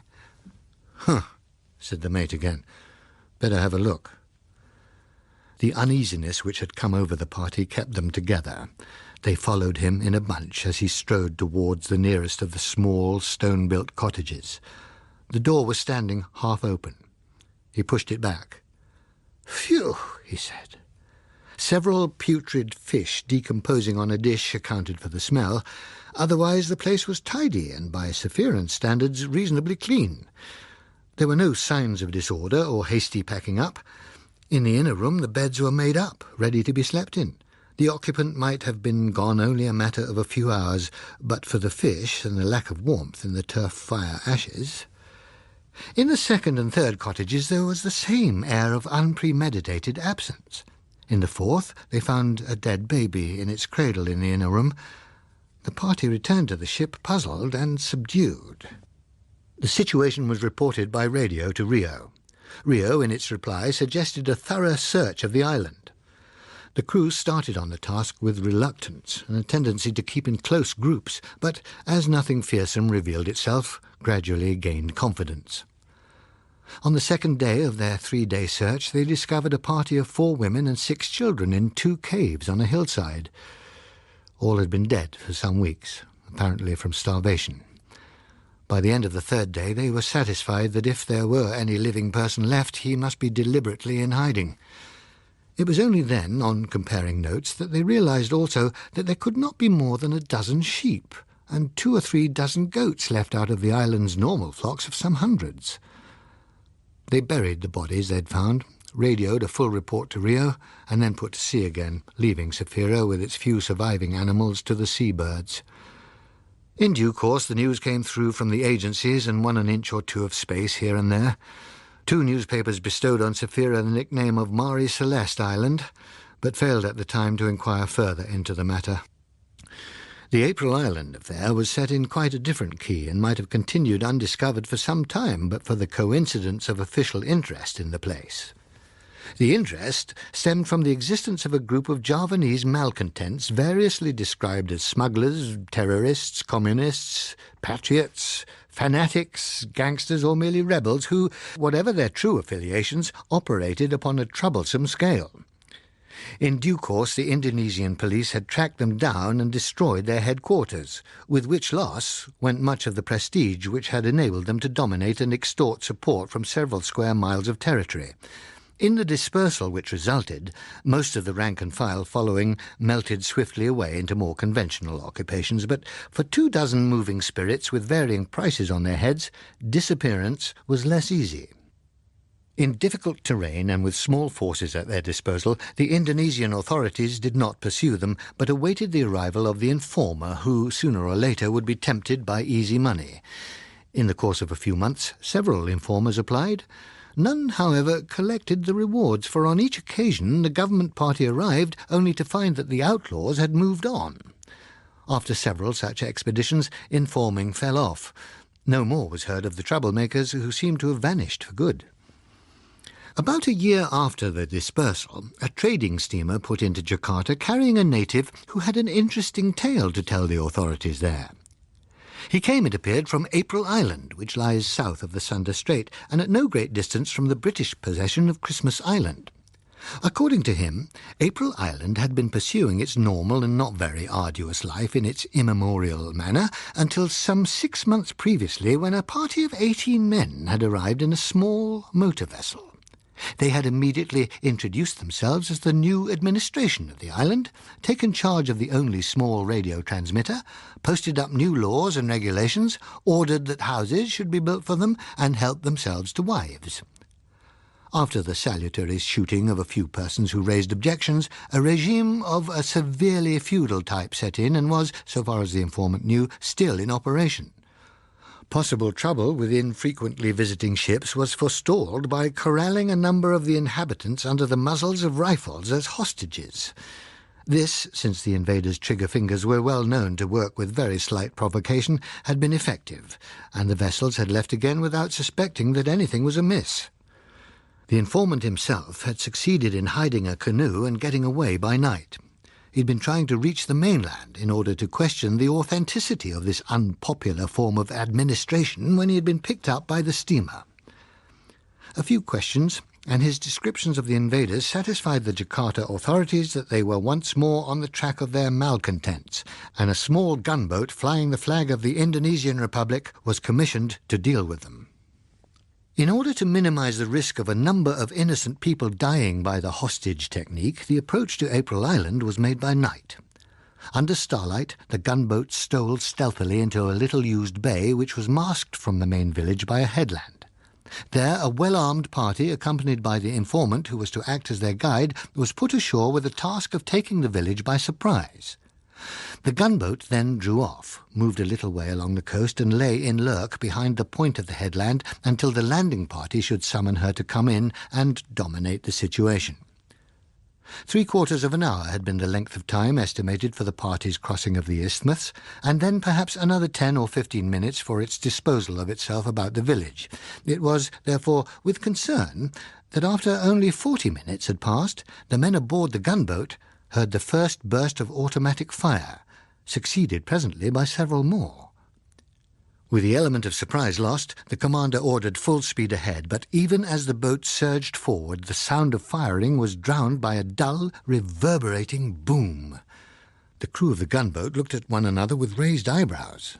The landing party had carried no higher forms of lethalness than automatic rifles and grenades. There was a pause. Then the automatic rifles started hammering again. This time it continued longer in intermittent bursts until it was ended again by a similar boom. The gunboat rounded the headland. In the dim light it was impossible to make out anything that was going on in the village 2 miles away. For the moment all there was dark. Then a twinkling broke out, and another, and the sound of firing reached them again. The gunboat, continuing at full speed, switched on her searchlight. The village and the trees behind it sprang into sudden, miniature existence. No figures were visible among the houses. The only sign of activity was some froth and commotion in the water a few yards out from the edge. Some claimed afterwards to have seen a dark, humped shape showing above the water a little to the right of it. As close inshore as she dared go, the gunboat put her engines astern and hove to in a flurry. The searchlights played back and forth over the huts and their surroundings. Everything lit by the beam had hard lines and seemed endowed with a curious glistening quality. The man on the Ehrlichans followed the beam, his fingers ready on the triggers. The light made a few more slow sweeps and then stopped. It was trained on several submachine guns lying on the sand, close to the water's edge. A stentorian voice from the hailer called the landing party from cover. Nothing stirred. The searchlight roved again, prying between the huts among the trees. Nothing moved there. The patch of light slid back across the beach and steadied upon the abandoned arms. The silence seemed to deepen. The commander refused to allow landing until daylight. The gunboat dropped anchor. She rode there for the rest of the night, her searchlight making the village look like a stage set upon which at any moment the actors might appear, but never did. When there was full daylight, the first officer with a party of 5 armed men rowed cautiously ashore under cover from the ship's Ehrlichans. They landed close to the abandoned arms and picked them up to examine them. All the weapons were covered with a thin slime. The men put them in the boat and then washed their hands clean of the stuff. The beach was scored in 4 places by broad furrows leading from the water's edge towards the huts. They were something over 8 feet wide, curved in section. The depth in the middle was 5 or 6 inches. The sand at the edges was banked up a trifle above the level of the surrounding beach. Some such track, the first officer thought, might have been left if a large boiler had been dragged across the foreshore. Examining them more closely, he decided from the lie of the sand that though one of the tracks led towards the water, the other 3 undoubtedly emerged from it. It was a discovery which caused him to look at the village with increased wariness. As he did so, he became aware that the scene which had glistened oddly in the searchlight was still glistening oddly. He regarded it curiously for some minutes without learning more. Then he shrugged. He tucked the butt of his submachine gun comfortably under his right arm, and slowly, with his eyes flicking right and left for the least trace of movement, he led his party up the beach. The village was formed of a semicircle of huts of various sizes, fringing upon an open space. And as they drew closer, the reason for the glistening look became plain. The ground, the huts themselves, and the surrounding trees too, all had a thin coating of the slime which had been on the guns. The party kept steadily, slowly on until they reached the centre of the open space. There they paused, bunched together, facing outwards, examining each foot of cover closely. There was no sound, no movement, but a few fronds stirring gently in the morning breeze. The men began to breathe more evenly. The first officer removed his gaze from the huts and examined the ground about them. It was littered with a wide scatter of small metal fragments, most of them curved, all of them shiny with the slime. He turned one over curiously with the toe of his boot, but it told him nothing. He looked about them again and decided on the largest hut. "We'll search that," he said. The whole front of it glistened stickily. He pushed the unfastened door open with his foot and led the way inside. There was little disturbance. Only a couple of overturned stools suggested a hurried exit. No one, alive or dead, remained in the place. They came out again.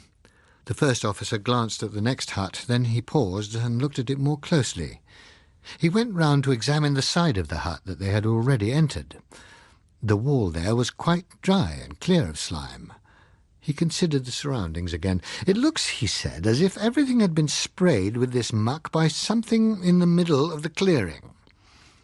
A more detailed examination supported the idea, but took them little further. "But how?" the officer asked meditatively. "Also what? And why?" "Something came out of the sea," said one of his men, looking back uneasily towards the water. "Some things. 3 of them," the first officer corrected him. They returned to the middle of the open semicircle. It was clear that the place was deserted, and there did not seem to be much more to be learned there at present. "Collect a few of these bits of metal. They may mean something to somebody," the officer instructed. He himself went across to one of the huts, found an empty bottle, scraped some of the slime into it and corked it up. "This stuff's beginning to stink now the sun's getting at it," he said on his return. "We might as well clear out. There's nothing we can do here." Back on board, he suggested that a photographer should take pictures of the furrows on the beach, and showed the commander his trophies, now washed clean of the slime. "Queer stuff," he said, holding a piece of the thick, dull metal. "A shower of it around." He tapped it with a knuckle. "Sounds like lead, weighs like feathers. Cast, by the look of it. Ever seen anything like that, sir?" The commander shook his head. He observed that the world seemed to be full of strange alloys these days. Presently the photographer came rowing back from the beach.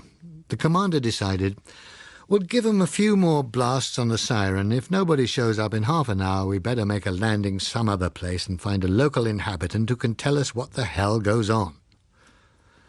A couple of hours later, the gunboat cautiously nosed her way into a bay on the northeast coast of April Island. A similar, though smaller, village stood there in a clearing, close to the water's edge. The similarity was uncomfortably emphasized by an absence of life, as well as by a beach displaying 4 broad furrows to the water's edge. Closer investigation, however, showed some differences. Of these furrows, 2 had been made by some objects ascending the beach, the other 2 by, apparently, the same object descending it. There was no trace of the slime either, in or about the deserted village. The commander frowned over his charts. He indicated another bay. "All right, we'll try there then," he said. This time there were no furrows to be seen on the beach, though the village was just as thoroughly deserted. Again the gunboat's siren gave a forlorn, unheeded wail. They examined the scene through glasses. Then the first officer, scanning the neighbourhood more widely, gave an exclamation. "There's a fellow up on that hill there, sir, waving a shirt or something." The commander turned his own glasses that way. 2 or 3 others a bit to the left of him, too. The gunboat gave a couple of hoots and moved closer inshore. The boat was lowered. "Stand off a bit till they come," the commander directed. "Find out whether there's been an epidemic of some kind before you try to make contact." He watched from his bridge. In due course, a party of natives, 8 or 9 strong, appeared from the trees a couple of 100 yards east of the village and hailed the boat. It moved in their direction. Some shouting and counter-shouting between the two parties ensued. Then the boat went in and grounded on the beach. The first officer beckoned the natives with his arm, but they hung back in the fringe of the trees. Eventually, the first officer jumped ashore and walked across the strand to talk to them. An animated discussion took place. Clearly, an invitation to some of them to visit the gunboat was being declined with vigour. Presently, the first officer descended the beach alone, and the landing party headed back. "What's the trouble there?" the commander inquired as the boat came alongside. The first officer looked up. "They won't come, sir." "What's the matter with them?" "They're okay themselves, sir, but they say the sea isn't safe." "Well, they can see it's safe enough for us. What do they mean?" "They say several of the shore villages have been attacked, and they think theirs may be at any moment." "Attacked? What by?" Perhaps you'd come and talk to them yourself, sir. I sent a boat so that they could come to me. That ought to be good enough for them." "I'm afraid they'll not come, short of force, sir." The commander frowned. "That scared, are they?" "What's been doing this attacking?" The first officer moistened his lips. His eyes avoided his commander's. They say whales, sir." The commander stared at him. "They say what?" he demanded. The first officer looked unhappy. "I know, sir, but that's what they keep on saying. Whales and giant jellyfish. I really think that if you'd speak to them yourself, sir." The news about April Island did not exactly break in the accepted sense. A curious going-on an atoll which could not even be found in most atlases had, on the face of it, little news value, and the odd line or two which recorded the matter was allowed to slip past. Possibly it would not have attracted attention or been remembered until much later, if at all, but for the chance that an American journalist who happened to be in Jakarta discovered the story for himself, took a speculative trip to April Island, and wrote the affair up for a weekly magazine. A pressman reading it recalled the Sapphira incident, linked the two, and splashed a new peril across a Sunday newspaper. It happened that this preceded by one day the most sensational communiqué yet issued by the Standing Committee for Action, with the result that the deeps had the big headlines once more. Moreover, the term deeps was more comprehensive than formerly, for it was announced that shipping losses in the last month had been so heavy, and the areas in which they had occurred so much more extensive, that, pending the development of more efficient means of defence, all vessels were strongly advised to avoid crossing deep water and keep, as far as was practical, to the areas of the continental shelves. It was obvious that the committee would not have dealt such a blow to recovering confidence in shipping without the gravest reasons. Nevertheless, the answering outburst of indignation from the shipping interests accused it of everything from sheer alarmism to a vested interest in airlines.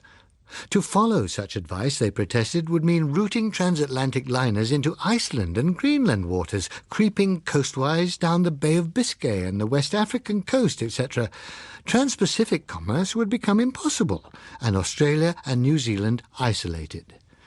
It showed a shocking and lamentable lack of a sense of responsibility that the committee should be allowed to advise in this way, and without full consultation with all interested parties, these panic-inspired measures which would, if heeded, bring the maritime commerce of the world virtually to a stop. Advice which could never be implemented should never have been given. The committee hedged slightly under the attack. It had not ordered, it said, it had simply suggested that wherever possible, vessels should attempt to avoid crossing any extensive stretch of water where the depth was greater than 2,000 fathoms, and thus avoid exposing itself to danger unnecessarily. This, retorted the shipowners curtly, was virtually putting the same thing in different words, and their case, though not their cause, was upheld by the publication in almost every newspaper of sketch maps showing hurried and somewhat varied impressions of the 2,000-fathom line. Before the committee was able to re-express itself in still different words, the Italian liner Sabina and the German liner Vorpommern disappeared on the same day, the one in mid-Atlantic, the other in the South Atlantic, and reply became superfluous. The news of the latest sinking was announced on the 8 a.m. news bulletin on a Saturday. The Sunday papers took full advantage of their opportunity. At least 6 of them slashed at official incompetence with almost 18th century gusto and set the pitch for the dailies. The Times screwed down rebukes to make the juice run out. The Guardian's approach was similar in intention, but more like an advancing set of circular saws in manner. The News Chronicles was not unlike, though with the teeth set slightly wider apart. The Express turned its hammer from the forging of imperial links to flailing those whose ineptitudes were now weakening them. The Mail denounced the failure to rule the seas as supreme treachery and demanded the impeachment of the saboteurs, omissive and commissive. The Herald told the housewife that the price of food would rise. The Worker, after pointing out that in a properly ordered society such tragedies would have been impossible since luxury liners would not exist and therefore could not be sunk, rounded upon owners who drove seamen into danger in unprotected ships at inadequate wages.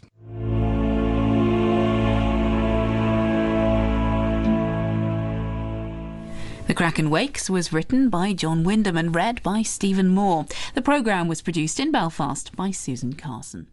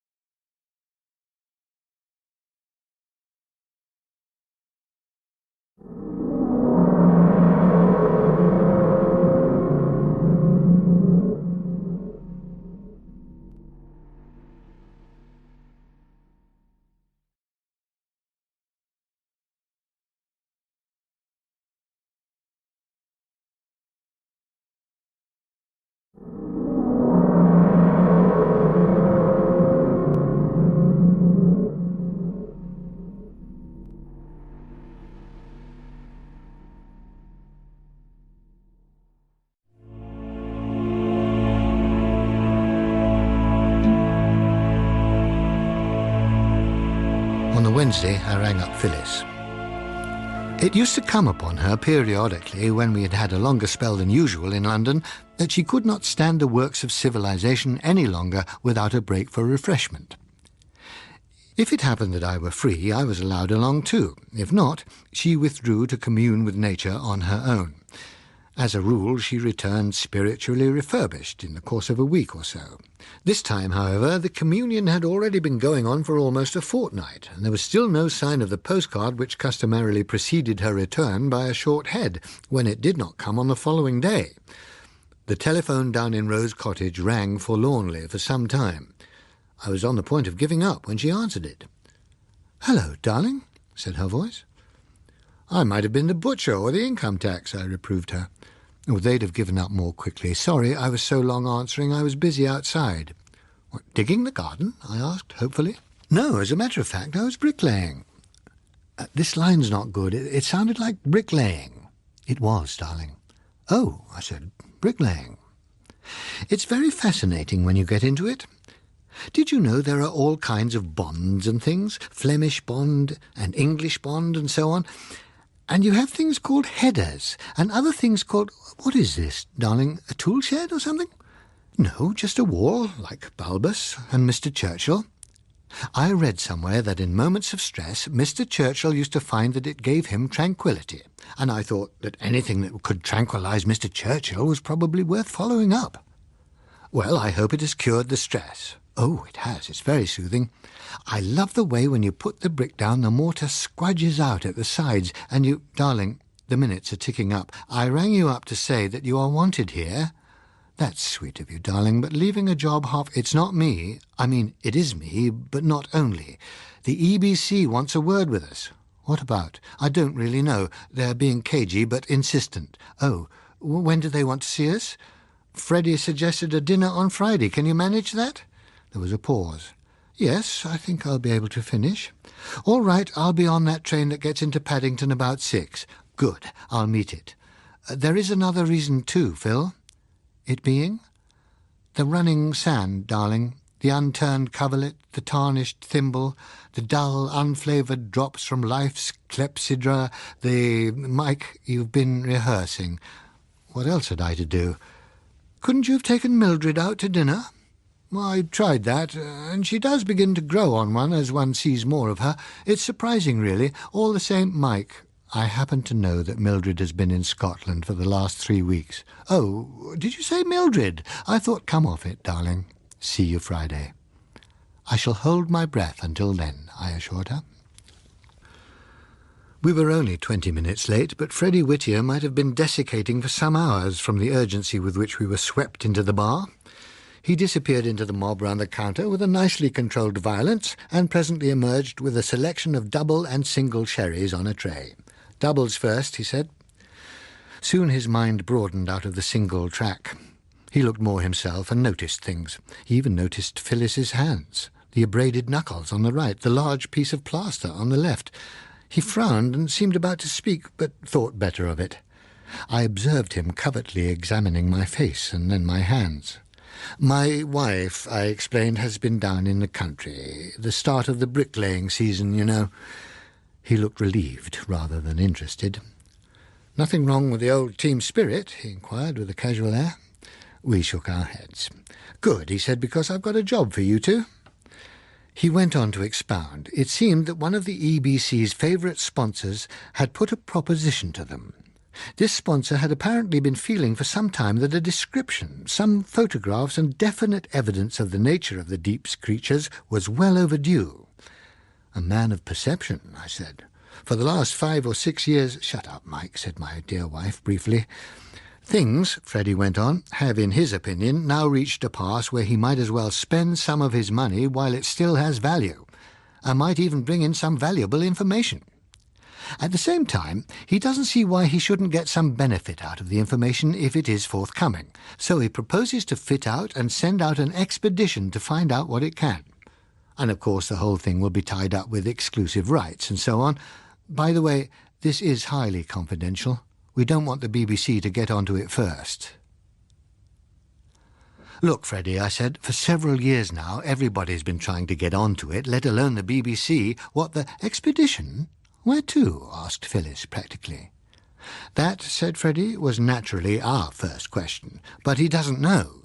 The whole decision on a location is in Bocker's hands. Bocker? I exclaimed. Is he becoming an untouchable or something?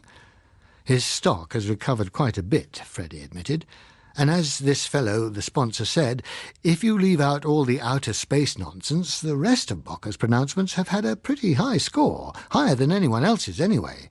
So he went to Bocker and said, look here, these things that came up on Sapphira and April Island, where do you think they are most likely to appear next, or at any rate soon? Bocker wouldn't tell him, of course, but they walked, and the upshot was that the sponsor will subsidise an expedition led by Bocker to a region to be selected by Bocker. What is more, Bocker also selects the personnel, and part of the selection, the EBC's blessing and your approval, could be you two. He was always my favourite ographer, said Phyllis. When do we start? Wait a minute, I put in. Once upon a time an ocean voyage used to be recommended for the health. Recently, however, far from being healthy— Air, said Freddie, exclusively air. People have doubtless got a lot of personal information about the things the other way, but we would prefer you to be in a position to bring it back. Such thoughtfulness is greatly appreciated, I assured him. Good. We'll go and talk it over with Bocker tomorrow, and then come round to my office and we'll go into contracts and all the rest of it. Phyllis wore an abstracted air at intervals during the evening. When we got home, I said, if you'd rather not take this up— Nonsense. Of course we're going, she said. But do you think subsidise means we can get suitable clothes and things on expenses? Even, I said, surveying the scene, even a diet of lotuses can pall. I like idleness in the sun, said Phyllis. I reflected, I think it is more than that, more than just like. I mean, I suggested, 20th century woman appears to regard sunlight as a kind of cosmetic effulgence with a light aphrodisiac content, which makes it a funny thing that none of her female ancestors are recorded as seeing it the same way. Men, of course, just go on sweating in it from century to century. Yes, said Phyllis. "You can't answer a whole observation like that with simply yes," I pointed out. "I have reached a comfortable stage of enervation where I can say yes to practically anything. It is a well-known effect of the tropics, often underlined by Mr. Maugham. Darling, Mr. Maugham depends very largely on the wrong people saying yes, even outside the tropics. It is not so much a matter of temperature as his system of triangulation, in which he is second only to Euclid, another bestseller, by the way, makes one wonder whether a Trinitarian approach to literature Mike, you're rambling. That's probably the heat, too. Let's just contemplate idly, shall we?" So we resumed the occupation which had been the leading feature of the last few weeks. From where we sat at an umbrellaed table in front of the mysteriously named Grand Hotel Britannia y la Justicia, it was possible to direct this contemplation on tranquillity or activity. Tranquillity was on the right. Intensely blue water glittered for miles until it was ruled off by a hard, straight horizon line. The shore, running round like a bow, ended in a palm-tufted headland which trembled mirage-wise in the heat. A backcloth which must have looked just the same when it formed a part of the Spanish Main. To the left was a display of life as conducted in the capital and only town of the island of Escondida. The island's name derived, presumably, from erratic seamanship in the past, which had caused ships to arrive mistakenly at one of the Caymans. But through all the vicissitudes of those parts, it had managed to retain it, and much of its Spanishness, too. The houses looked Spanish. The temperament had a Spanish quality. In the language there was more Spanish than English, and from where we were sitting at the corner of the open space known indifferently as the plaza or the square, the church at the far end, with the bright market stalls in front of it, looked positively picture-book Spanish. The population, however, was somewhat less so, and ranged from sunburnt white to coal black. Only a bright red British pillar box prepared one for the surprise of learning that the place was called Smithtown. And even that took on romance when one learnt also that the Smith commemorated had been a pirate in a prosperous way. Behind us, and therefore behind the hotel, one of the two mountains which make Escondida climbed steeply, emerging far above as a naked peak, with a scarf of greenery about its shoulders. Between the mountain's foot and the sea stretched a tapering rocky shelf, with the town clustered on its wider end. And there also had clustered for 5 weeks the Bocker expedition. Bocker had contrived a probability system all his own. Eventually his eliminations had given him a list of 10 islands as likely to be attacked, and the fact that 4 of them were in the Caribbean area settled our course. That was about as far as he cared to go, simply on paper, and it landed us all at Kingston, Jamaica.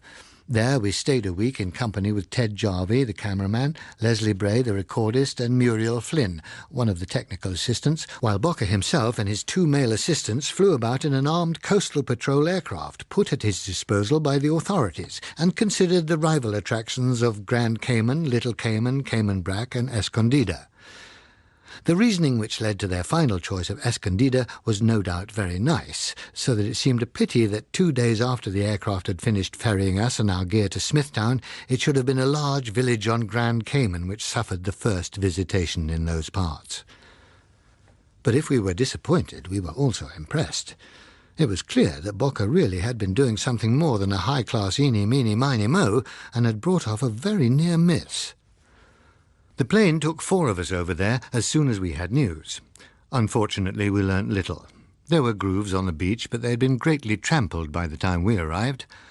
Out of 250 villagers, about a score had got away by fast running. The rest had simply vanished.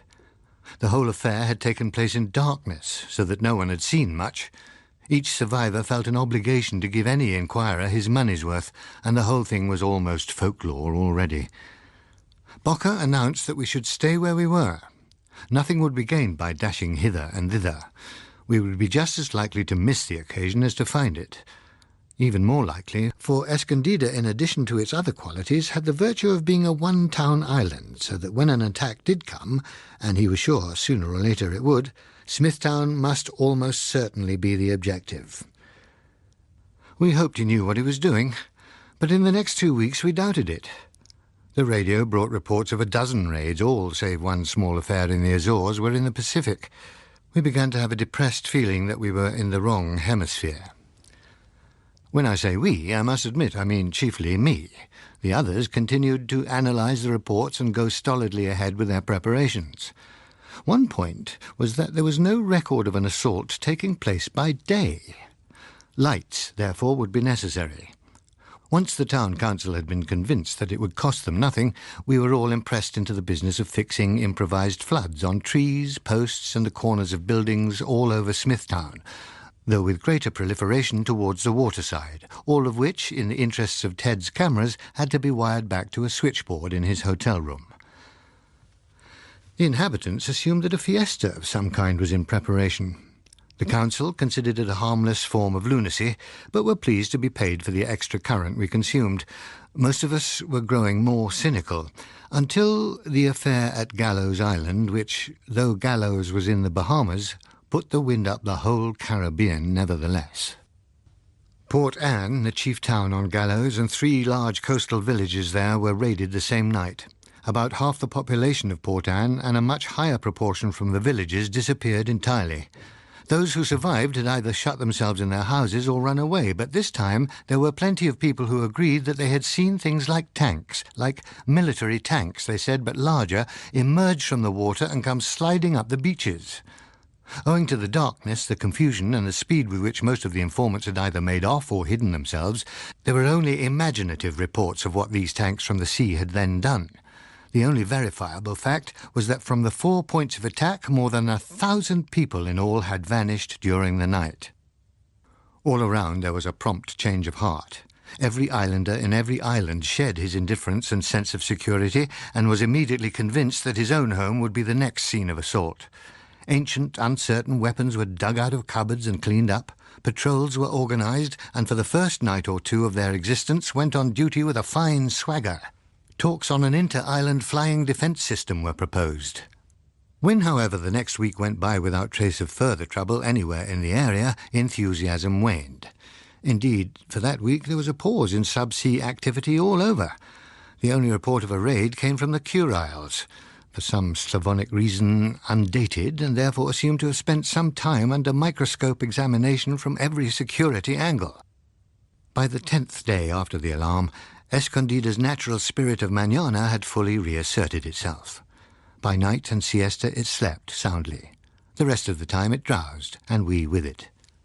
It was difficult to believe that we shouldn't go on like that for years, so we were settling down to it, some of us. Muriel explored happily among the island flora.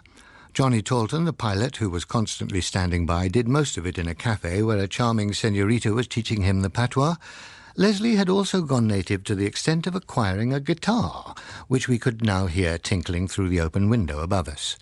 Phyllis and I occasionally told one another about the scripts we might write if we had the energy. Only Bocker and his 2 closest assistants, Bill Wayman and Alfred Haig, retained an air of purpose. If the sponsor could have seen us, he might well have felt dubious about his money's worth. While we still contemplated idly, Leslie's voice up above started on its repertoire with O Sole Mio. The other part of the repertoire, La Paloma, would undoubtedly follow. I groaned and sipped at my gin sling. "I think," said Phyllis, "that while we are here we really ought to dig up—" "Oh, dear!"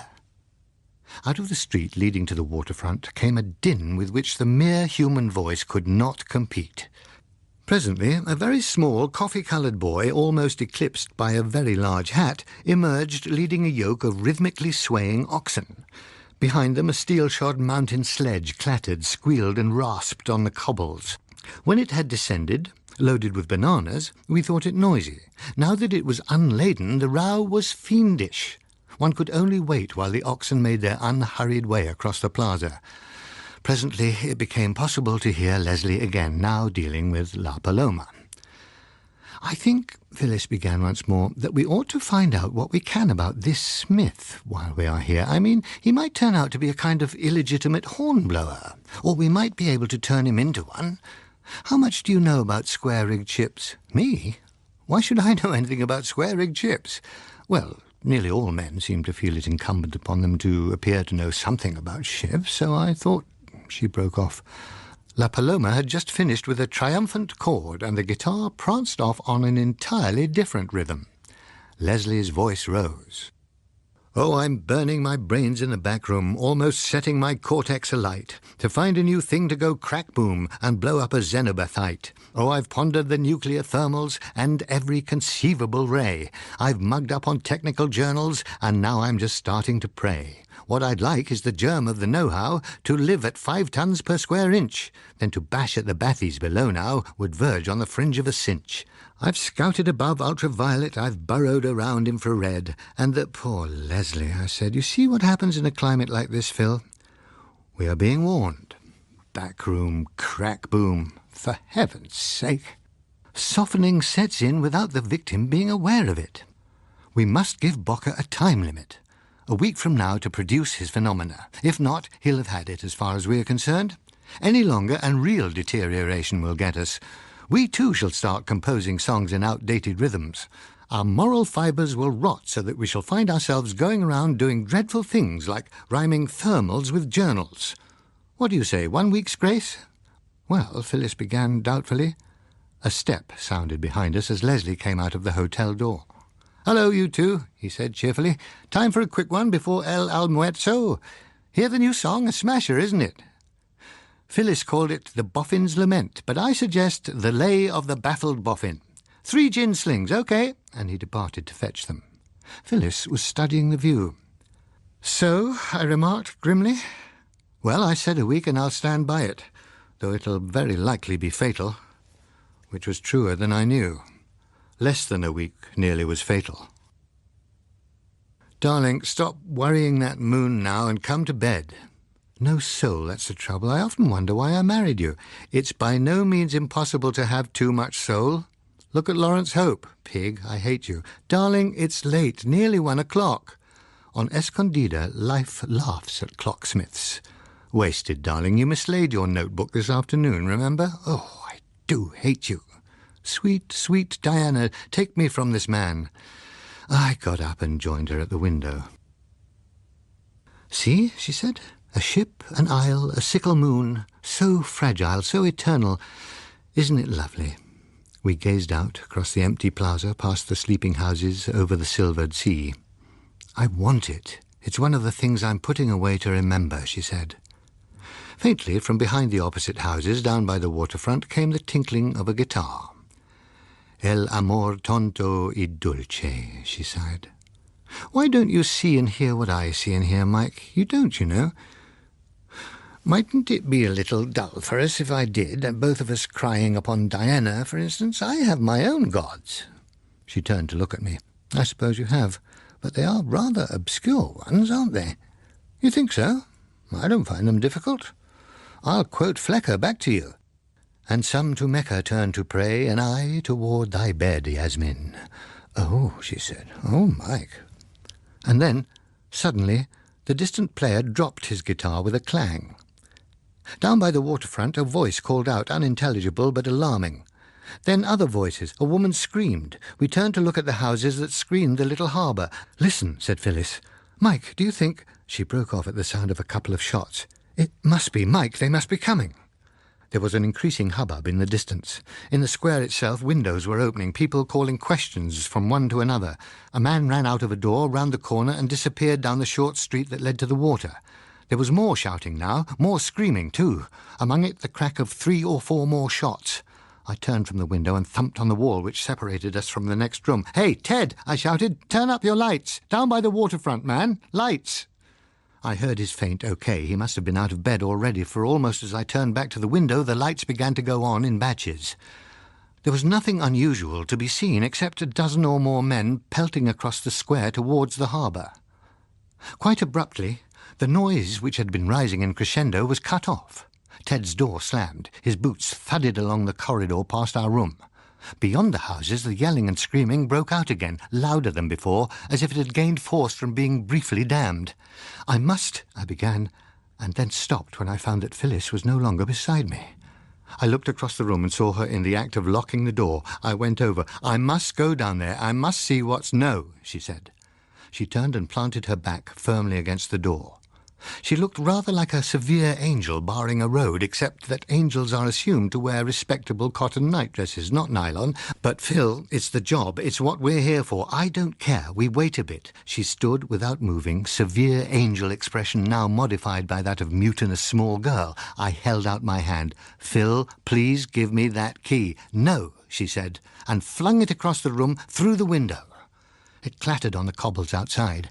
I gazed after it in astonishment. That was not at all the kind of thing one associated with Phyllis. All over the now floodlit square, people were now hurriedly converging towards the street on the opposite side. I turned back. Phil, please get away from that door. She shook her head. Don't be a fool, Mike. You've got a job to do. That's just what I know. It isn't. Don't you see? The only reports we've had at all were from the people who didn't rush out to find out what was happening, the ones who either hid or ran away. I was angry with her, but not too angry for the sense of that to reach me and make me pause. She followed up, it's what Freddie said. The point of our coming at all is that we should be able to go back and tell them about it. That's all very well, but no, look there. She nodded towards the window. People were still converging upon the street that led to the waterside, but they were no longer going into it. A solid crowd was piling up at the entrance. Then, while I looked, the previous scene started to go into reverse. The crowd backed and began to break up at its edges. More men and women came out of the street, thrusting it back until it was dispersing all over the square. I went closer to the window to watch. Phyllis left the door and came and stood beside me. Presently we spotted Ted, turret-lensed cine camera in hand, hurrying back. "What is it?" I called down. "God knows. Can't get through. There's a panic up the street there. They all say it's coming this way, whatever it is. If it does, I'll get a shot from my window. Can't work this thing in that mob." He glanced back and then disappeared into the hotel doorway below us. People were still pouring into the square and breaking into a run when they reached a point where there was room to run. There had been no further sound of shooting, but from time to time there would be another outbreak of shouts and screams somewhere at the hidden far end of the short street. Among those headed back to the hotel came Dr. Bocker himself and the pilot, Johnny Talton. Bocker stopped below and shouted up. Heads popped out of various windows. He looked them over. "Where's Alfred?" he asked. No one seemed to know. "If anyone sees him, call him inside," Bocker instructed. "The rest of you stay where you are. Observe what you can, but don't expose yourselves till we know more about it. Ted, keep all your lights on. Leslie?" "Just on my way with the portable recorder, Doc," said Leslie's voice. "No, you're not. Sling the mic outside the window if you like, but keep under cover yourself, and that goes for everyone for the present."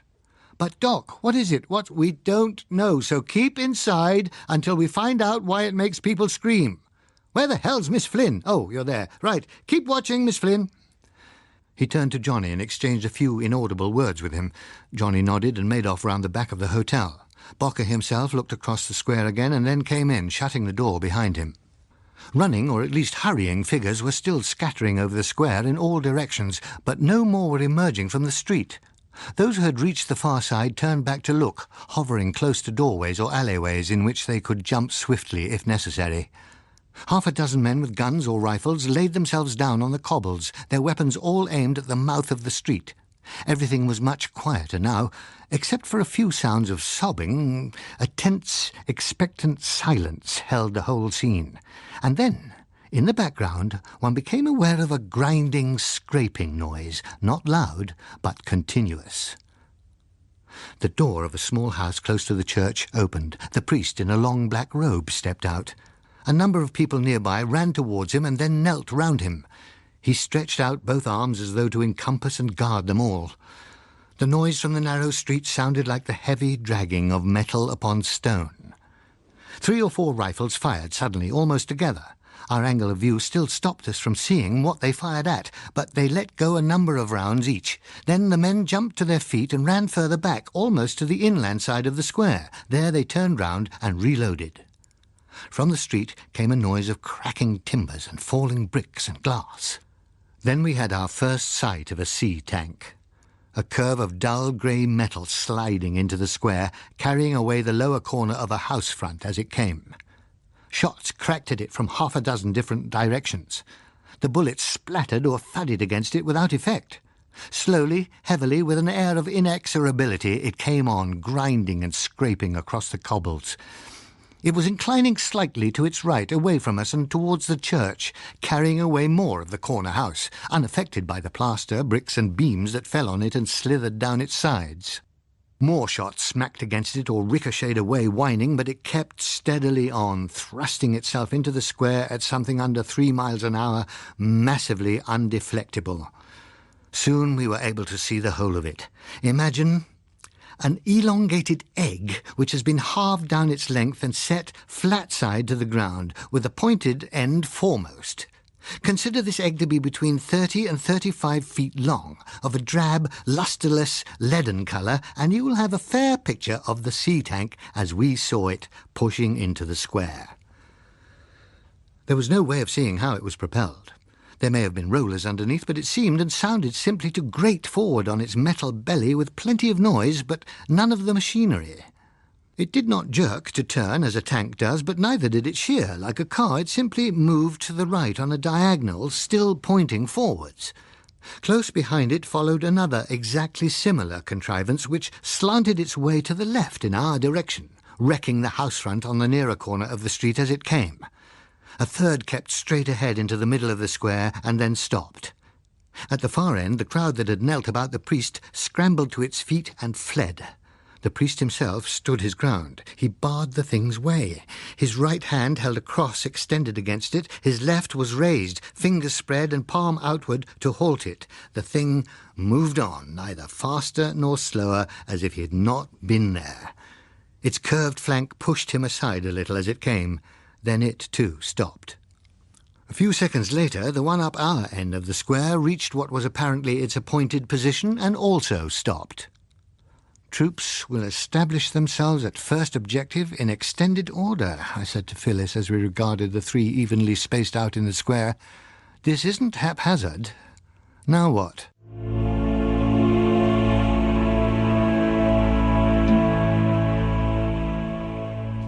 Kraken Wakes was written by John Wyndham and read by Stephen Moore. The programme was produced in Belfast by Susan Carson.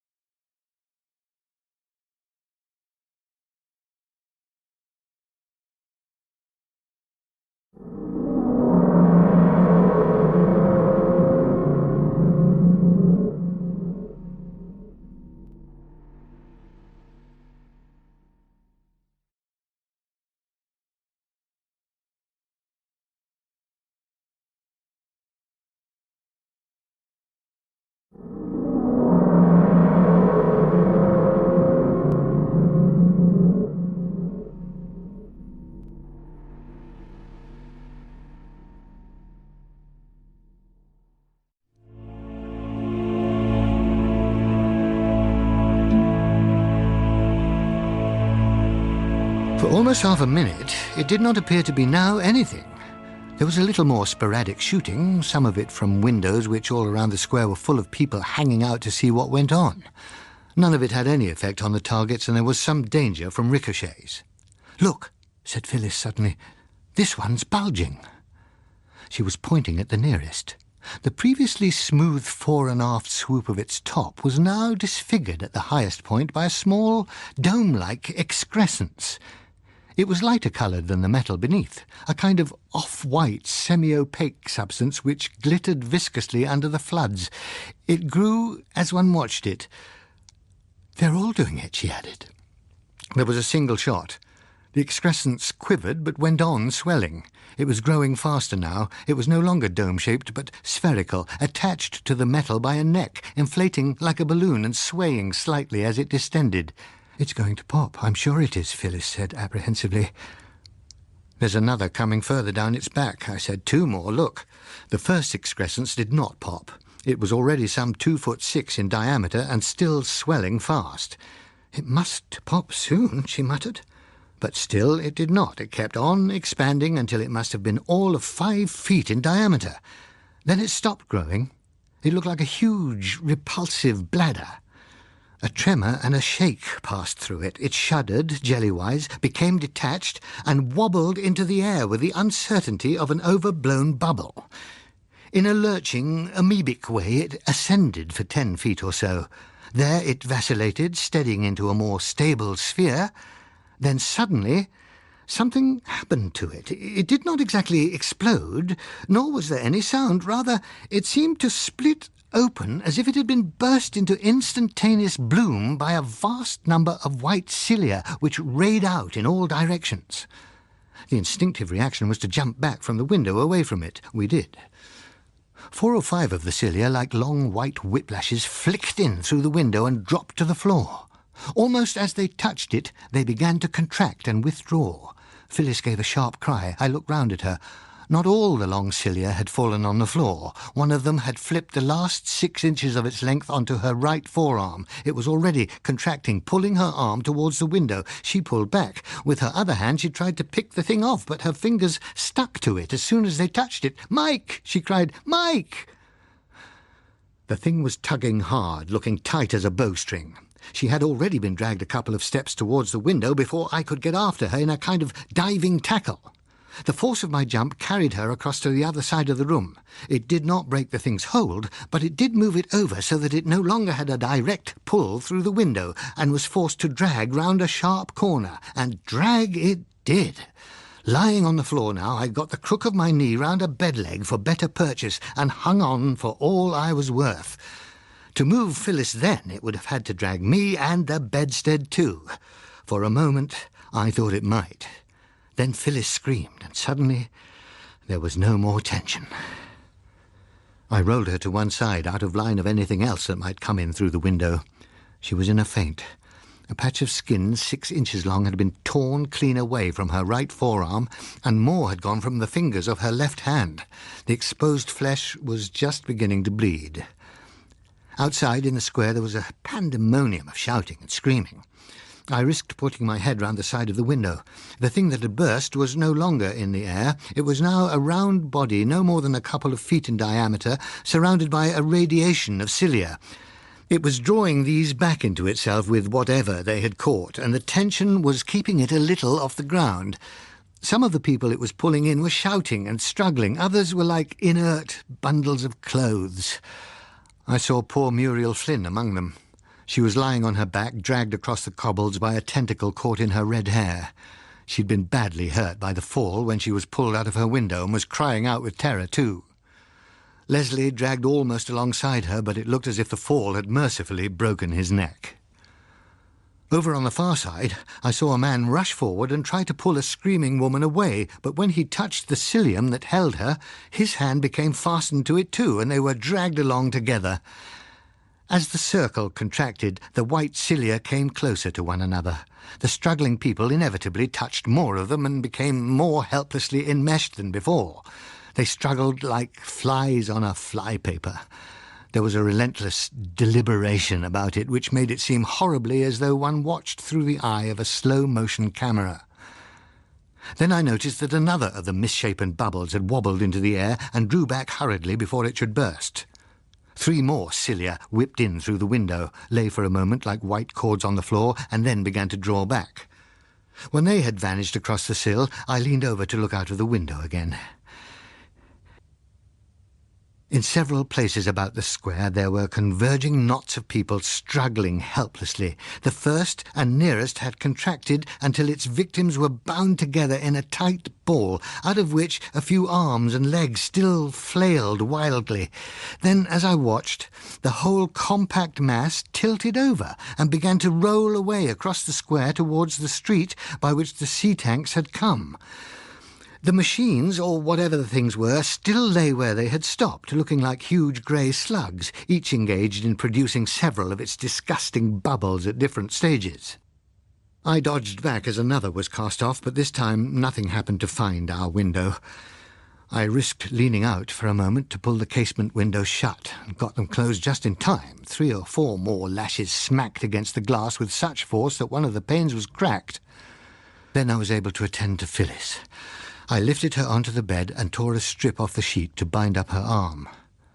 Outside, the screaming and shouting and uproar was still going on, and among it the sound of a few shots. When I had bandaged the arm, I looked out again. Half a dozen objects, looking now like round bales, were rolling over and over on their way to the street that led to the waterfront. I turned back again and tore another strip off the sheet to put round Phyllis's left hand. While I was doing it, I heard a different sound above the hubbub outside. I dropped the cotton strip and ran back to the window in time to get a glimpse of a plane coming in low. The cannon in the wings started to twinkle, and I threw myself back out of harm's way. There was a dull whoomph of an explosion. Simultaneously, the windows blew in. The lights went out, bits of something whizzed past, and something else splattered all over the room. I picked myself up. The outdoor lights down our end of the square had gone out too, so that it was difficult to make out much there, but up the other end I could see that one of the sea tanks had begun to move. It was sliding back by the way it had come. Then I heard the sound of the aircraft returning and went down on the floor again. There was another whoomph, but this time we did not catch the force of it, though there was a clatter of things falling outside. "Mike," said a voice from the bed, a frightened voice. "It's all right, darling, I'm here," I told her. The moon was still bright and I was able to see better now. "What's happened?" she asked. "They've gone. Johnny got them with the plane. At least, I suppose it was Johnny," I said. "It's all right now. Mike, my arms do hurt. I'll get a doctor as soon as I can, darling." "What was it?" "It had got me, Mike. If you hadn't held on..." "It's all over now, darling. She broke off at the sound of the plane coming back once more. We listened. The cannon were firing again, but this time there was no explosion. "Mike, there's something sticky. Is it blood? You're not hurt?" "No, darling, I don't know what it is. It's all over everything." "You're shaking, Mike." "Sorry, I can't help it." "Oh, Phil. Darling Phil. So nearly. If you'd seen them. Muriel and the rest. It might have been..." "There, there," she said, as if I were aged about 6. "Don't cry, Mickey. It's over now." She moved. "Oh, Mike, my arm does hurt." "Lie still, darling. I'll get that doctor," I told her. I went for the locked door with a chair and relieved my feelings on it quite a lot. It was a subdued remnant of the expedition that foregathered the following morning: Bocker, Ted Jarvie and ourselves. Johnny had taken off earlier with the films and recordings, including an eyewitness account I had added later, and was on his way to Kingston with them.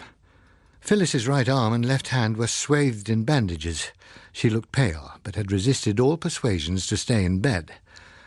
Bocker's eyes had entirely lost their customary twinkle. His wayward lock of grey hair hung forward over a face which looked more lined and older than it had on the previous evening. He limped a little and put some of his weight on his stick. Ted and I were unscathed. He looked questioningly at Bocker. "If you can manage it, sir," he said, "I think our first move ought to be to get out of this stink." "By all means," Bocker agreed. "A few twinges are nothing compared with this. The sooner the better," he added, and got up to lead the way to windward. The cobbles of the square, the litter of metal fragments that lay about it, the houses all round, the church, everything in sight, glistened with a coating of slime, and there was more of it that one did not see, splashed into almost every room that fronted on the square. The previous night it had been simply a strong, fishy, salty smell, but with the warmth of the sun at work upon it, it had begun to give off an odour that was already fetid and rapidly becoming miasmic. Even 100 yards made a great deal of difference. Another 100, and we were clear of it, among the palms which fringed the beach on the opposite side of the town from the harbour. Seldom had I known the freshness of a light breeze to smell so good. Bocker sat down and leant his back against a tree. The rest of us disposed ourselves and waited for him to speak first. For a long time he did not. He sat motionless, looking blindly out to sea. Then he sighed. "Alfred," he said, "Bill, Muriel, Leslie, I brought you all here. I have shown very little imagination and consideration for your safety, I'm afraid." Phyllis leaned forward. "You mustn't think like that, Dr. Bocker. None of us had to come, you know." You offered us the chance to come, and we took it. If the same thing had happened to me, I don't think Michael would have felt that you were to blame, would you, Mike? No, I said. I knew perfectly well whom I should have blamed forever and without reprieve. And I shouldn't. And I'm sure the others would feel the same way, she added, putting her uninjured right hand on his sleeve. He looked down at it, blinking a little. He closed his eyes for a moment. Then he opened them and laid his hand on hers. His gaze strayed beyond her wrist to the bandages above. "You're very good to me, my dear," he said. He patted the hand and then sat straight, pulling himself together. Presently, in a different tone, "We have some results," he said. "Not perhaps as conclusive as we had hoped, but some tangible evidence at least. Thanks to Ted, the people at home will now be able to see what we are up against, and thanks to him, too, we have the first specimen." "Specimen?" repeated Phyllis. "What of?" "A bit of one of those tentacle things," Ted told her. "How on earth? Well, luck, really. You see, when the first one burst, nothing came in at my particular window, but I could see what was happening in other places, so I opened my knife and put it handy on the sill just in case. When one did come in with the next shower, it fell across my shoulder. I caught up the knife and slashed it just as it began to pull. There was about 18 inches of it left behind. It just dropped on the floor and wriggled a couple of times and curled up. We posted it off with Johnny." "Ugh," said Phyllis. "In future," I said, "we too will carry knives. Make sure they're sharp. It's mighty tough stuff," Ted advised. "If you can find another bit of one, I'd like to have it for examination," said Bocker. "We decided that one had better go off to the experts. There's something very peculiar indeed about those things. The fundamental is obvious enough. It goes back to some type of sea anemone.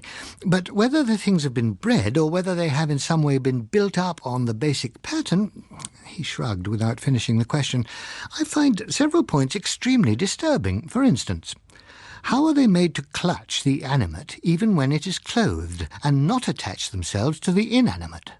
Also, how is it possible that they can be directed on the route back to the water instead of simply trying to reach it the nearest way? The first of those questions is the more significant. It implies specialized purpose. The things are used, you see, but not like weapons in the ordinary sense. Not just to destroy, that is. They are more like snares." We thought that over for a moment. "You mean," said Phyllis, "the purpose was to catch and collect people like, well, as if they were sort of shrimping for us?" "Something of the kind. Clearly the primary intention was capture, though whether as a means to something or as an end in itself one cannot say, of course." We digested that thought. I could have wished that Phyllis had dropped on some analogy other than shrimping. Presently Bocker went on. "Ordinary rifle fire doesn't appear to trouble either the sea tanks or those millibrachiate things, unless there are vulnerable spots that were not found. Explosive cannon shells can, however, fracture the covering. The manner in which it then disintegrates suggests that it is already under very strong stress and not very far from breaking point. We may deduce from that in the April Island affair there was either a lucky shot or a grenade was used. What we saw last night certainly explains the natives' talk of whales and jellyfish. These sea tanks might easily at a distance be taken for whales. And regarding the jellyfish, they weren't so far out. The things must almost without doubt be closely related to the coelenterates. As to the sea tanks, the contents seem to have been simply gelatinous masses confined under immense pressure. But it is hard to credit that this can really be so.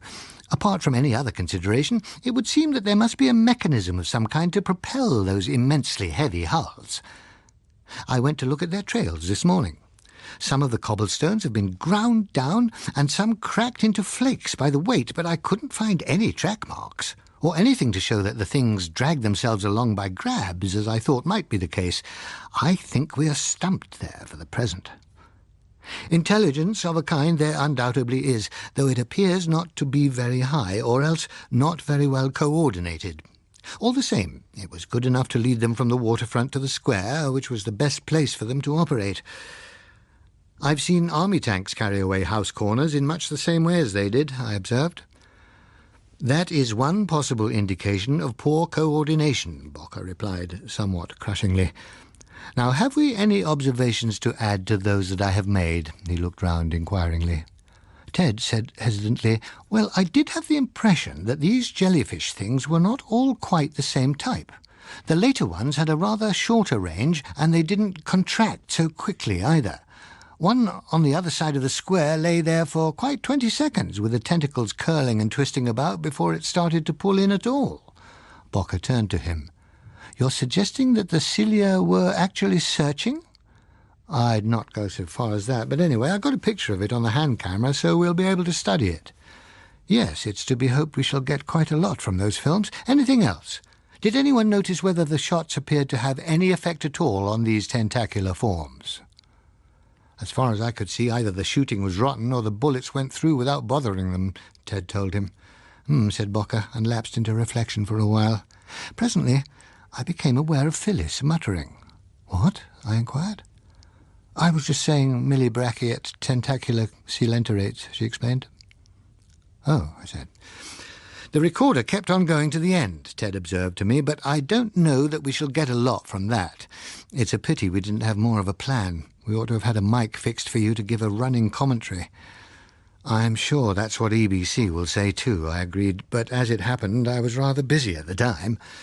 What I want to do now is to make a rather fuller and less hurried recording than this morning's version, but I'm damned if I can face Smithtown yet. Never under heaven was there such a concentrated pong." We continued to sit where we were, each of us mostly occupied with his own thoughts. It was quite a long time later that Bocker said reflectively, "You know, I think that if I believed in God, I should now be a very frightened man. Luckily, however, I am rather old-fashioned, so I don't, thank God." Phyllis's eyebrows rose. "Why," she said, "why would you be frightened?" "Because I should be a superstitious man. And superstitious men are always frightened when they are out of their depth with something new. I should be tempted to think that God proposed to teach me a lesson, that he was saying, you think you're so clever, little gods yourselves with all your atom-splitting and microbe-conquering? You think you rule the world, and possibly heaven too. Very well, you conceited little mites. There's a lot about life and nature that you don't know. I'll just show you one or two new things and see how your conceit stands up to them. I've had to do it before." "However, as you don't believe that," prompted Phyllis. "I don't know. There have been lords of the earth before us. Some of them in a sounder position, too. There was a great variety of dinosaur types, which should have given them a broad chance of survival. All the human eggs, on the other hand, are pretty nearly in one basket." Nobody made any further comment. The four of us continued to sit on, looking out across a blandly innocent azure sea. Among the other papers I bought at London Airport was the current number of The Beholder. Though it is, I am aware, not without its merits, and even well thought of in some circles, it leaves me with an abiding sense that it is more given to expressing its first prejudices than its second thoughts. Perhaps if it were to go to press a day later. However, the discovery in this issue of a leader entitled "Dr. Bocker Rides Again" did nothing to alter my impression. The text ran something after this fashion. "Neither the courage of Dr. Alastair Bocker in going forth to meet a submarine dragon, nor his perspicacity in correctly deducing where the monster might be met, can be questioned. The gruesome and fantastically repulsive scenes to which the EBC treated us in our homes last Tuesday evening make it more to be wondered at that any of the party should have survived than that 4 of its members should have lost their lives. Dr. Bocker himself is to be congratulated on his escape at the cost merely of a sprained ankle when his sock and shoe were wrenched off, and another member of the party on her even narrower escape. Nevertheless, horrible though this affair was, and valuable as some of the doctor's observations may prove in suggesting countermeasures, it would be a mistake for him to assume that he has now been granted an unlimited license to readopt his former role as the world's premier fat boy. We are alarmed. Reasonably alarmed at the damaging blows that attacks from beneath the sea have dealt to world trade, but we are confident that scientific research will, before long, find a means to restore to us the freedom of the seas. We are also distressed by the calamities that have fallen upon the inhabitants of certain islands, and we protest a disgust at its form, which increases our sympathy for those who have experienced it. We do not, however, have any intention of responding to Dr. Bocker's latest attempt to set our editorial flesh creeping. Neither, we imagine, have our readers, nor, we hope, have any of the more thoughtful part of the population of this long-suffering island. It is our inclination to attribute his suggestion that we should proceed forthwith to embattle virtually the entire western coastline of the United Kingdom to the effect of recent unnerving experiences upon a temperament which has never shunned the sensational, rather than to the conclusions of mature consideration. Let us consider the cause of this panic-stricken recommendation. It is this. A number of small islands, all but one of them lying within the tropics, have been raided by some marine agency of which we as yet know little. In the course of these raids, some hundreds of people, to an estimated total no larger than that of the number of persons injured on the roads in a few days, have lost their lives. This is unfortunate and regrettable, but scarcely grounds for the suggestion that we, thousands of miles from the nearest incident of the kind, should, at the taxpayers' expense, proceed to beset our whole shoreline with weapons and guards. This is a line of argument which would have us erect shock-proof buildings in London on account of an earthquake in Tokyo. And so on. There wasn't a lot left of poor Bocker by the time they'd finished with him. I did not show it to him. He'd find out soon enough, for the Beholder's readership had no use for the unique approach. It liked the popular view, bespokenly tailored. Presently the helicopter set us down at the terminus, and Phyllis and I slipped away while pressmen converged on Bocker. Dr. Bocker out of sight, however, was by no means Dr. Bocker out of mind. The major part of the press had divided into pro- and anti-camps, and within a few minutes of our getting back to the flat, representatives of both sides began ringing us up to put leading questions to their own advantage. After about 5 of these, I seized on an interval to ring the EBC and tell them that as we were about to remove our receiver for a while, they would probably suffer, and would they please keep a record of callers. They did. Next morning, there was quite a list. Among those anxious to talk to us, I noticed the name of Captain Winters, with the Admiralty number against it. "Here's one that ought to have priority, I think," I suggested. "Would you like to deal with it?" "Oh, dear, can't I just be an invalid?" asked Phyllis. "I really don't—" Then she saw where my finger was pointing. "Oh, I see. Well, the Navy's a bit different, of course." She reported a little later. "One of the lordships wants to see us, and Captain Winters would be delighted if he may have the privilege of rewarding and reviving us with dinner afterwards. I said he should." "All right," I agreed, and then took myself off to face a thirsty day of discussing and planning at EBC. The Admiral, when we reached him, turned out to be a great deal more human and less awe-inspiring than his further approaches suggested. His greeting to Phyllis was indeed little short of avuncular. He asked concernedly after her injuries and congratulated her upon her escape in a most protective manner. Then we all sat down. He glanced at a paper on his desk. "We have, of course, had Dr. Bocker's report on the Escondida affair. It raises a large number of controversial points. In fact, he shows, if I may say so without offence, a generosity of hypothesis which appears to exceed the warrants of the observed facts, to a degree quite remarkable in a scientist. I thought that a little talk with others who were present at the incident might help to clarify the picture for us." I assured him that I understood the position well.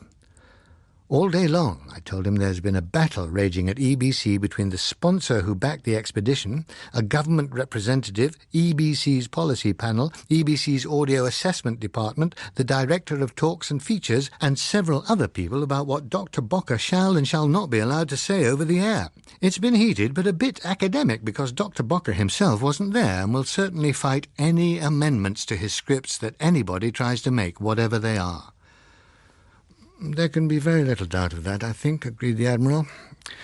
He looked down at his papers again. "Now, he says here that these sea tank things and the exuded objects which it pleases him to call pseudo-celenterata are unaffected by rifle fire, but that the sea tanks completely disintegrate when hit by explosive cannon shell. You support that?" "They explode almost as thoroughly as a broken light bulb implodes," I told him. "Leaving no identifiable fragments?" "A lot of metal splinters and pieces which might have been anything, that's all." "Except the slime?" "Yes, except that, of course." Phyllis wrinkled her nose at the recollection of it. "By the afternoon the sun had baked that dry, and it was like a hard varnish over everything," she told him. He nodded. "Now, these pseudo-celenterata things, I'll read you what he says about them." He did so, ending, "Would you call that a fair description? Is there anything else you would add?" "No, it's accurate to my memory," I said. I didn't see much, but the first part's accurate, Phyllis agreed. Now, would you say that both these forms were sentient? He asked. I frowned. That's a very difficult one, sir. In the most elementary sense of the word, they both were. That is, they responded to certain external stimuli, and very strongly. But if you're meaning, did they show any degree of intelligence? Well, I simply can't tell you. There was intelligent direction of both forms, undoubtedly. The sea tanks followed an intelligent route into the square and disposed themselves advantageously when they got there. The other things took the same route back to the water when the straight line was obstructed by houses. But it would not be difficult to make remote control mechanisms that would obey directions of that kind. Then you are aware of Dr. Bocker's theory that these forms were, in fact, agents only. That is, that the controlling mind was elsewhere and directed them by some means of communication at present unknown to us. What is your opinion on that? Not very definite, sir, but I think Dr. Bocker's theory is tenable. If you don't mind an analogy, the whole operation struck one as having more the style of trawling than of harpooning. My wife places it somewhat lower than that. She said shrimping. An undiscriminating instrument rather than a precise one. Exactly, sir. It discriminated no further than to select the animate from the inanimate.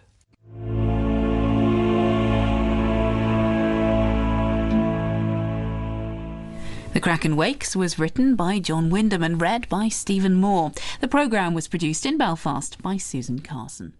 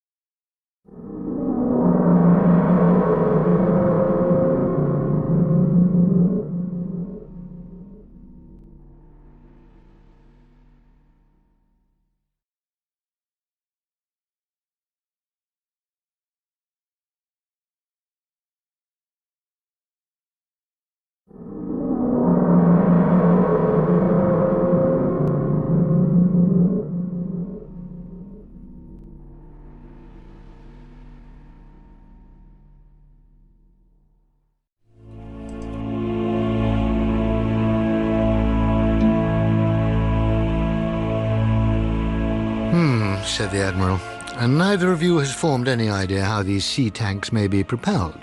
We shook our heads. He looked down at his paper again for a moment. Very rarely in my experience of him, he observed, has Dr. Bocker failed to equip himself with a brand-new cat when approaching pigeons.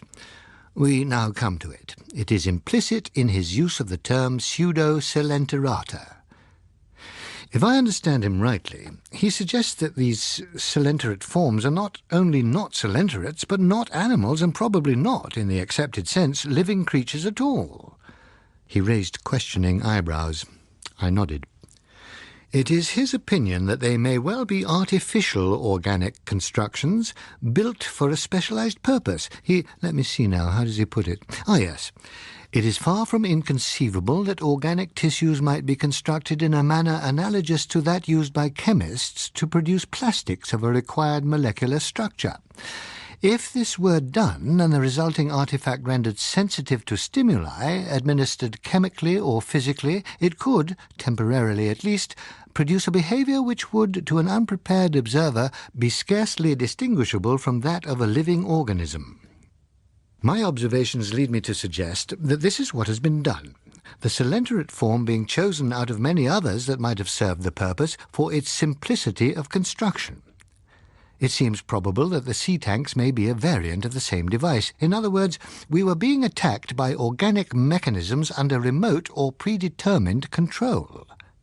When this is considered in the light of the control which we ourselves are able to exercise over inorganic materials, remotely, as with guided missiles, or predeterminedly, as with torpedoes, it should be less startling than it at first appears. Indeed, it may well be that once the technique of building up a natural form synthetically has been discovered, control of it would present less complex problems than many we have had to solve in our control of the inorganic.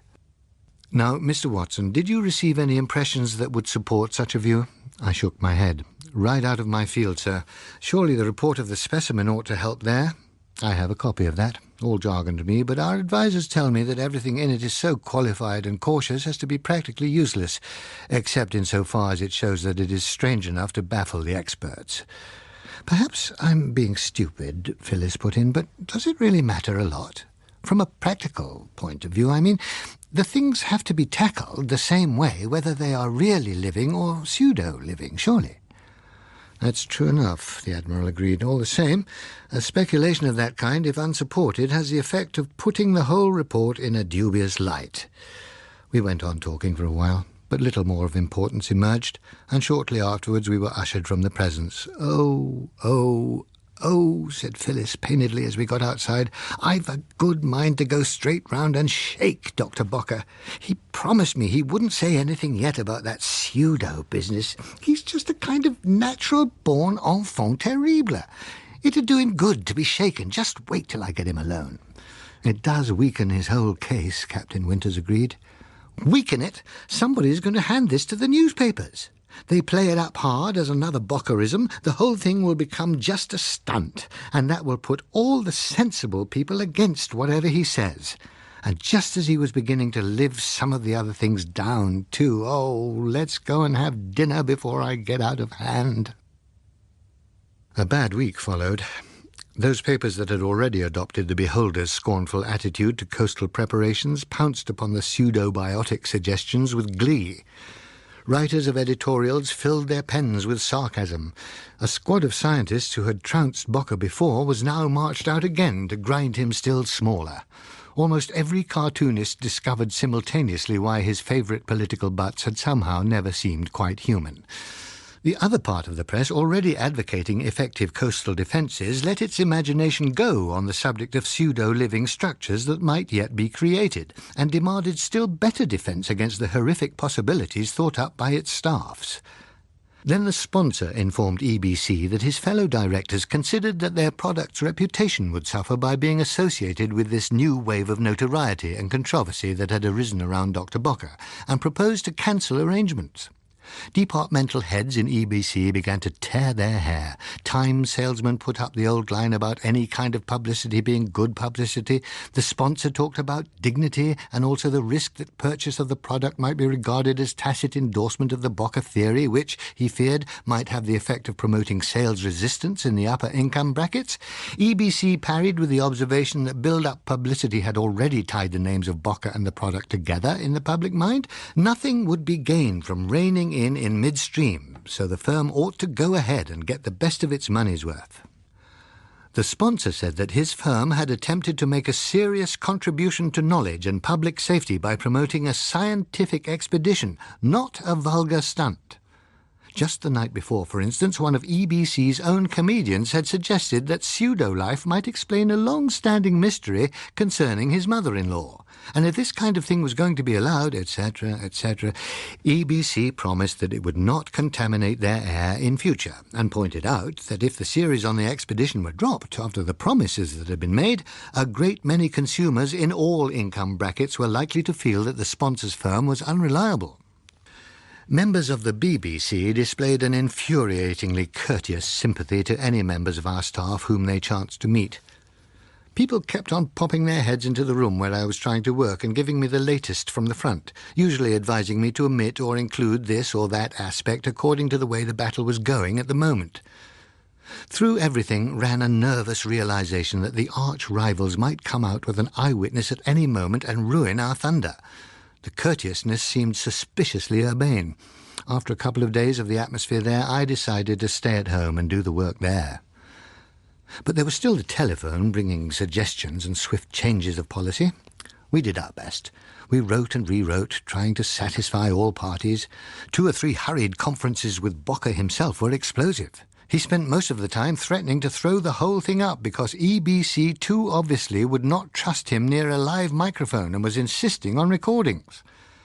At last, however, the scripts were finished. We were too tired of them to argue any more. When the first of them did get on the air, at last it sounded to us like something misplaced from Mummy's Angel's Half Hour. We packed hurriedly and departed blasphemously for the peace and seclusion of Cornwall. The first noticeable thing as we approached Rose Cottage, 268.6 miles this time, was an innovation. "Good heavens," I said, "we've got a perfectly good one indoors. If I'm expected to come and sit out in a draught there just because a lot of your compost-minded friends—" "That," Phyllis told me coldly, "is an arbour." I looked at it more carefully. The architecture was unusual. One wall gave an impression of leaning a little. "Why do we want an arbour?" I inquired. "Well, one of us might like to work there on a warm day. It keeps the wind off and stops papers blowing about." "Oh," I said. With a defensive note, she added, "After all, when one is bricklaying, one has to build something." Logical enough, I suppose. But there was a haunting feeling that it did not start from quite the right premise. I assured her that as arbours went, it was a very nice arbour. I had just not been expecting an arbour, that was all. "It was not a kind conclusion to jump to," she said huffily. "There are times when I wonder whether the two of us are quite as well en rapport as I like to hope. The use of the word kind, for instance, in the circumstances. But I was able to assure her that I thought it very clever of her, and I did. I don't suppose I myself could have got one brick to stick to another." It was a relief to be back. Hard to believe that such a place as Escondida existed at all. Still harder to believe in sea tanks and giant cylinderates, pseudo or not. Yet somehow I did not find myself able to relax as I had hoped. On the first morning, Phyllis dug out the fragments of the frequently neglected novel and took them off with a faintly defiant air to the arbour. I pottered about, wondering why the sense of peace wasn't seeping in upon me quite as I had hoped. The Cornish sea still lapped immemorially at the rocks.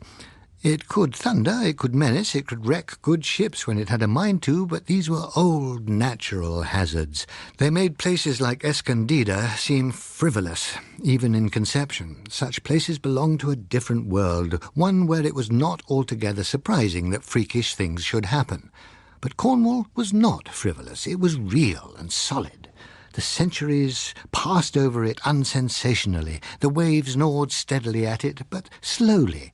When the sea killed its inhabitants, it was because they had challenged it, not because it challenged them.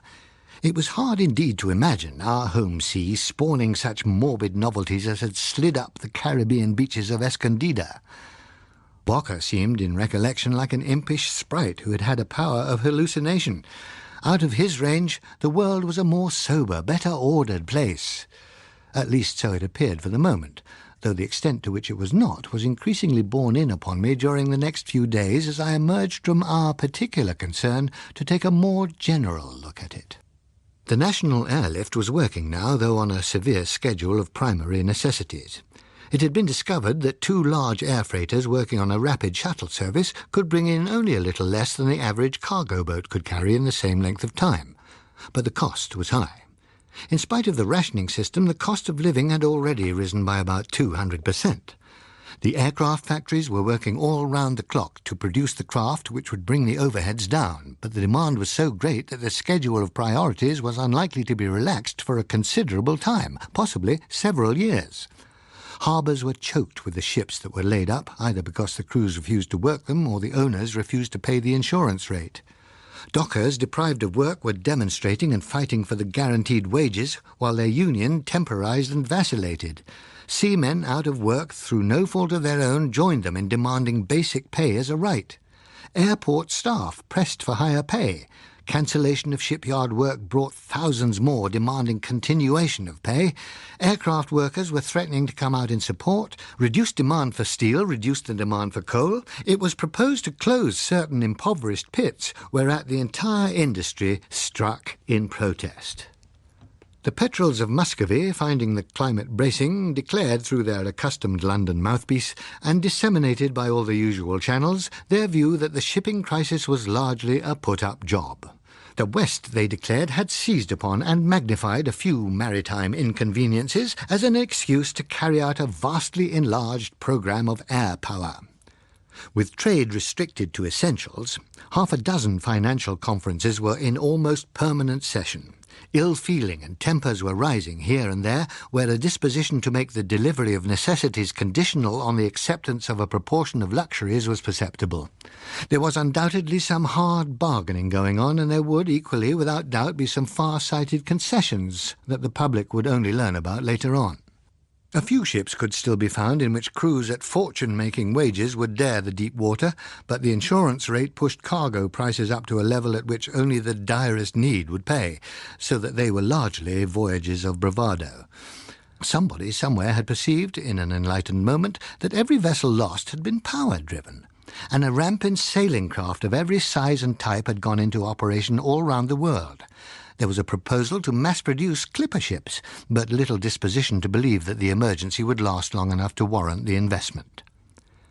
In the backrooms of all maritime countries, the boys were still hard at work. Every week saw new devices being tried out, some with enough success for them to be put into production, though only to be taken out of production again when it was shown that they had been rendered unreliable in some way, if not actually countered. Nevertheless, it was being recognized by a scientifically minded age that even magicians may have sticky relays sometimes. That the boffins would come through with a complete answer one day was not to be doubted, and always it might be tomorrow. From what I had been hearing, the general faith in boffins was now somewhat greater than the boffins' faith in themselves. Their shortcomings as saviours were beginning to oppress them. Their chief difficulty was not so much infertility of invention as lack of information. They badly needed more data and could not get them. One of them had remarked to me, "If you were going to make a ghost trap, how would you set about it? Particularly if you had not even a small ghost to practice on."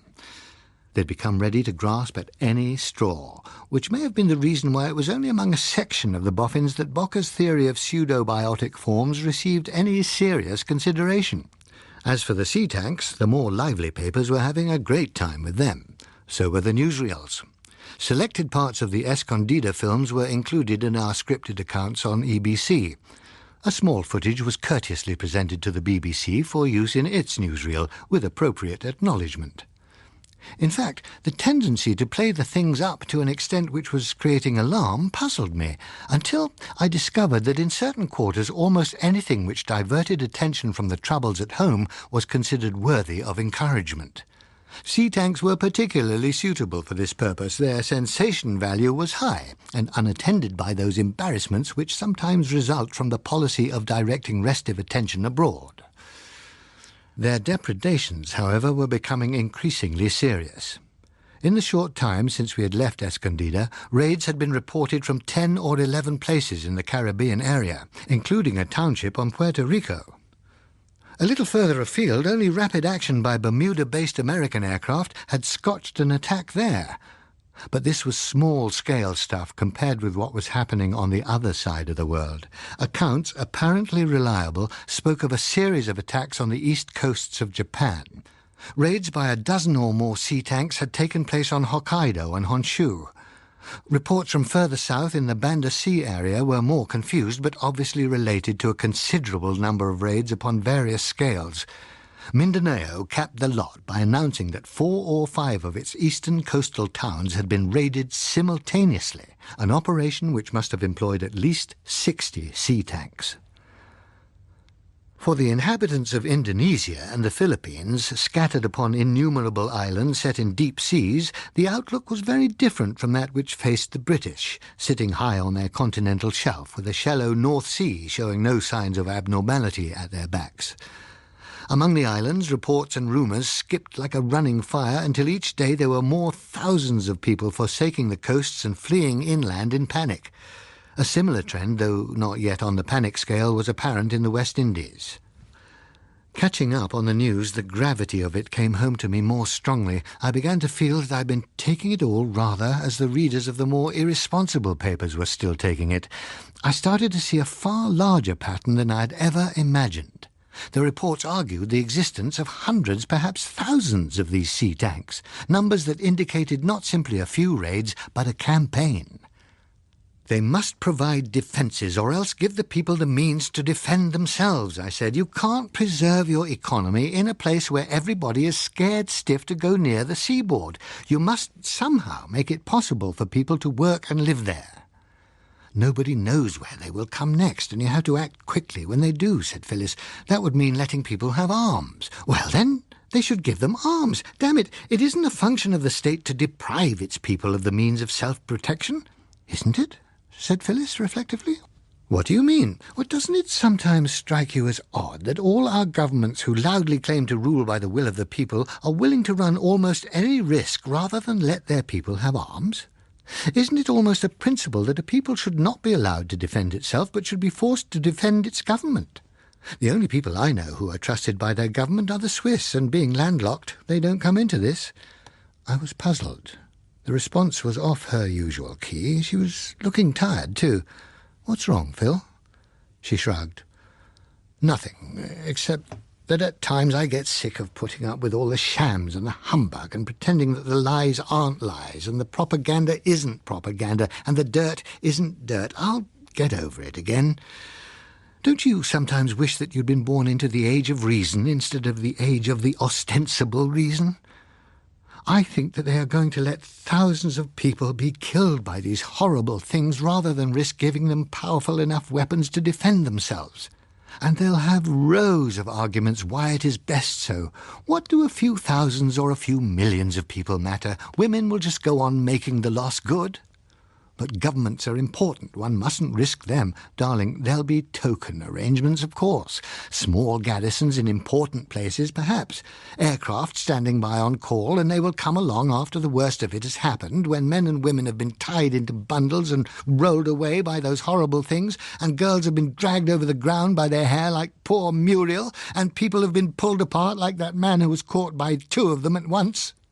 Then the aeroplanes will come, and the authorities will say that they were sorry to be a bit late, but there are technical difficulties in making adequate arrangements.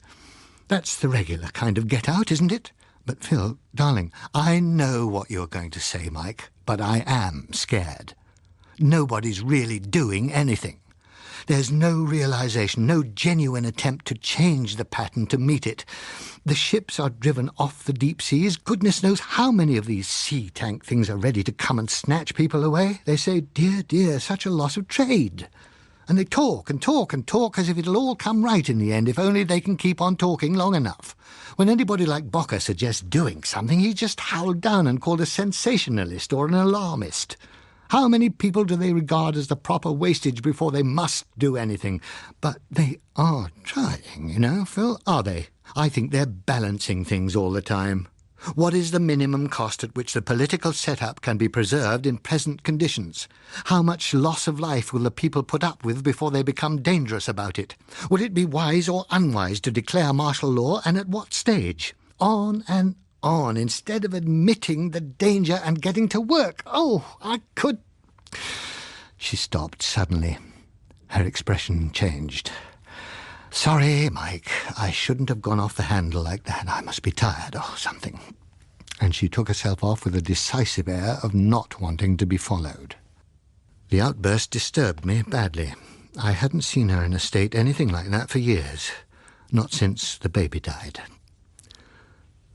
The next morning didn't do anything to reassure me. I came round the corner of the cottage and found her sitting in that ridiculous arbour. Her arms lay on the table in front of her, her head rested on them, with her hair straying over the littered pages of the novel. She was weeping forlornly, steadily. I raised her chin and kissed her. Darling, darling, what is it?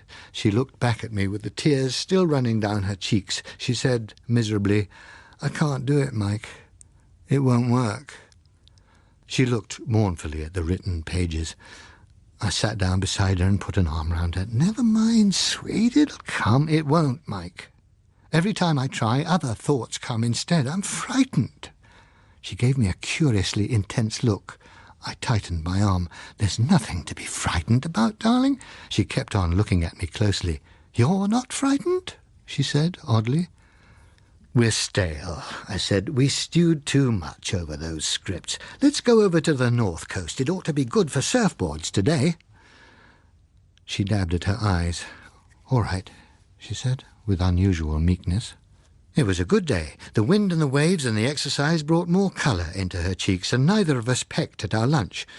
We reached the stage where I felt that I could hopefully suggest that she should see a doctor.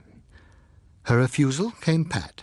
She was feeling a whole lot better. Everything would be all right in a day or two. We idled the rest of the day away on a leisurely course, which brought us back to Rose Cottage about 9:30 in the evening. While Phyllis went to warm up some coffee, I turned on the radio.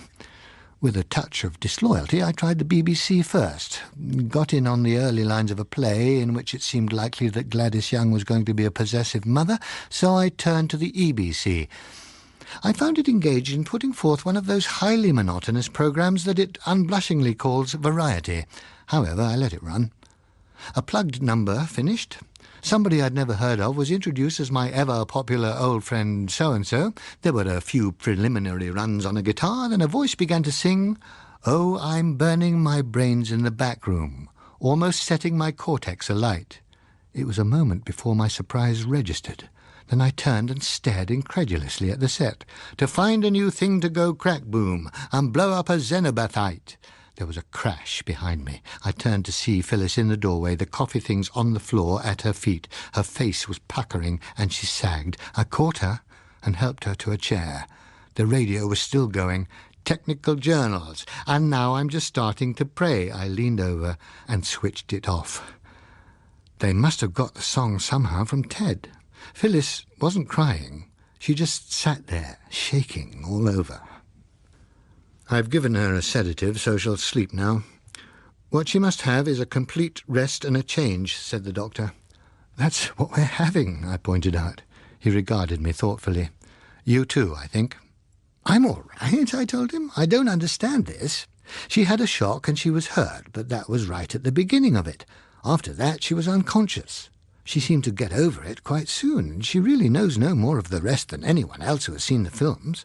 Though, of course, we have been rather steeping in it." He continued to look at me seriously. "You saw it all," he remarked. "You dream about it, don't you?"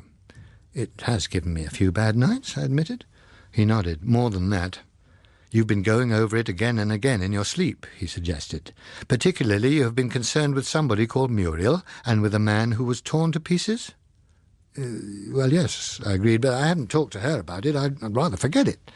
Some people don't easily forget things like that. They're apt to break through when one is asleep. "You mean I've been talking in my sleep?" "A lot, I gather." "I see. You mean that's why she—" "Yes. Now, I'm going to give you the address of a friend of mine in Harley Street. I want you both to go up to London tomorrow and see him the next day. I'll fix it up for you." "Very well," I agreed. You know, it wasn't the thing itself that worried me so much as the pressure of getting the scripts out afterwards. That's relaxed now." "Possibly," he said. "All the same, I think you should go and see him." There was something wrong, and I knew it. I didn't admit it to the doctor, though I did to the Harley Street man, that it was more often Phyllis than Muriel that I saw being dragged along by her hair, and more often her than an unknown man that I saw being pulled to pieces. As a quid pro quo, he told me that Phyllis had been spending most of her nights listening to me and dissuading me from jumping out of the window to interfere in these imaginary happenings. So I agreed to go out of circulation for a time. Nirvana is for the few. Nevertheless, the old manor house in Yorkshire to which my advice led me managed to induce a passable temporary substitute. The first few days without newspapers, without radio, without letters had a purgatorially fretful quality, but after that came an almost physical sense of taut springs relaxing. As the feeling of urgency receded, my values and perspective shifted. Exercise, open air, and a complete change of pattern led to a feeling of having changed gear. The engine began to settle down to a more comfortable running speed. There was a great simplification. One seemed to grow fresher and cleaner within, larger too, and less pushable around. There was a new sense of stability, a very comfortable, easy pattern it was. Habit-forming, I imagine. Certainly in 6 weeks I had become addicted. I might have continued longer had a 20-mile thirst not happened to take me into a small pub close upon 6 o'clock one evening. While I was standing at the bar with the second pint, the landlord turned on the radio. The arch-rival's news bulletin. The very first item shattered the ivory tower that I'd been gradually building. The voice said, "The roll of those missing in the Oviedo-Santander district is still incomplete, and it is thought by the Spanish authorities that it may never be completely definitive. Official spokesmen admit that the estimate of 3,200 casualties, including men, women and children, is conservative and may be as much as 15 or 20% below the actual figure. Messages of sympathy from all parts of the world continue to pour into Madrid. Among them are telegrams from San Jose, Guatemala, from Salvador, from La Serena, Chile, from Bunbury, Western Australia, and from numerous islands in both the East and West Indies which have themselves suffered attacks no less horrible, though smaller in scale, than those inflicted upon the North Spanish coast."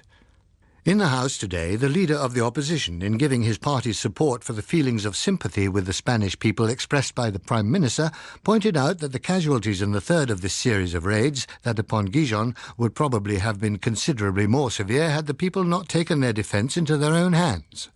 The people, he said, were entitled to defence. It was a part of the business of government to provide them with it. If a government neglected that duty, no one could blame a people for taking steps for its self-protection. It would be much better, however, to be prepared with an organised force. Since time out of mind, we had maintained armed forces to deal with threats by other armed forces. Since 1829, we had maintained an efficient police force to deal with internal threats. But it appeared that we had now become so administratively barren, so inventively infertile, so corporately costive, that we were unable to produce the means of giving the dwellers upon our coasts that security to which their membership of this great nation entitled them. It seemed to the members of the opposition that the government, having failed to fulfil its election pledges, was now about to belie the very name of its party by its reluctance to consider means which would conserve even the lives of its electors. If this were not so, then it would appear that the policy of conservation was being carried to a length which scarcely distinguished it from niggardliness. It was high time that measures were taken to ensure that the fate which had overtaken dwellers upon the littorals, not only in Spain but in many other parts of the world as well, could not fall upon the people of these islands. The Prime Minister, in thanking the opposition for its expression of sympathy, would assure them that the government was actively watching the situation. The exact steps that would, if necessary, be taken would have to be dictated by the nature of the emergency, if one should arise. These, he said, were deep waters. There was much consolation to be found in the reflection that the British Isles lay in shallow waters. The name of Her Majesty the Queen headed the list of subscribers to the fund opened by the Lord Mayor of London for the relief. The landlord reached over and switched off the set. "Cough," he remarked with disgust, "makes you sick. Always the bloody same. Treat you like a lot of bloody kids. Same during the bloody war. Bloody home guards all over the place waiting for bloody parachutists and all the bloody ammunition all bloody well locked up. Like the old man said one time his bloody self, what kind of a bloody people do they think we are?"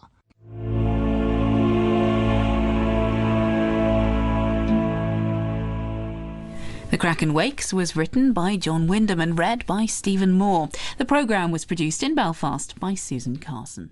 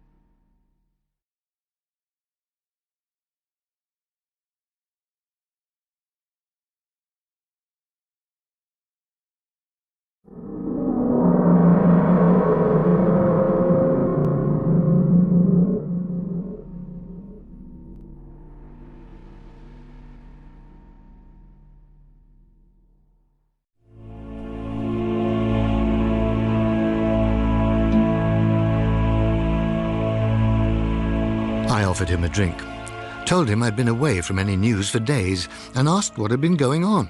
Stripped of its adjectival monotony and filled out by information I gathered later, it amounted to this. In the past few weeks, the scope of the raids had widened well beyond the tropics. At Bunbury, 100 miles or so south of Fremantle in Western Australia, a contingent of 50 or more sea tanks had come ashore and into the town before any alarm was given. A few nights later, La Serena in Chile was taken similarly by surprise. At the same time, in the Central American area, the raids had ceased to be confined to islands, and there had been a number of incursions, large and small, upon both the Pacific and Gulf coasts. In the Atlantic, the Cape Verde Islands had been repeatedly raided, and the troubles spread northwards to the Canaries and Madeira. There had been a few small-scale assaults, too, on the bulge of the African coast. Europe remained an interested spectator. Ex Africa semper aliquid novi may be translated with a touch of freedom as funny things happen in other places, conveying that Europe, in the opinion of its inhabitants, is the customary seat of stability. Hurricanes, tidal waves, serious earthquakes, etc., are extravagances divinely directed to occur in the more exotic and less sensible parts of the earth. All-important European damage being done traditionally by man himself in periodical frenzies. It was not therefore to be seriously expected that the danger would come any closer than Madeira, or possibly Rabat or Casablanca.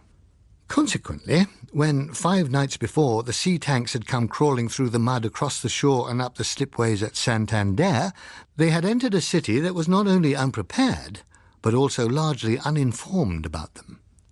From the moment they were observed, opinions split into 2 parties, roughly the modern and the classical. Someone in the former telephoned the garrison at the quartel with the news that foreign submarines were invading the harbour in force. Someone else followed up with the information that the submarines were landing tanks. Yet another somebody contradicted that the submarines themselves were amphibious. Since something was certainly, if obscurely, amiss, the soldiery turned out to investigate. Meanwhile, the sea tanks had entered the streets. It was immediately clear to the more classically minded citizens that since the advancing objects were no known form of machine, their origin was likely to be diabolic, and they aroused their priests. The visitants were conjured in Latin to return to their captain, the father of lies, in the pit whence they had come. The sea tanks had continued their slow advance, driving the exorcising priests before them. The military, on their arrival, had to force their way through throngs of praying townspeople. In each of several streets, patrols came to a similar decision. If this were a foreign invasion, it was their duty to repel it. If it were diabolical, the same action, even though ineffective, would put them on the side of right. They opened fire. In the commissariat of police, a belated and garbled alarm gave the impression that the trouble was due to a revolt by the troops. With this endorsed by the sound of firing in several places, the police went forth to teach the military a lesson. After that, the whole thing had become a chaos of sniping, counter-sniping, partisanship, incomprehension and exorcism, in the middle of which the sea tanks had settled down to exude their revolting salenterates. Only when daylight came and the sea tanks had withdrawn had it been possible to sort out the confusion, by which time over 2,000 persons were missing. How did there come to be so many? Did they all stay out praying in the streets, I asked. The innkeeper reckoned from the newspaper accounts that the people had not realized what was happening. They were not highly literate or greatly interested in the outer world, and until the first salenterate sent out its cilia, they had no idea what was going to happen. Then there was panic. The luckier ones ran right away. The others bolted for cover into the nearest houses. Well, they ought to have been all right there, I said. But I was, it seemed, out of date. Since we had seen them in Escondida, the sea tanks had learnt a thing or two. Among them, that if the bottom story of a house is pushed away, the rest will come down, and once the salenterates had cleared up those trampled in the panic, demolition had started. The people inside had to choose between having the house come down with them or making a bolt for safety. The following night, watchers at several small towns and villages to the west of Santander spotted the half-egg shapes crawling ashore at mid-tide. There was time to arouse most of the inhabitants and get them away. A unit of the Spanish Air Force was standing by and went into action with flares and cannon. At San Vicente, they blew up 6 sea tanks with their first onslaught, and the rest stopped. Several more were destroyed on the second run. The rest started back to the sea. The fighters had got the last of them when it was already a few inches submerged. At the other 4 places where they landed, the defence did almost as well.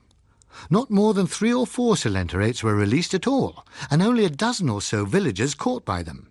It was estimated that out of 50 or so sea tanks engaged, not more than 4 or 5 could have got safely back to deep water. It was a famous victory, and the wine flowed freely to celebrate it. The night after that, there were watchers all along the coast ready to give the alarm when the first dark hump should break the water. But all night long the waves rolled steadily on to the beaches with never an alien shape to break them. By morning it was clear that the sea tanks, or those who sent them, had learned a painful lesson. The few that had survived were reckoned to be making for parts less alert. During the day the wind dropped. In the afternoon a fog came up. By the evening it was thick and visibility no more than a few yards. It was somewhere about 10:30 in the evening when the sea tanks came sliding up from the quietly lapping waters at Gijon, with not a sound to betray them until their metal bellies started to crunch up the stone ramps. The few small boats that were already drawn up there they pushed aside or crushed as they came. It was the cracking of the timbers that brought men out from the waterside posadas to investigate. They could make out little in the fog. The first sea tanks must have sent coelenterate bubbles wobbling into the air before the men realized what was happening, for presently all was cries, screams and confusion. The sea tanks pressed slowly forward through the fog, crunching and scraping into the narrow streets, while behind them still more climbed out of the water. On the waterfront there was panic. People running from one tank were as likely to run into another. Without any warning, a whip-like cilium would slash out of the fog, find its victim and begin to contract. A little later there would be a heavy splash as it rolled with its load over the quayside back into the water. Alarm, running back up the town, reached the commissariat. The officer in charge put through the emergency call. He listened, then hung up slowly. "Grounded," he said, "and wouldn't be much use even if they could take off." He gave orders to issue rifles and turn out every available man. "Not that they'll be much good, but we might be lucky. Aim carefully, and if you do find a vital spot, report at once." He sent the men off with little hope that they could do more than offer a token resistance. Presently he heard sounds of firing. Suddenly there was a boom that rattled the windows, then another. The telephone rang. An excited voice explained that a party of dock workers was throwing fused sticks of dynamite and gelignite under the advancing sea tanks. Another boom rattled the windows. The officer thought quickly. "Very well. Find the leader. Authorize him from me. Put your men on to getting the people clear," he directed. The sea tanks were not easily discouraged this time, and it was difficult to sort out claims and reports. Estimates of the number destroyed varied between 30 and 70. Of the numbers engaged, between 50 and 150.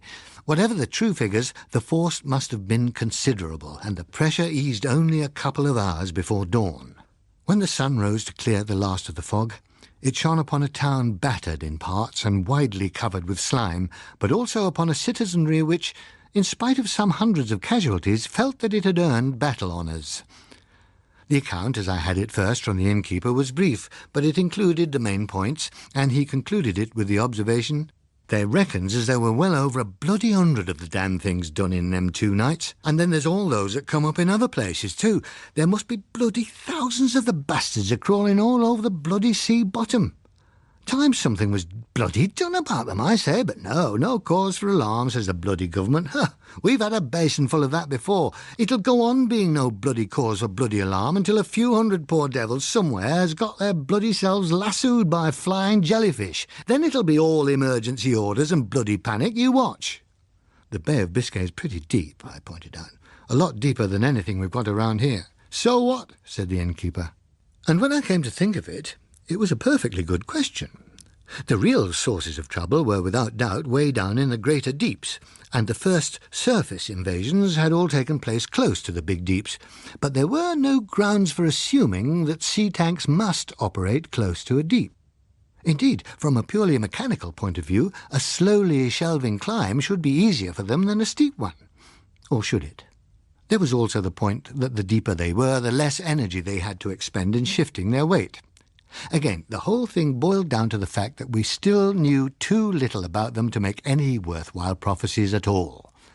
The innkeeper was as likely to be right as anyone else. I told him so, and we drank to the hope that he was not.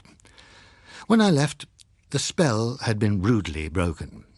I stopped in the village to send a telegram and then went back to the manor to pack my things and tell them that I should be leaving the following day. To occupy the journey by catching up on the world, I bought a selection of daily and weekly newspapers. The urgent topic in most of the dailies was coast preparedness. The left demanding wholesale embattlement of the Atlantic seaboard, the right rejecting panic spending on a probable chimera. Beyond that, the outlook had not changed a great deal. The boffins had not yet produced a panacea, though the usual new device was to be tested. The merchant ships still choked the harbours, the aircraft factories were working 3 shifts and threatening to strike.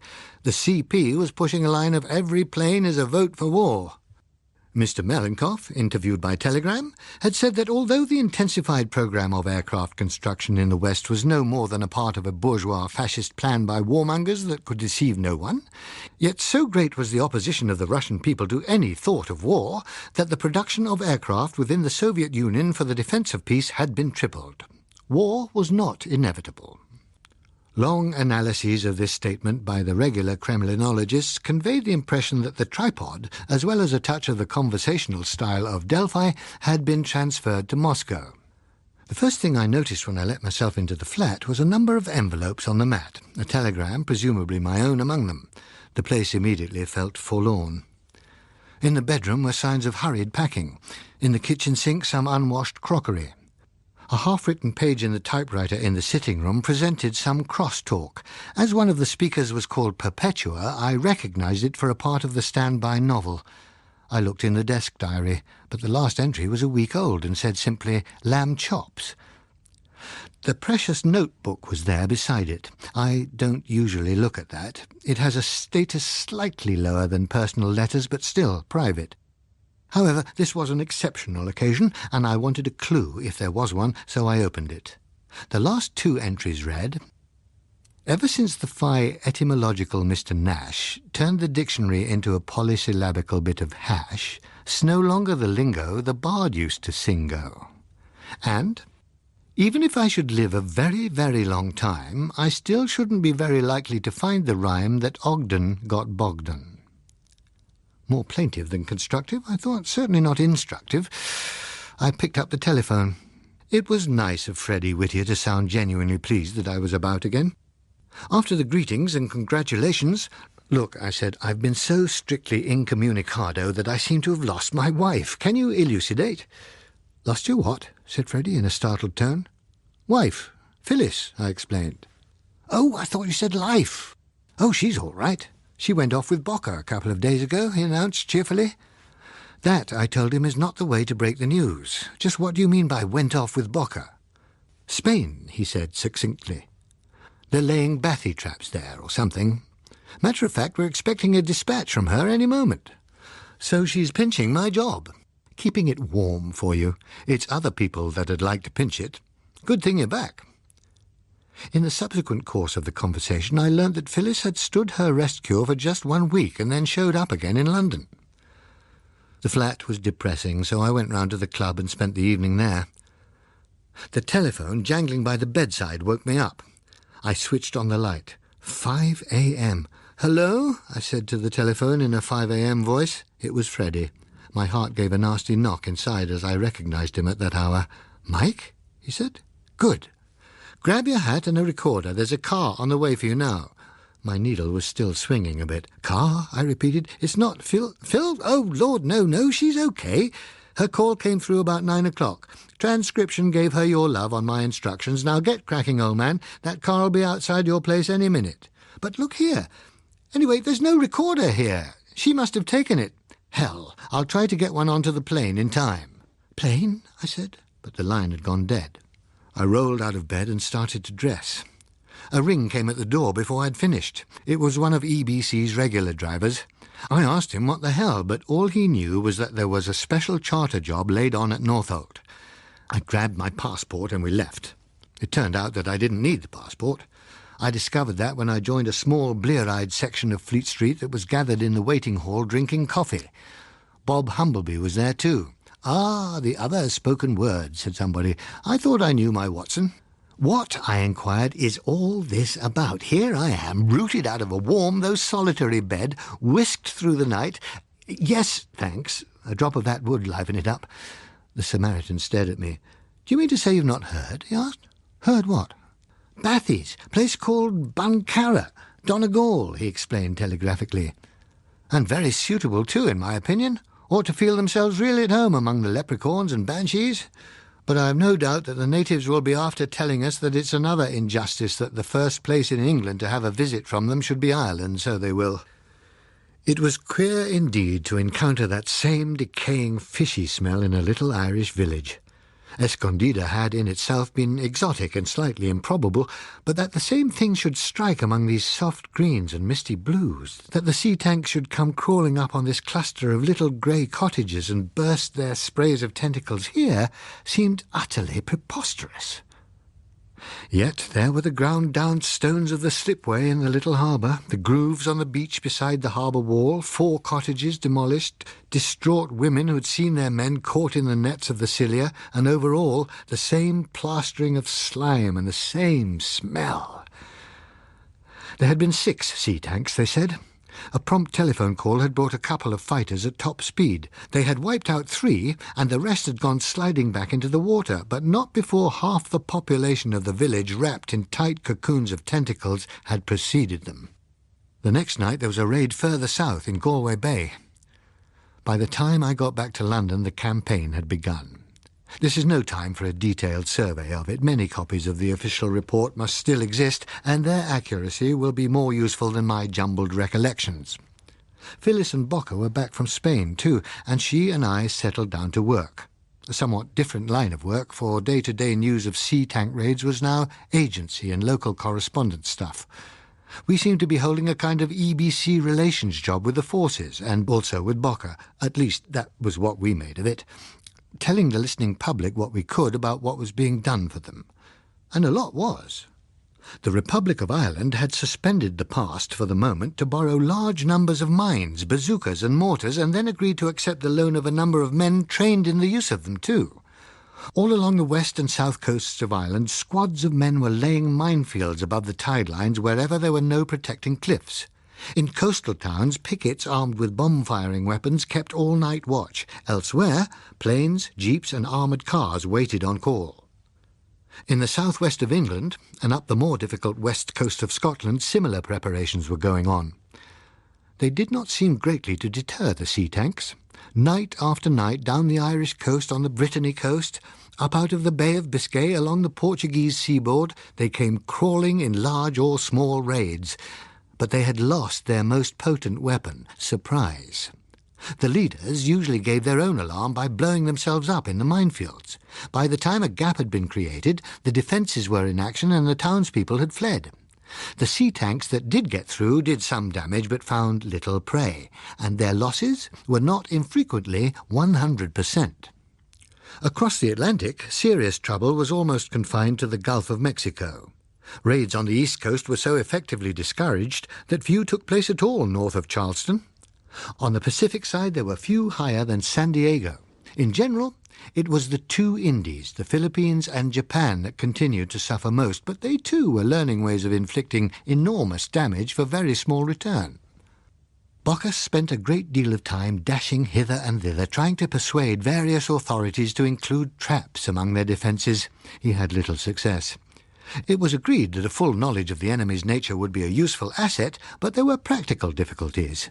Scarcely any place was willing to contemplate the prospect of a sea tank trapped on its foreshore but still capable of throwing out cylinderates for an unknown length of time, nor did even Bocker have any theories on the location of traps beyond the construction of enormous numbers of them on a hit-or-miss basis. A few of the pitfall type were dug, but none ever made a catch. Nor did the more hopeful-sounding project of preserving any stalled or disabled sea tank for examination turn out any better. In a few places, the defenders were persuaded to cage them with wire netting instead of blowing them to pieces, but that was the easy part of the problem. The question what to do next was not solved. Any attempt at broaching invariably caused them to explode in geysers of slime. Very often they did so before the attempt was made. The effect, Bocker maintained, of exposure to bright sunlight, though there were other views. Whatever the cause, It could not be said that anyone knew any more about their nature than when we first encountered them on Escondida. It was the Irish who took almost the whole weight of the North European attack, which was conducted, according to Bocker, from a base somewhere in the deep south of Rockall. They rapidly developed a skill in dealing with them that made it a point of dishonour that even one should get away. Scotland suffered only a few minor visitations in the Outer Isles, with scarcely a casualty. England's only raids occurred in Cornwall, and they too were small affairs for the most part. The one exception was an incursion in Falmouth Harbour, where a few did succeed in advancing a little beyond the high tide mark before they were destroyed, but much larger numbers, it was claimed, were smashed by depth charges before they could even reach the shore. Then, only a few days after the Falmouth attack, the raids ceased. They stopped quite suddenly, and as far as the larger land masses were concerned, completely. A week later, there was no longer any doubt that what someone had nicknamed the Low Command had called the campaign off. The continental coasts had proved too tough a nut, and the attempt had flopped. The sea tanks withdrew to less dangerous parts, but even there their percentage of losses mounted and their returns diminished. A fortnight after the last raid came a proclamation ending the state of emergency. A day or two later, Bocker made his comments on the situation over the air. "Some of us," he said, "some of us, though not the more sensible of us, have recently been celebrating a victory. To them I suggest that when the cannibal's fire is not quite hot enough to boil the pot, the intended meal may feel some relief, but he has not, in the generally accepted sense of the phrase, scored a victory.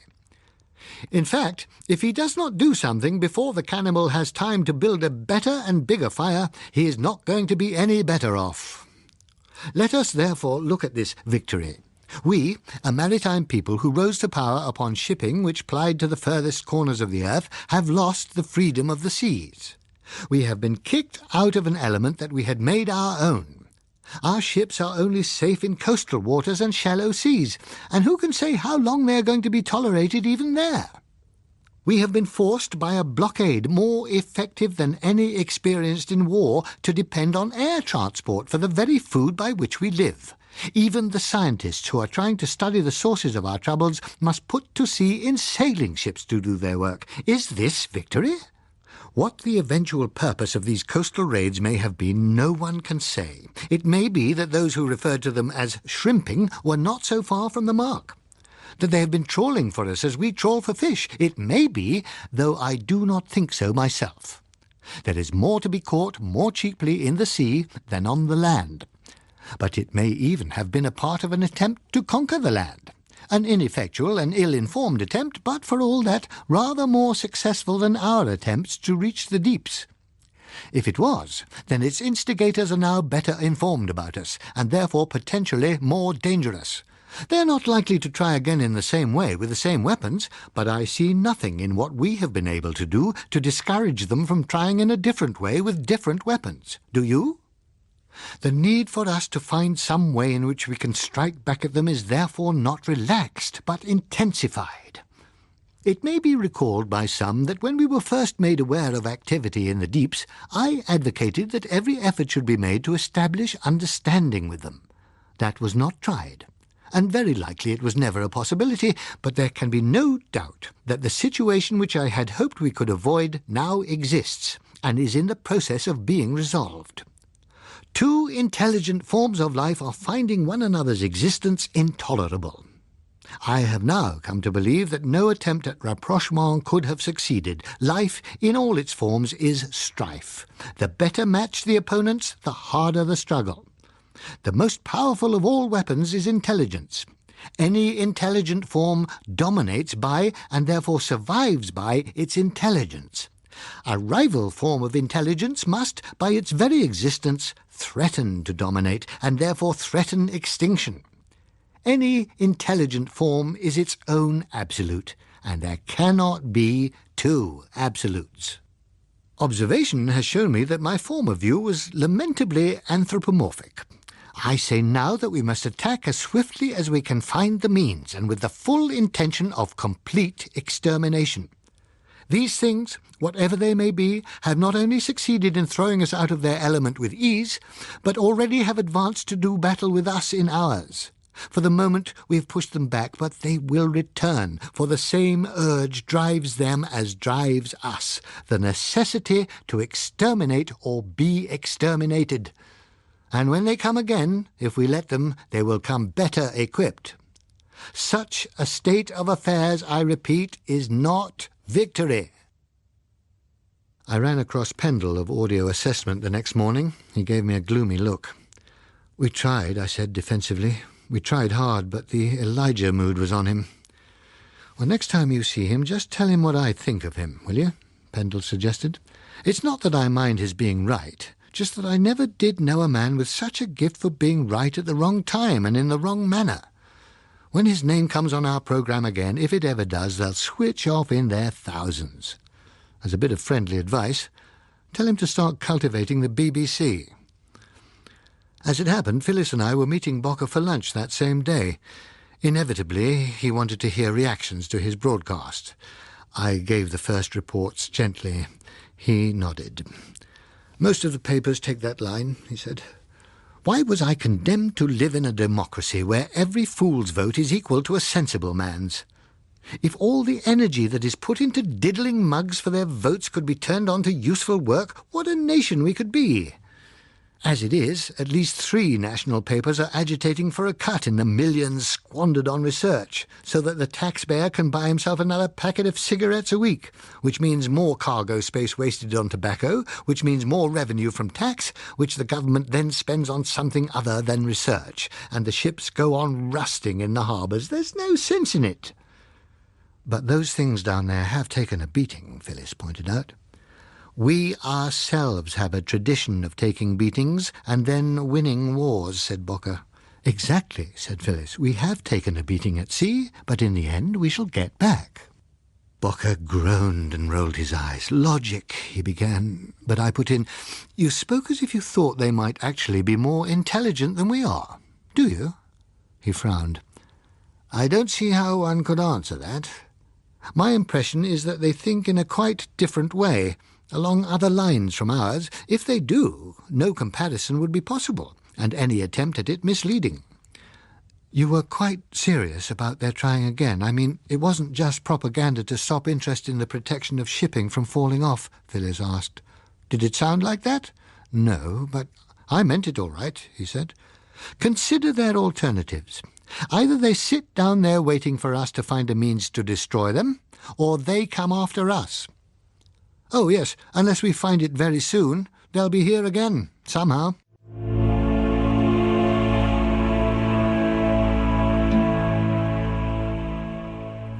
The Kraken Wakes was written by John Wyndham and read by Stephen Moore. The programme was produced by Susan Carson.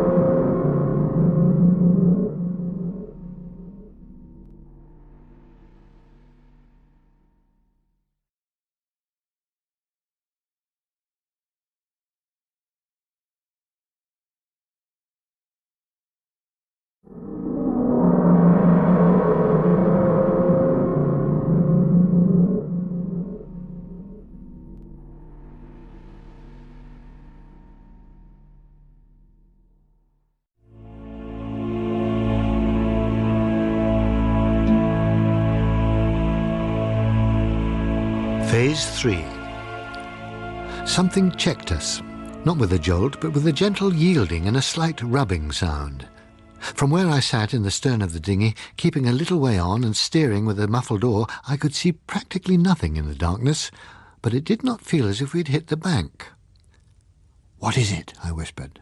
The little boat rocked as Phyllis clambered forward. There was a faint thud from some parts of our gear dislodged. Presently her whisper came back, "It's a net, a big one." "Can you lift it?" She shifted. The dinghy rocked again, and then remained tilted for a moment. It relaxed back to an even keel. "No, too heavy," she said. I hadn't expected that kind of hold-up. A few hours before, in daylight, I had prospected the route with binoculars from a church tower.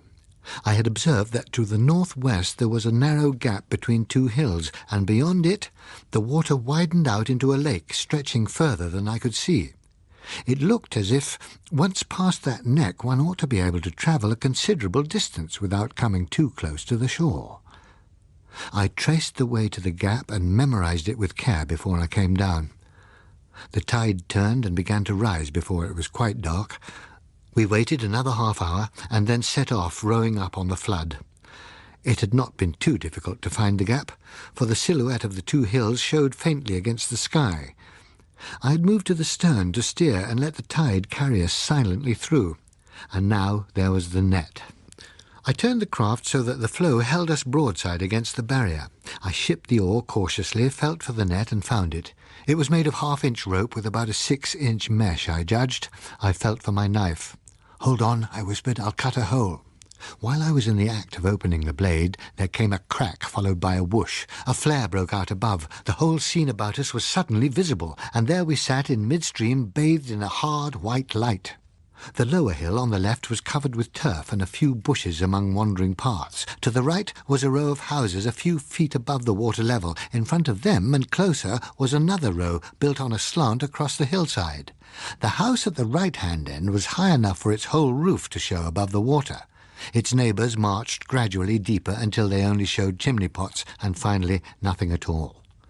A rifle cracked somewhere in one of the houses in the upper row. I missed the flash, but the bullet fewed by, not far from our heads. I dropped my knife into the bottom of the dinghy and put up my hands. A voice carried clearly from one of the dark windows. "Get back where you came from, chum," it advised. I lowered my hands, looked at Phyllis, and shrugged. "We only want to get through, to get home. We don't want to stay or ask for anything," she called back to the unseen man. "That's what they all say. Where's home?" he asked. "Cornwall," she told him. He laughed. "Cornwall?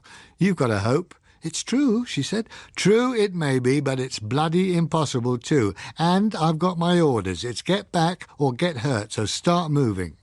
"But we've got enough food to—" Phyllis began. I shook my head at her. From what I'd been told, the only chance had been to get through without being seen, and having food with one was not a thing to advertise. "OK," I called wearily. "We'll get back." There was no need for silence any more, so I tilted the outboard into the water and wound the cord on it. "You've got sense, and better not try again," advised the voice. "I'm kind of old-fashioned, don't like shooting people that'll act reasonable, but there's others not so particular, so just keep going, chum." I pulled the cord and she started. We pushed clear of the net and then chugged off downstream against the tide. The flare sank gradually behind us and burnt out. Darkness, darker than before, closed in. Phyllis clambered over the gear and came to sit beside me. Her gloved hand found my knee and pressed it. "Sorry, darling," I said. "Can't be helped, Mike. We'll try again somewhere. Third time lucky, perhaps." "This time lucky," I said. "He shot to miss. He needn't have done that."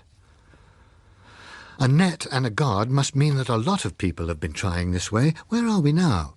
I'm not sure. It's difficult to identify anything from the map.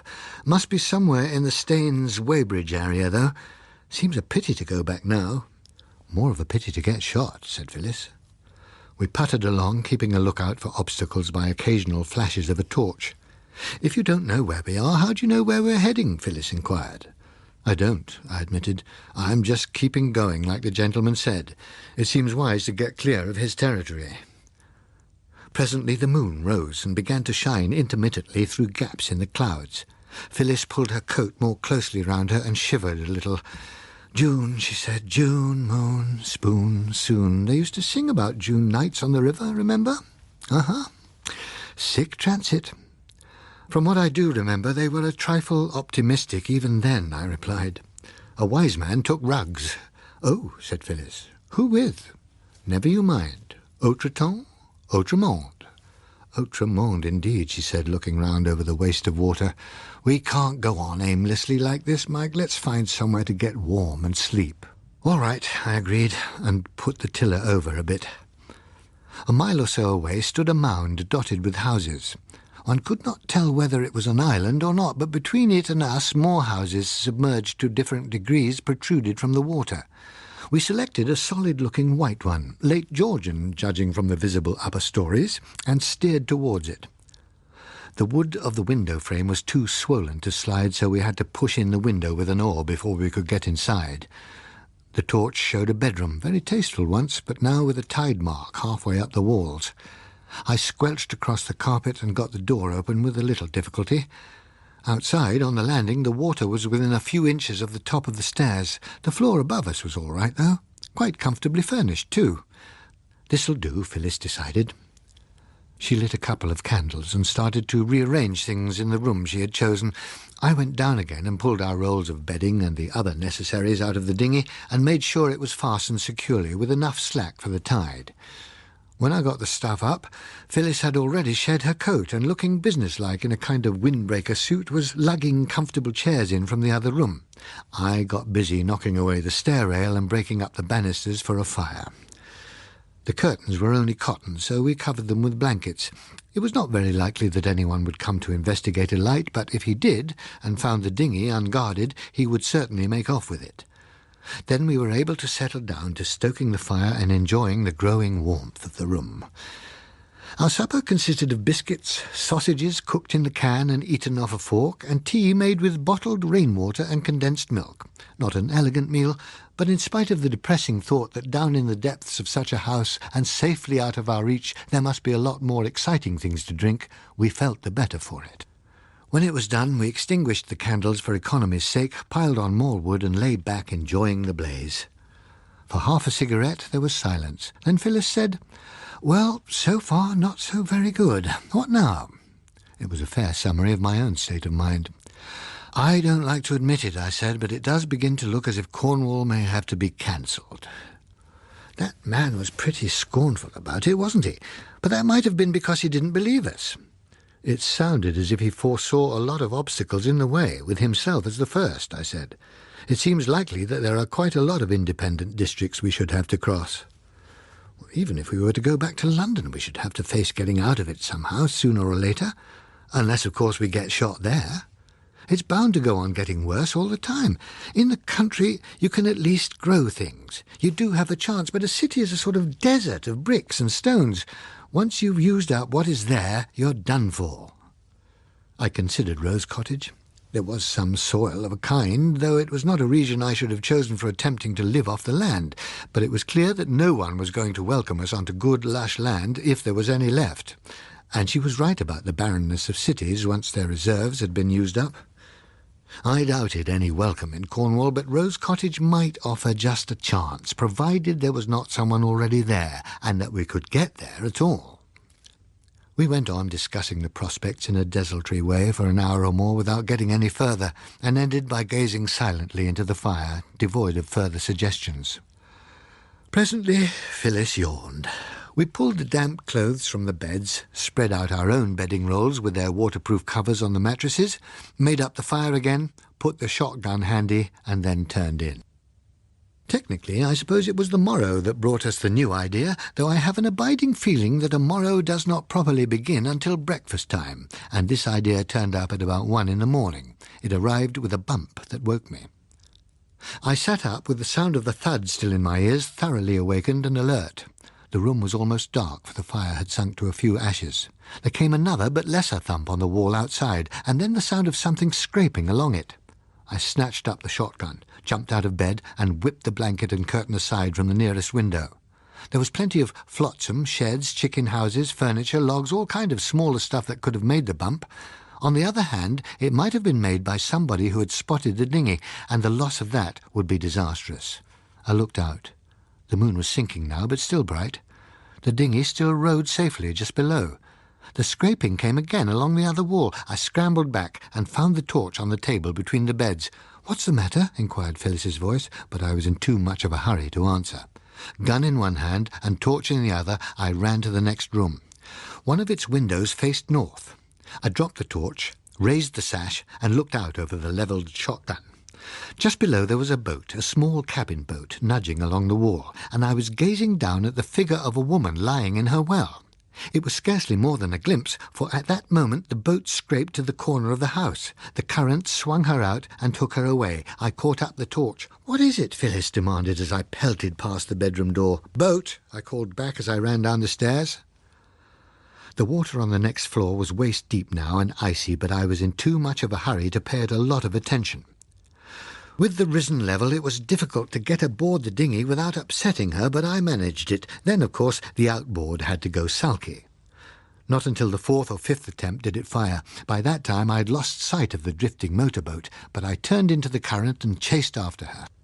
It was only by chance that I did not miss her altogether and go charging on uselessly downstream. The current had carried her straight into a submerged spinney, and I had just a glimpse of her in the tangle of branches as I passed. Like any other boat nowadays, she'd been painted not for show but for discretion, and it was a near thing.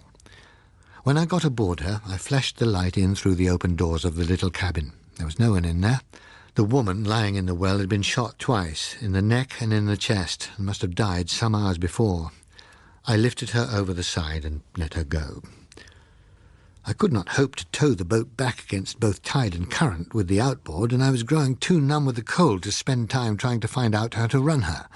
The best course seemed to be to make sure that she would drift no further, and hope that no one else would see her before I could come back in daylight. It was a risk. A boat of any kind was beyond price, but the alternative was almost certainly pneumonia. Moreover, I daren't delay long, for once the moon had set it wouldn't be easy to find the house again. Phyllis was warming a blanket for me in front of the rekindled fire. Freed of my wet pyjamas and wrapped in that, I began to glow after a bit. "A sea-going motorboat?" Phyllis inquired excitedly. "Well, kind of high in the bows.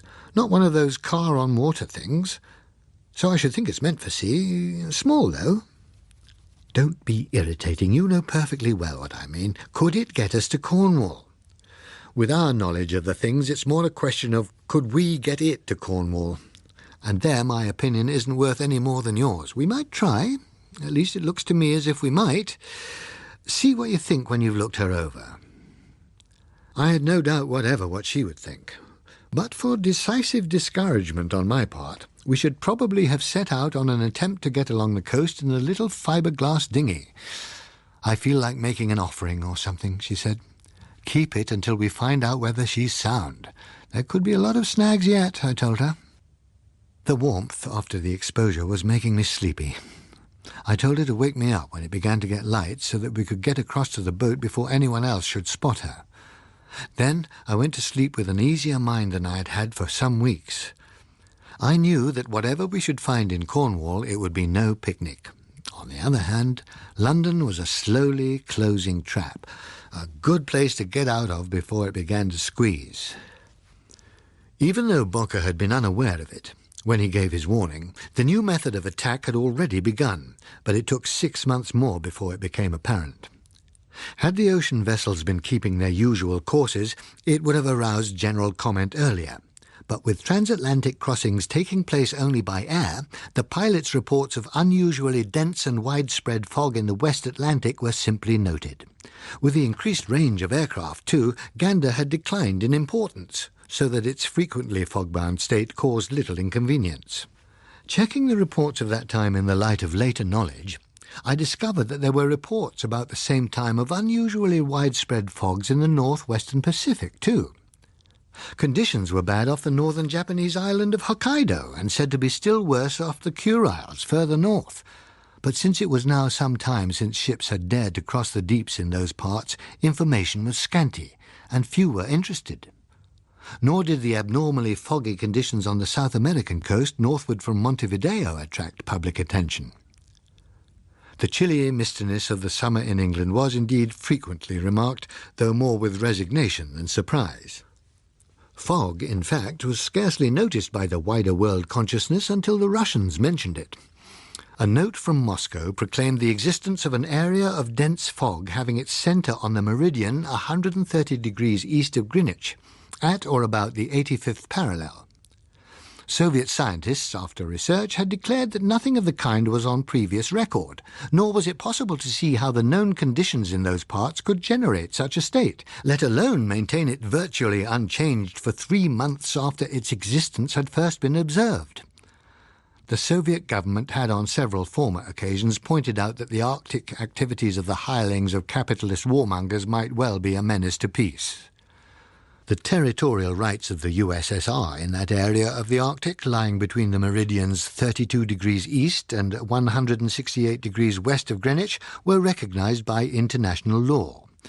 Any unauthorized incursion into that area constituted an act of aggression. The Soviet government, therefore, considered itself at liberty to take any action necessary for the preservation of peace in that region. The note, delivered simultaneously to several countries, received its most rapid and downright reply from Washington. The peoples of the West, the State Department observed, would be interested by the Soviet note. As, however, they had now had considerable experience of that technique of propaganda which had been called the prenatal tu quoque, they were able to recognize its implications. The government of the United States was well aware of the territorial divisions in the Arctic. It would indeed remind the Soviet government, in the interests of accuracy, that the segment mentioned in the note was only approximate, the true figures being 32 degrees 4 minutes and 35 seconds east of Greenwich and 168 degrees 49 minutes and 30 seconds west of Greenwich, giving a slightly smaller segment than that claimed. But since the centre of the phenomenon mentioned was well within this area, the United States government had naturally no cognizance of its existence until informed of it in the note. Recent observations had curiously recorded the existence of just such a feature as that described in the note at a centre also close to the 85th parallel, but at a point 79 degrees west of Greenwich. By coincidence, this was just the target area jointly selected by the United States and Canadian governments for tests of their latest types of long-range guided missiles. Preparations for these tests had already been completed, and the first experimental launchings would take place in a few days. The Russians commented on the quaintness of choosing a target area where observation was not possible. The Americans upon the Slavonic zeal for pacification of uninhabited regions. Whether both parties then proceeded to attack their respective fogs is not on public record, but the wider effect was that the fogs became news and were discovered to have been unusually dense of late in a surprising number of places. Had weather ships still been at work in the Atlantic, it is likely that useful data would have been gathered sooner, but they had been temporarily withdrawn from service, following the sinking of two of them some time before. Consequently, the first report which did anything to tidy up the idle speculations came from Gotthard in Greenland. It spoke of an increased flow of water through the Davis Strait from Baffin Bay, with a content of broken ice quite unusual for the time of year. A few days later, Nome, Alaska, reported a similar condition in the Bering Strait. Then from Spitsbergen, too, came reports of increased flow and lower temperatures. That straightforwardly explained the fogs off Newfoundland and certain other parts. Elsewhere they could be convincingly ascribed to deep-running cold currents forced upwards into the warmer waters above by encounters with submarine mountain ranges. Everything, in fact, could be either simply or abstrusely explained, except the unusual increase in the cold flow. Then from Gotthard, north of Gotthard on the West Greenland coast, a message told of icebergs in unprecedented numbers and often of unusual size. Investigating expeditions were flown from American Arctic bases and confirmed the report. The sea in the north of Baffin Bay, they announced, was crammed with icebergs. At about latitude 77, 60 degrees west, one of the flyers wrote, we found the most awesome sight in the world. The glaciers which run down from the high Greenland ice cap were calving. I've seen icebergs formed before, but never on anything like the scale it is taking place there. In the great ice cliffs, hundreds of feet high, cracks appear suddenly. An enormous section tilts out, falling and turning slowly. When it smashes into the water, the spray rises up and up in great fountains, spreading far out all around. The displaced water comes rushing back in breakers, which clash together in tremendous spray, while a berg as big as a small island slowly rolls and wallows and finds its balance. For 100 miles up and down the coast we saw splashes starting up where the same thing was happening. Very often a berg had no time to float away before a new one had crashed down on top of it. The scale was so big that it was hard to realize. Only by the apparent slowness of the falls and the way the huge splashes seemed to hang in the air, the majestic pace of it all, were we able to tell the vastness of what we were seeing. Just so did other expeditions describe the scene on the east coast of Devon Island and on the southern tip of Ellesmere Island. In Baffin Bay, the innumerable great bergs jostled slowly, grinding the flanks and shoulders from one another as they herded on the long drift southward through the Davis Strait and out into the Atlantic. Away over on the other side of the Arctic Circle, Nome announced that the southward flow of broken pack ice had further increased. The public received the information in a cushionly style. People were impressed by the first magnificent photographs of icebergs in the process of creation, but although no iceberg is quite like any other iceberg, the generic similarity is pronounced. A rather brief period of awe was succeeded by the thought that while it was really very clever of science to know all about icebergs and climate and so on, it did not seem to be much good knowing if it could not resultantly do something about it. Tooney, at a chance meeting with Phyllis, summed the attitude up. "I'm sure things like that must be frightfully interesting if one happens to be the kind of person who finds just being interested in things enough. What seems to me so feeble is that having found out all this, they don't stop them doing it." "Well," said Phyllis, "stopping icebergs is probably pretty difficult." "I don't mean stopping icebergs, I mean stopping the Russians from making icebergs." "Oh," said Phyllis, "are they making them, I mean?" "But of course, just look at it logically," Tooney told her. "You don't get things like this suddenly happening for no reason at all. The Russians always seem to think they have more rights in the Arctic than anyone else, although they were years after other people in getting to the North Pole, and I expect they're now claiming that they discovered it sometime in the 19th century because they don't seem to be able to bear the thought that anybody else ever discovered anything. And where was I?" "I was wondering why they should be making icebergs," Phyllis said. "Oh, yes, well, that's all part of their general policy. I mean, everyone knows that their idea is to make trouble everywhere they can. And look at the wretched summer we've been having. Things cancelled one after another, and now they're saying that Wimbledon may have to be washed out altogether. And the whole thing is due to these icebergs they keep on sending into our Gulf Stream. The scientists all know that, but nobody does anything about it. People are beginning to get fed up with evasiveness, I can tell you. They want a strong line and a clean-out that will stop this kind of thing. It's been allowed to go on much too long already. Surely they can blow them up or something." "The Russians or the icebergs?" asked Phyllis. "Well, I meant the icebergs. If they just blow them up and show the Russians it isn't going to work, they'll probably stop it." "But are you quite sure the Russians are responsible for them?" Phyllis said. Tooney regarded her closely. "I must say," she remarked, "it seems to me very odd indeed how concerned some people seem to be to justify the Russians on every possible occasion." And shortly afterwards they parted. Meanwhile, the interchange of notes across the North Pole continued. Neither side particularized on the steps taken to deal with the offence in its own area, but the State Department admitted that its area of fog was, when undisturbed by wind, now greater than before. The Kremlin was less committal, but claimed no resounding success. The dreary summer passed into a drearier autumn. There seemed to be nothing anybody could do about it but accept it with a grumbling philosophy.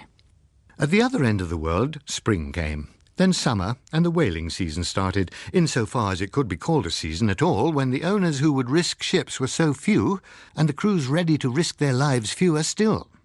Nevertheless, some could be found ready to damn the bathies along with all other perils of the deep and set out. At the end of the Antarctic summer came news via New Zealand of glaciers in Victoria Land shedding huge quantities of bergs into the Ross Sea, and suggestions that the great Ross ice barrier itself might be beginning to break up. Within a week came similar news from the Weddell Sea. The Filchner barrier there and the Larsen ice shelf were both said to be calving bergs in fantastic numbers. A series of reconnaissance flights brought in reports which read almost exactly like those from Baffin Bay, and photographs which might have come from the same region.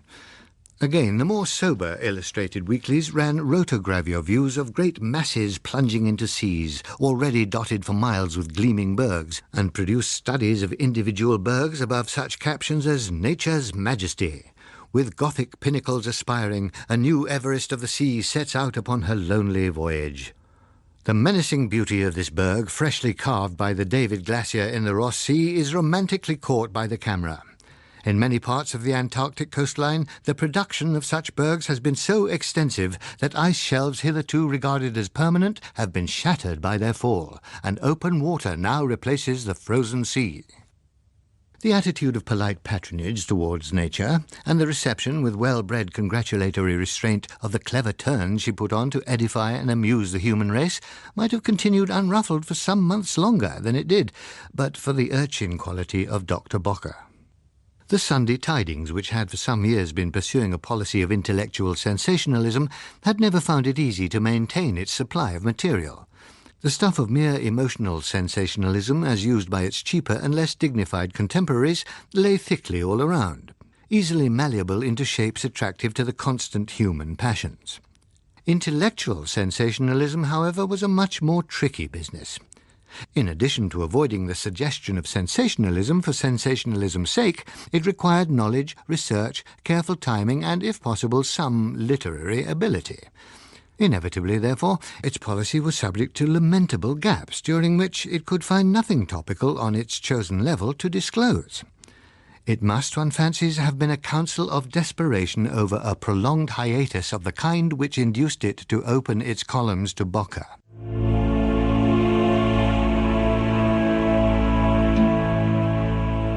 The Kraken Wakes was written by John Wyndham and read by Stephen Moore. The programme was produced in Belfast by Susan Carson.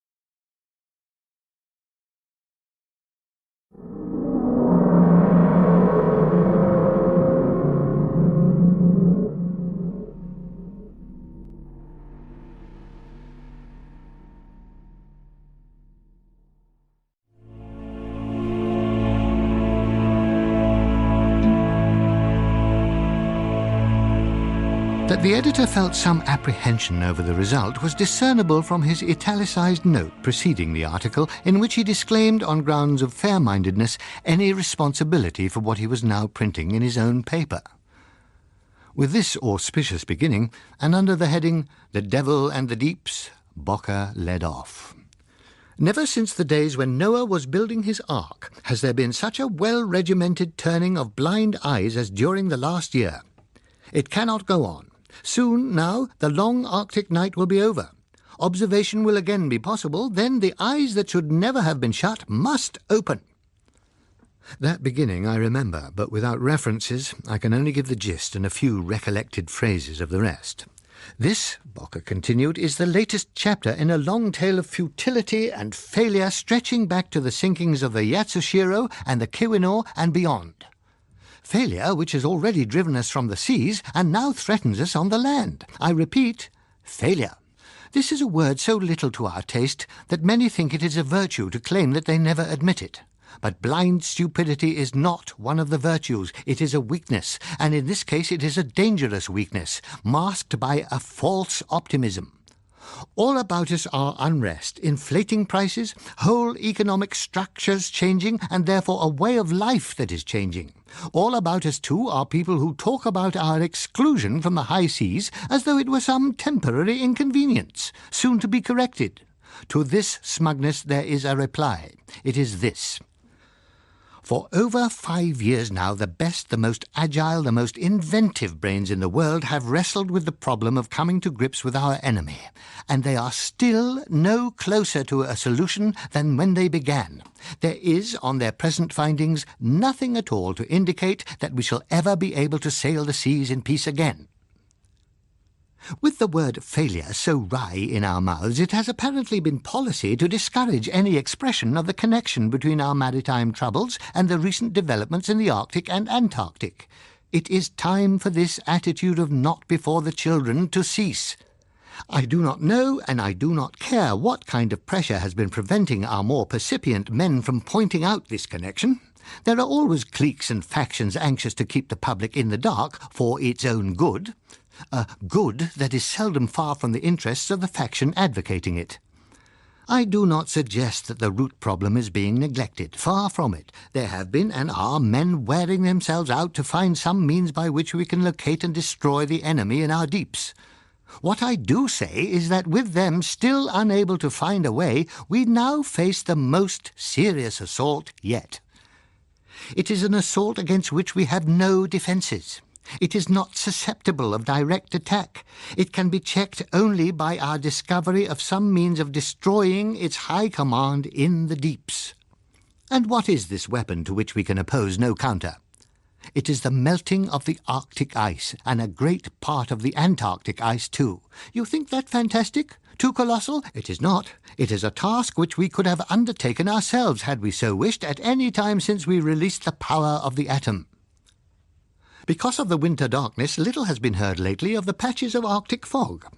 It is not generally known that, though 2 of them existed in the Arctic spring, by the end of the Arctic summer there were 8, in widely separated areas. Now, fog is caused, as you know, by the meeting of hot and cold currents of either air or water. How does it happen that 8 novel, independent warm currents can suddenly occur in the Arctic? And the results? Unprecedented flows of broken ice into the Bering Sea and into the Greenland Sea.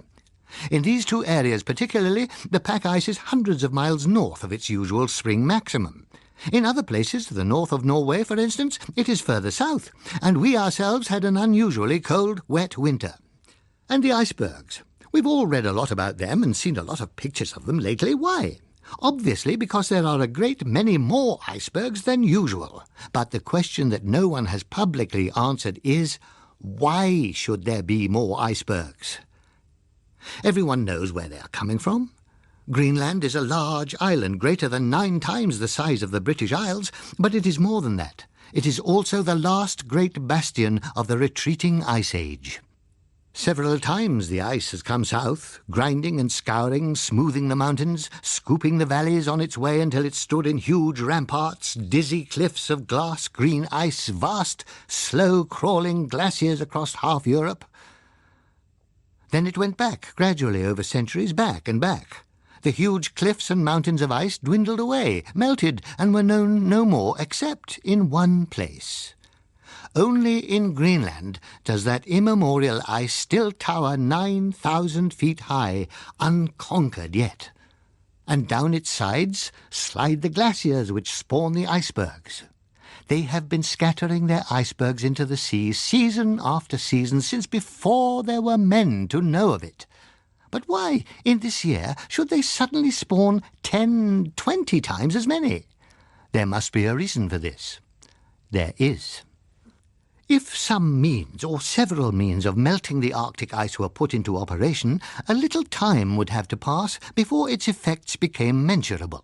Moreover, the effects would be progressive, first a trickle, then a gush, then a torrent. I have seen estimates which suggest that if the polar ice were melted, the sea level would rise by 100 feet. To call that an estimate is a shocking imposition. It is no more than a round-figure guess. It may be a good guess, or it may be widely wrong on either side. The only certainty is that the sea level would indeed rise. In this connection, I draw attention to the fact that in January of this year, the mean sea level at Newlyn, where it is customarily measured, was reported to have risen by 2.5 inches. "Oh, dear," said Phyllis, when she had read this. "Of all the pertinacious stickers out of necks, we'd better go and see him." It did not entirely surprise us when we telephoned the next morning to find that his number was not available. When we called, however, we were admitted. Bocker got up from a desk littered with mail to greet us. "No earthly good your coming here," he told us. "There isn't a sponsor that'd touch me with a 40-foot pole." "Oh, I'd not say that, A.B.," Phyllis told him. "You will very likely find yourself immensely popular with the sellers of sandbags and makers of earth-shifting machinery before long." He took no notice of that. "You'll probably be contaminated if you associate with me. In most countries I'd be under arrest by now." "Terribly disappointing for you. This has always been discouraging territory for ambitious martyrs. But you do try, don't you?" she responded. Now look, A.B., she went on, do you really like to have people throwing things at you, or what is it? I get impatient, explained Bocker. Well, so do other people, but nobody I know has quite your gift for going just beyond what people are willing to take at any given moment. One day you'll get hurt. Not this time, because luckily you've messed it up, but one time certainly. If not this time, then probably not at all, he said. He bent a thoughtful, disapproving look on her. Just what do you mean, young woman, by coming here and telling me I messed it up? The anticlimax. First you sounded as if you were on the point of great revelations, but then that was followed by a rather vague suggestion that somebody or something must be causing the Arctic changes, and without any specific explanation of how it could be done. And then your grand finale was that the tide is 2.5 inches higher. Bocker continued to regard her. Well, so it is. I don't see what's wrong with that. 2.5 inches is a colossal amount of water when it's spread over 141 million square miles. If you reckon it up in tons, I never do reckon water in tons, and that's part of the point. To ordinary people, 2.5 inches just means a very slightly higher mark on a post. After your build-up, it sounded so tiddly that everyone feels annoyed with you for alarming them. Those that don't just laugh and say, ha-ha, these professors. Bocker waved his hand at the desk with its load of mail. Quite a lot of people have been alarmed, or at least indignant, he said. He lit a cigarette. That was what I wanted. You know well enough how it has been since the beginning of this business. At every stage, the great majority, and particularly the authorities, have resisted the evidence as long as they could. This is a scientific age, in the more educated strata. It will therefore almost fall over backwards in disregarding the abnormal, and it has developed a deep suspicion of its own senses. Vast quantities of evidence are required before a theory based on scanty knowledge can be dislodged. Very reluctantly, the existence of something in the deeps was belatedly conceded. There has been equal reluctance to admit all the succeeding manifestations until they couldn't be dodged. And now here we are again, balking at the newest hurdle. Ever since this business in the Arctic began, a number of people have been well aware of what must be going on, though not, of course, of how it is being done. But for one reason or another, not excluding governmental pressure, they have been keeping quiet about it. I have myself. That doesn't sound quite true to form, I suggested. He grinned briefly and then went on. I misjudged it. Several of us did. When the purpose of the thing was clear, I doubted it. This time, I said to myself, they really have bitten off more than they can chew. There wasn't any point in alarming people unnecessarily. Things are bad enough already, so as long as it was possible to hope that the attempt on the ice was going to fail, it was better to say nothing in public, a sort of semi-voluntary censorship. But the Americans, same attitude, if anything a bit more so. Business is their national sport, and like most national sports, semi-sacred. A still bigger slump than they have been having since the shipping trouble started wouldn't help anyone. So we all watched and waited. We've not been altogether idle, though. The Arctic Ocean is deep, and even more difficult to get at than the others, so there was some bombing where the fog patches occurred, but the devil of it is there's no way of telling results. Also, a group of us put into the Admiralty that there were only 2 ways the things could be getting into the Arctic. They wouldn't be using the Bering Sea route past Alaska because that would give them something like a couple of 1,000 miles in shallow water. So they must be coming up our way between Rockall and Scotland. By cutting through one ridge south of the Faroes, they would have fairly deep water right the way up to the polar basin. Now, by that route, there are 2 narrow passes they would have to use. We and the Norwegians got together over that, and between us we put down quite a lot of bombs east of Jan Mayen Island and another lot further north between Greenland and Spitsbergen. They may have done something, but again, you can't tell.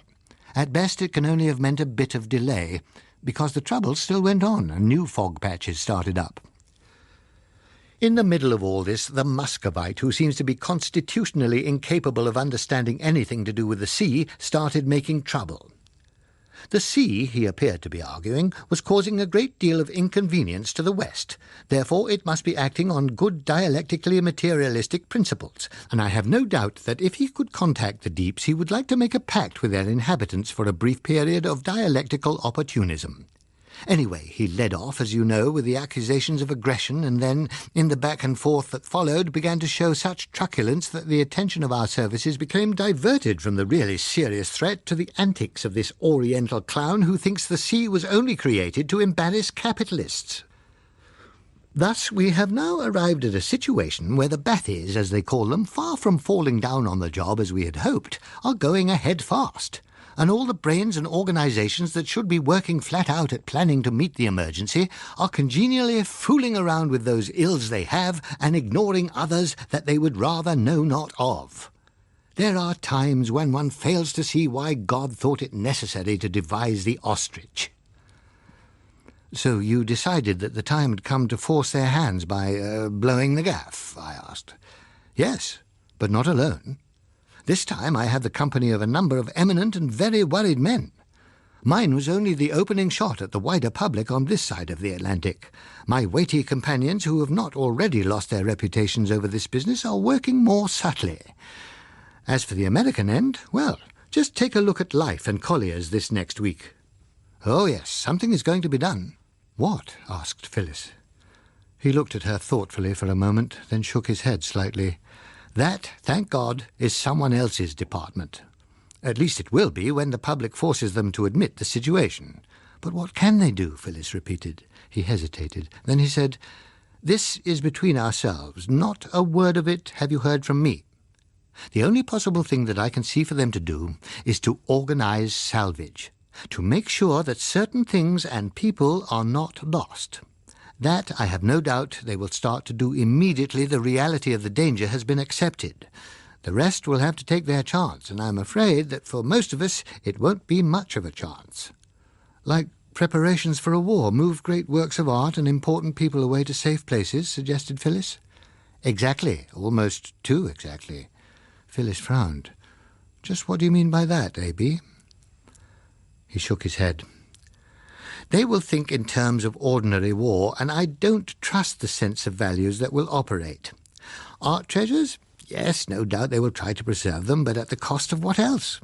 Call me a Philistine if you like, but art really only became art in the last 2 centuries.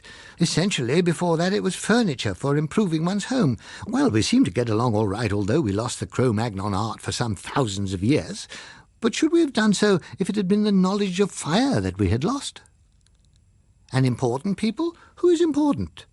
Some Norman or pre-Norman blood must run in the veins of every Englishman of 3 generations standing, but I have no doubt that those who can trace it back by a list of names on paper will be considered to have prior claims to survival.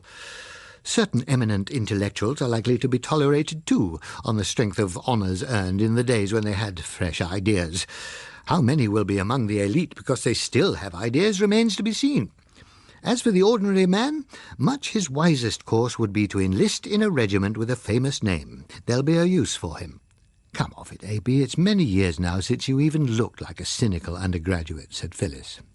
Bocker grinned, and then wiped the grin off just as suddenly. All the same, it is going to be a very bloody business, he said seriously.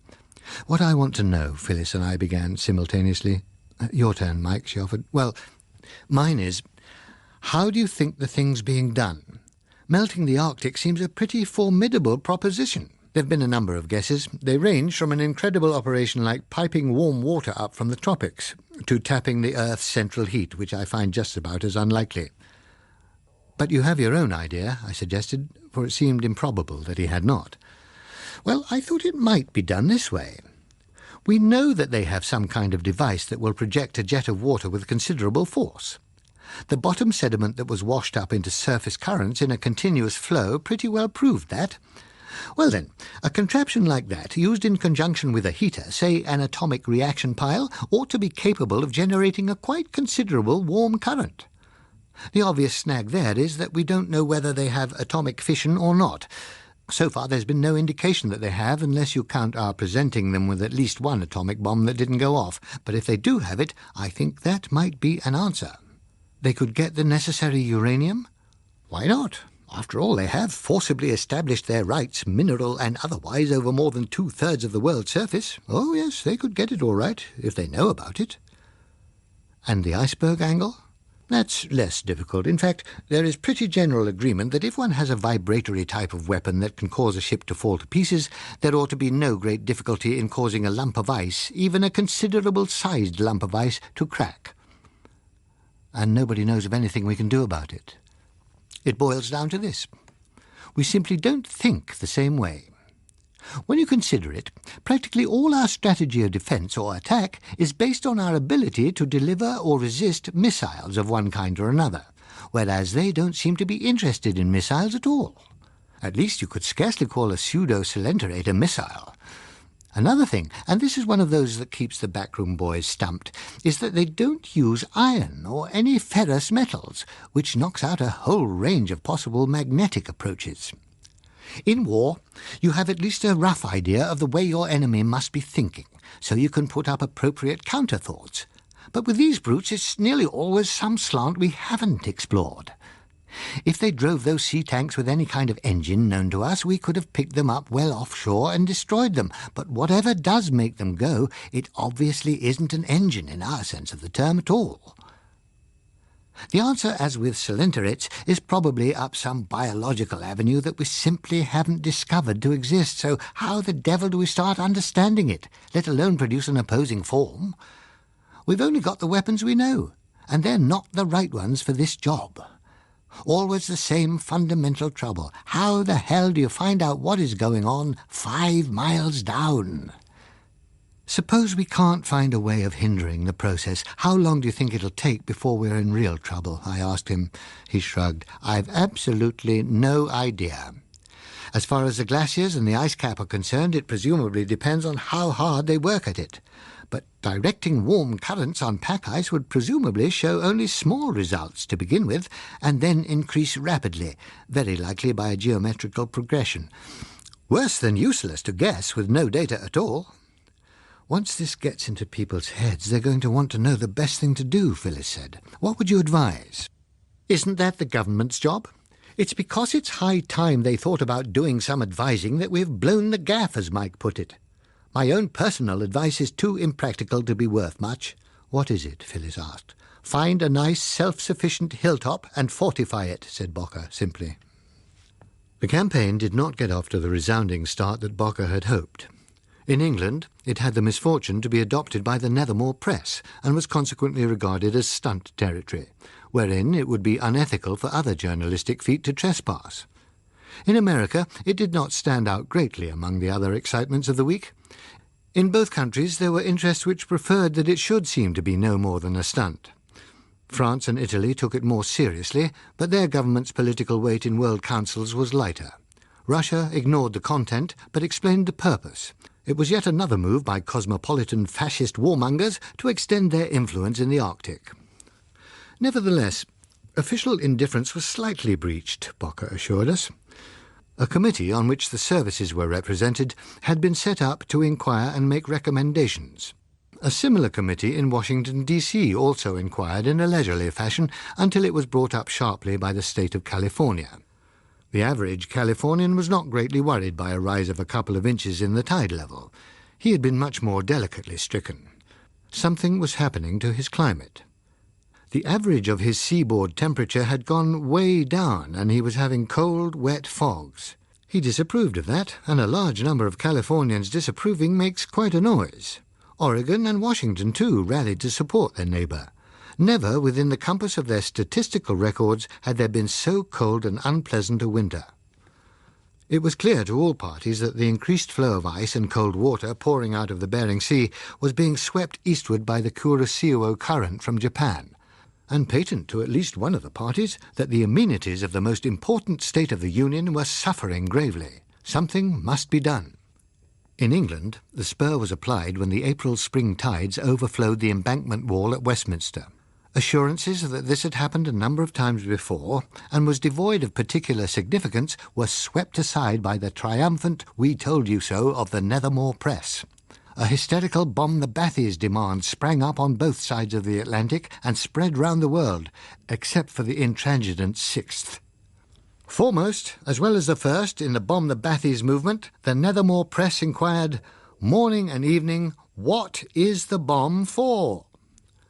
Billions have been spent upon this bomb, which appears to have no other destiny but to be held up and shaken threateningly, or from time to time to provide pictures for our illustrated newspapers. Having made it, we were too scared to use it in Korea. Now it seems we are too scared to use it on the Bathys. The first reluctance was understandable. The present one is unforgivable.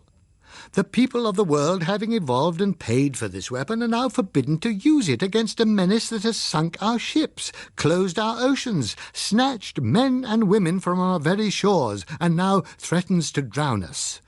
Procrastination and ineptitude has from the beginning marked the attitude of the authorities in this affair, and so on, with the earlier bombings of the deeps apparently forgotten by writers and readers alike. "Working up nicely now," said Bocker when we saw him next. "It seems pretty silly to me," Phyllis told him bluntly. "All the same old arguments against the indiscriminate bombing of deeps still apply." "Oh, not that part," Bocker said. "They'll probably drop a few bombs here and there with plenty of publicity and no results. No, I mean the planning. We're now in the first stage of stupid suggestions like building immense levees of sandbags, of course. But it is getting across that something has got to be done." It got across still more strongly after the next spring tides. There had been strengthening of the sea defences everywhere. In London, the riverside walls had been reinforced and topped for their whole length with sandbags. As a precaution, traffic had been diverted from the embankment, but the crowds turned out to throng it and the bridges on foot.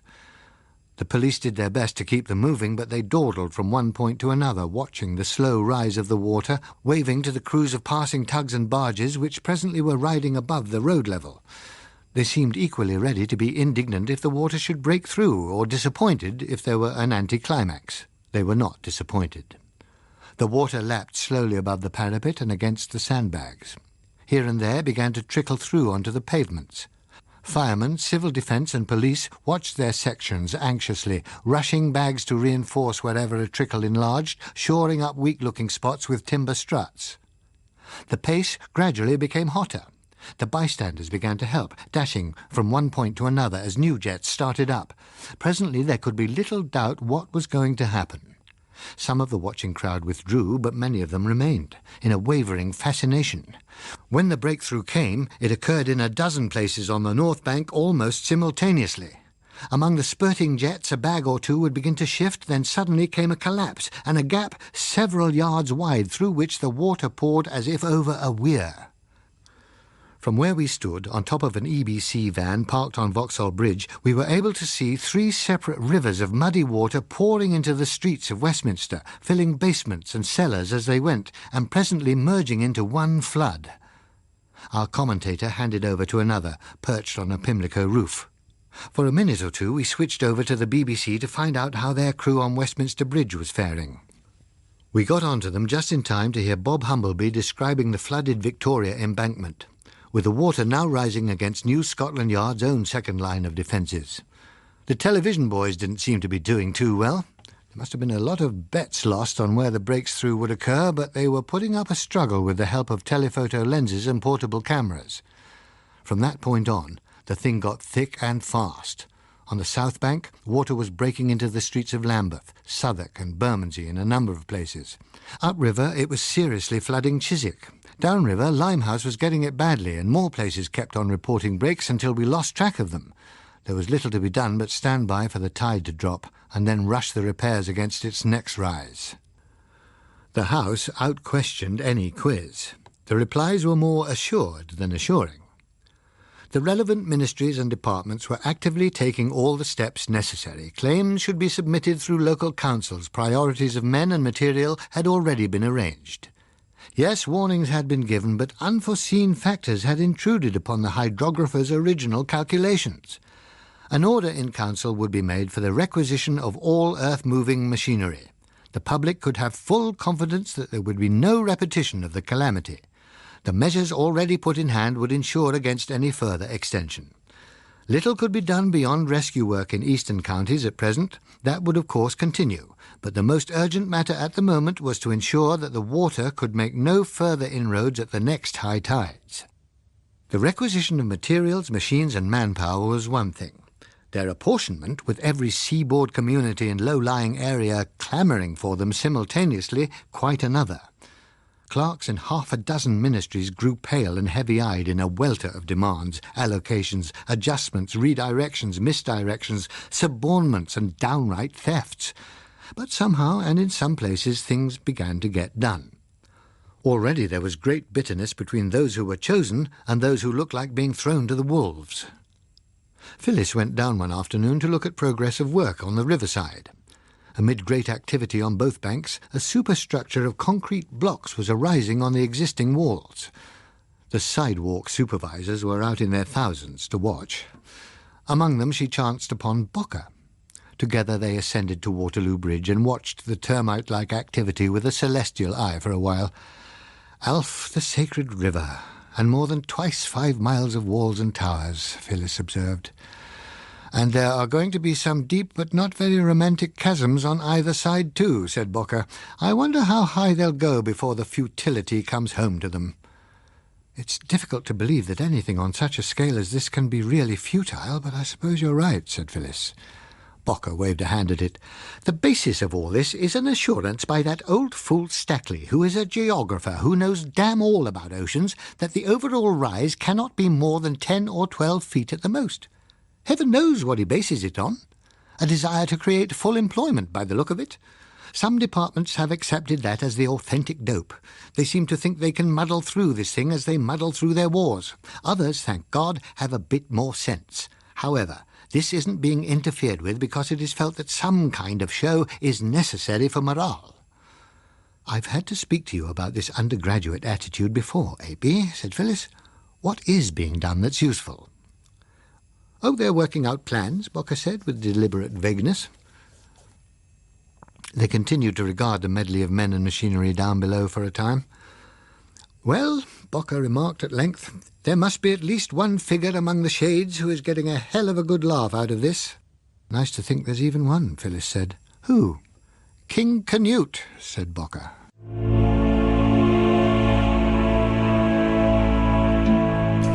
Kraken Wakes was written by John Wyndham and read by Stephen Moore, and the programme was produced in Belfast by Susan Carson.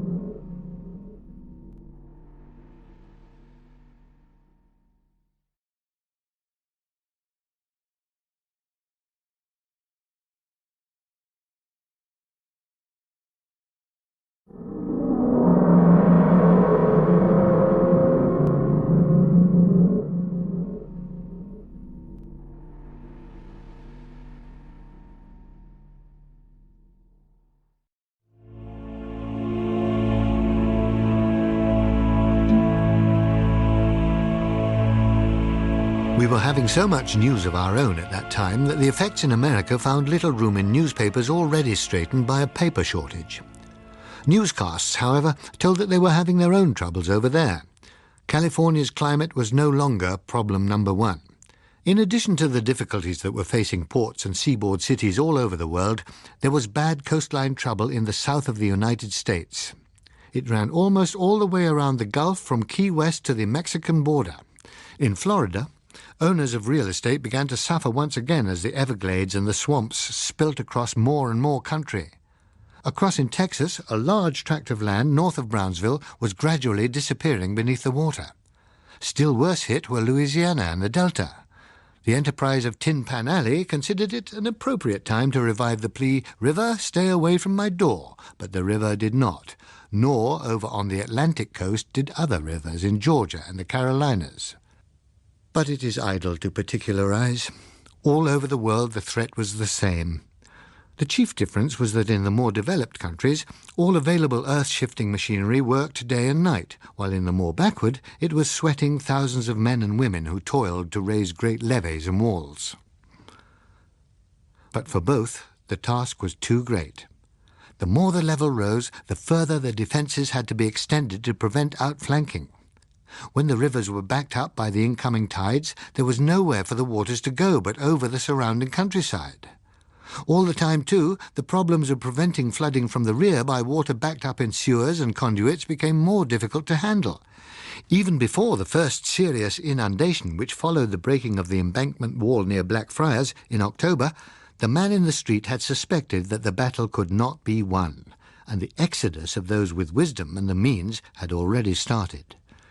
Many of them, moreover, were finding themselves forestalled by refugees from the eastern counties and the more vulnerable coastal towns elsewhere. Some little time before the Blackfriars breakthrough, a confidential note had circulated among the selected staff and contracted personnel such as ourselves at EBC. It had been decided as a matter of policy, in the interests of public morale, we learnt, that should certain emergency measures become necessary, etc., and so on, for 2 foolscap pages with most of the information between the lines. It would have been a lot simpler to say, look, the gen is that this thing's going to get serious. The BBC has orders to stay put, so for prestige reasons, we'll have to do the same.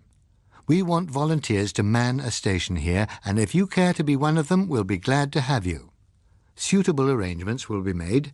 There'll be a bonus, and you can trust us to look after you if anything does happen. How about it? Phyllis and I talked it over. If we had had any family, we decided, the necessity would have been to do the best we could by them, insofar as anyone could possibly know what might turn out to be best. As we had not, we could please ourselves. Phyllis summed up for staying on the job. Apart from conscience and loyalty and all the proper things, she said, goodness knows what is going to happen in other places if it does get really bad. Somehow running away seldom seems to work out well unless you have a pretty good idea of what you're running to. My vote is for sticking and seeing what happens. So we sent our names in, and were pleased to find that Freddie Whittier and his wife had done the same. After that, some clever departmentalism made it seem as if nothing were happening for a while. Several weeks passed before we got wind of the fact that EBC had leased the top 2 floors of a large department store near Marble Arch, and were working all out to have them converted into as near a self-supporting station as was possible. I should have thought, said Phyllis, when we acquired this information, that somewhere higher, like Hampstead or Highgate, would have been better. Neither of them is quite London, I pointed out. Besides, EBC probably gets it for a nominal rent for announcing each time, "This is the EBC calling the world from Selvages." Goodwill advertising during the interlude of emergency. Just as if the water would just go away one day, she said. Even if they don't think so, they lose nothing by letting EBC have it, I pointed out. By that time, we were becoming highly level conscious, and I looked the place up on the map. The 75-foot contour line ran down the street and on the building's western side. How does that compare with the arch rival, wondered Phyllis, running her finger across the map.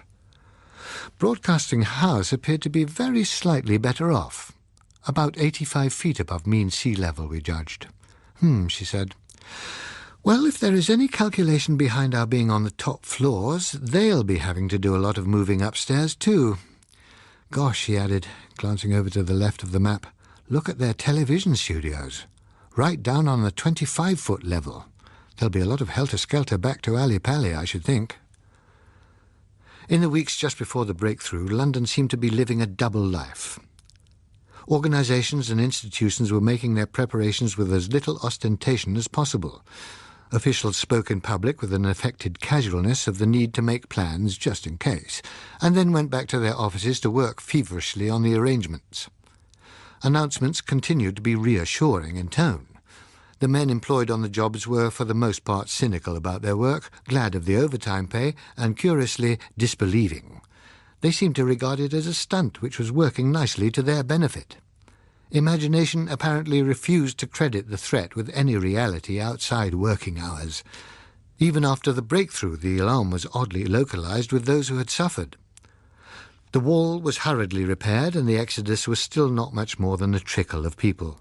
Real trouble came with the next spring tides. There was plenty of warning this time in the parts likely to be most affected. The people took it stubbornly and phlegmatically. They'd already had experience to learn by. The main response was to move possessions to upper stories and grumble loudly at the inefficiency of authorities who were incapable of saving them the trouble involved. Notices were posted giving the times of high water for 3 days, but the suggested precautions were couched with such a fear of promoting panic that they were little heeded. The first day passed safely. On the evening of the highest water, a large part of London settled down to wait for midnight and the crisis to pass, in a sullenly bad-tempered mood.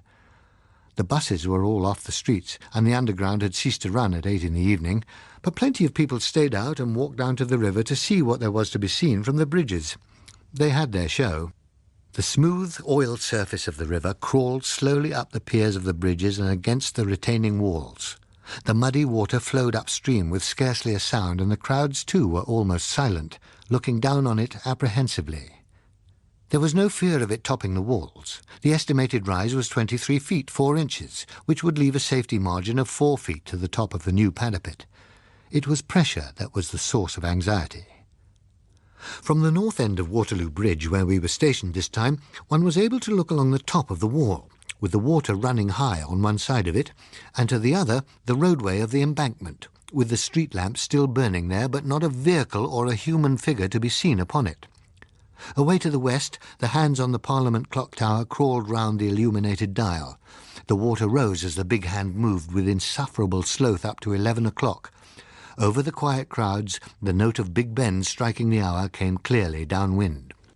The sound caused people to murmur to one another. Then they fell silent again.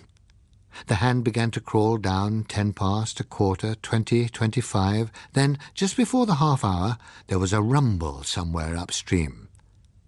A composite crowd voice sound came to us on the wind. The people about us craned their necks and murmured again. A moment later we saw the water coming.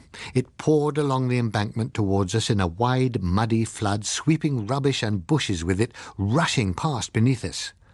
A groan went up from the crowd.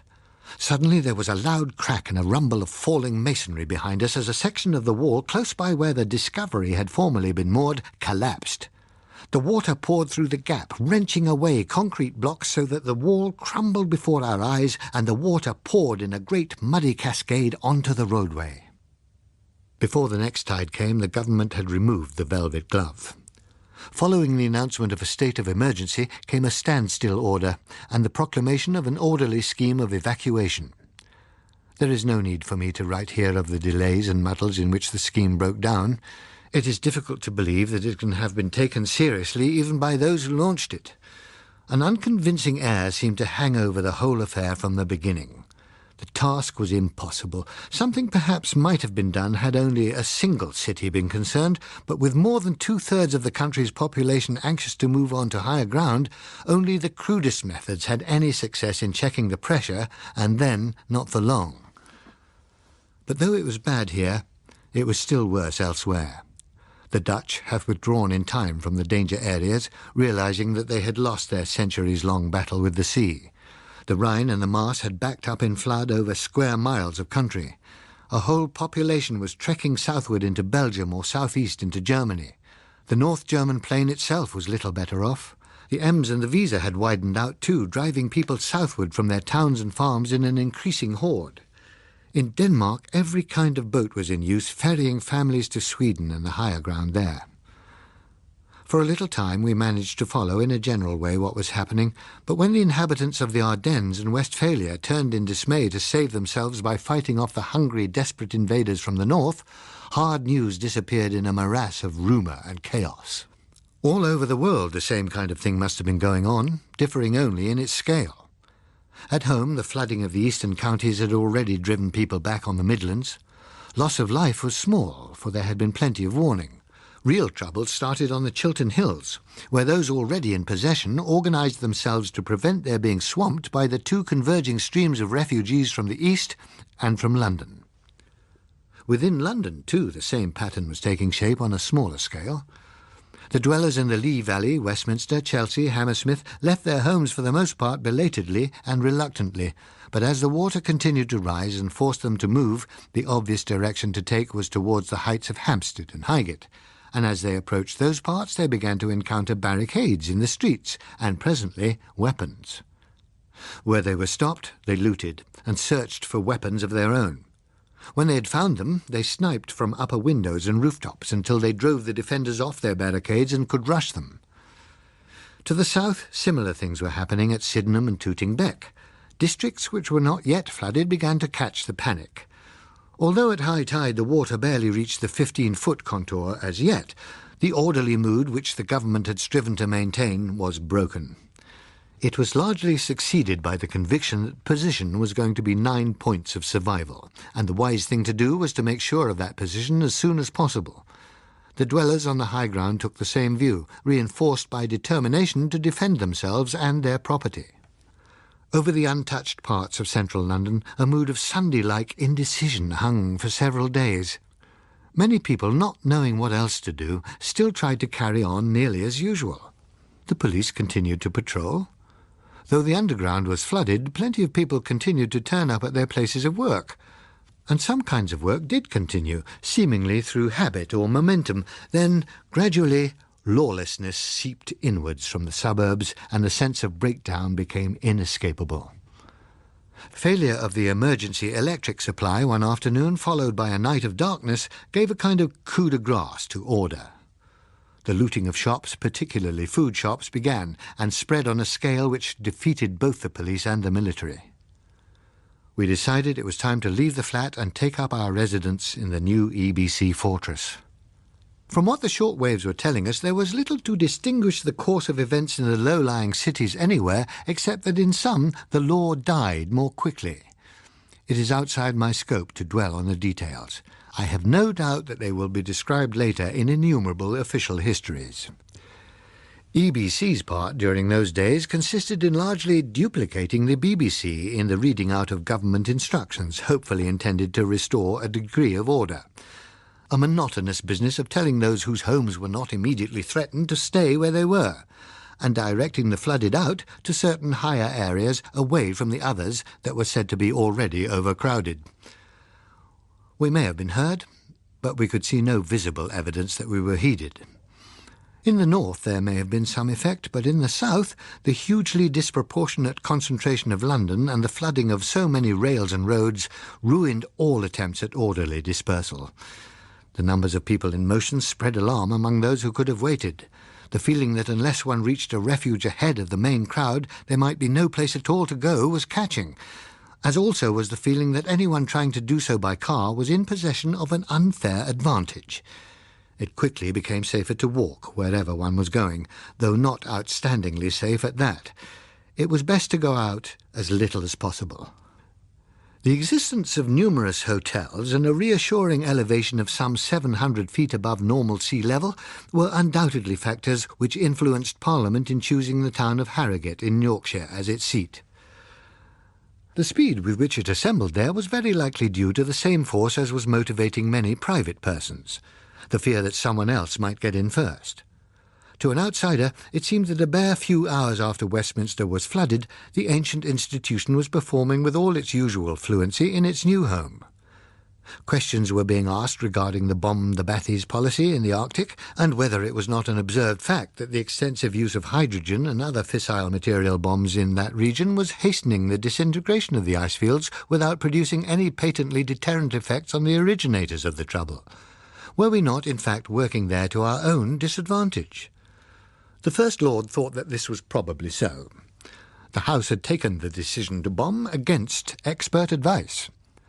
In answer to a further question, the Foreign Secretary stated that a cessation of bombing now by our forces would make little difference, since his information was that the Russians were delivering a greater weight of bombs in their sector than we were in ours, or rather than our American allies were with ourselves. Asked the reason for this sudden Kremlin right-about, he replied, "From sources which it would be unwise to disclose, we understand that the Russians are showing a greater appreciation of the situation than they have hitherto.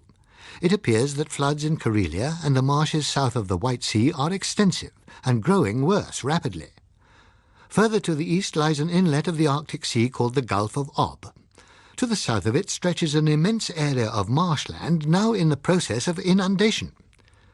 If the rise in the water level continues, it is likely that we shall see the formation in central Russia of a great inland sea, possibly larger than Hudson Bay, a feature doubtless more familiar to members of this House than is the Gulf of Ob. We began to hear a lot of Harrogate and district, and it became obvious that a great deal of preparation had been done in the area. For one thing, our own centre of EBC administration was established there in a resuscitated military camp, though according to our informants at such a distance from the town that the only leisure occupation was to spy by telescope upon the arch-rival concerns situated similarly but on the other side of a valley. As for ourselves, we began to shake down into a routine. Our living quarters were on the top floor, offices, studios, technical equipment, generators, stores, etc. on the floor beneath. A great reserve of diesel oil and petrol filled large tanks in the basement where it was pumped as necessary. Our aerial systems were on roofs 2 blocks away, reached by bridges slung high over the intervening streets. Our own roof was largely cleared to provide a helicopter landing and to act as a rainwater catchment. As we gradually developed a technique for living there, we decided it was pretty well found. Even so, my recollection is that nearly all spare time in the first few days was spent by everyone in transferring the contents of the provision department to our own quarters before it should disappear elsewhere. There seems to have been a basic misconception of the role we should play. As I understand it, the idea was that we were to preserve, as far as possible, the impression of business as usual, and then, as things grew more difficult, the centre of EBC would follow the administration by gradual stages to Yorkshire. This appears to have been founded upon the assumption that London was so cellularly constructed that as the water flowed into each cell it would be abandoned, while the rest carried on as usual. As far as we were concerned, bands, speakers and artists would all roll up to do their stuff in the ordinary way until the water lapped at our doorsteps, if it should ever reach as far, by which time they would presumably have changed to the habit of rolling up to the Yorkshire station instead. The only provision on the programme side that anyone had made for things not happening in this naive fashion was the transfer of our recorded library, before it became actually necessary to save it. A dwindling rather than a breakdown was envisaged. Curiously, quite a number of conscientious broadcasters did somehow manage to put in their appearances for a few days. After that, however, we were thrown back almost entirely upon ourselves and the recordings, and presently we began to live in a state of siege. I don't propose to deal in detail with the year that followed. It was a drawn-out story of decay, a long cold winter during which the water lapped into the streets faster than we had expected, a time when armed bands were roving in search of untouched food stores, when, at any hour of the day or night, one was liable to hear a rattle of shots as 2 gangs met. We ourselves had little trouble. It was as if, after a few attempts to raid us, word had gone round that we were ready to defend, and with so many other stores raidable at little or no risk, we might as well be left until later. When the warmer weather came, there were noticeably fewer people to be seen. Most of them, rather than face another winter in a city by now largely plundered of food and beginning to suffer epidemics from lack of fresh water and drainage, were filtering out into the country, and the shooting that we heard was usually distant. Our own numbers had been depleted too. Out of the original 65, we were now reduced to 25, the rest having gone off in parties by helicopter as the national focus became more settled in Yorkshire. From having been a centre, we had declined to the state of an outpost, maintained for prestige.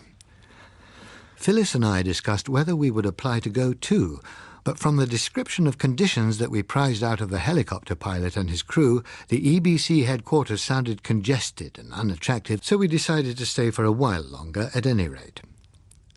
We were by no means uncomfortable where we were, and the fewer of us that were left in our London eyrie, the more space and supplies each of us had. In the late spring we learnt that a decree had merged us with the arch-rival, putting all radio communications under direct government control. It was the broadcasting house lot that were moved out by a swift airlift, since their premises were vulnerable while ours were already in a prepared state, and the 1 or 2 BBC men who stayed came over to join us. News reached us mainly by 2 channels, the private link with EBC, which was usually moderately honest, though discreet, and broadcasts which, no matter where they came from, were puffed with patently dishonest optimism. We became very tired and cynical about them, as I imagine did everyone else, but they still kept on. Every country, it seemed, was meeting and rising above the disaster with a resolution which did honour to the traditions of its people. By midsummer, and a cold midsummer it was, the town had become very quiet. The gangs had gone, only the obstinate individuals remained. They were, without doubt, quite numerous, but in 20,000 streets they seemed sparse, and they were not yet desperate. It was possible to go about in relative safety again, though wise to carry a gun. The water had risen further in the time than any of the estimates had supposed.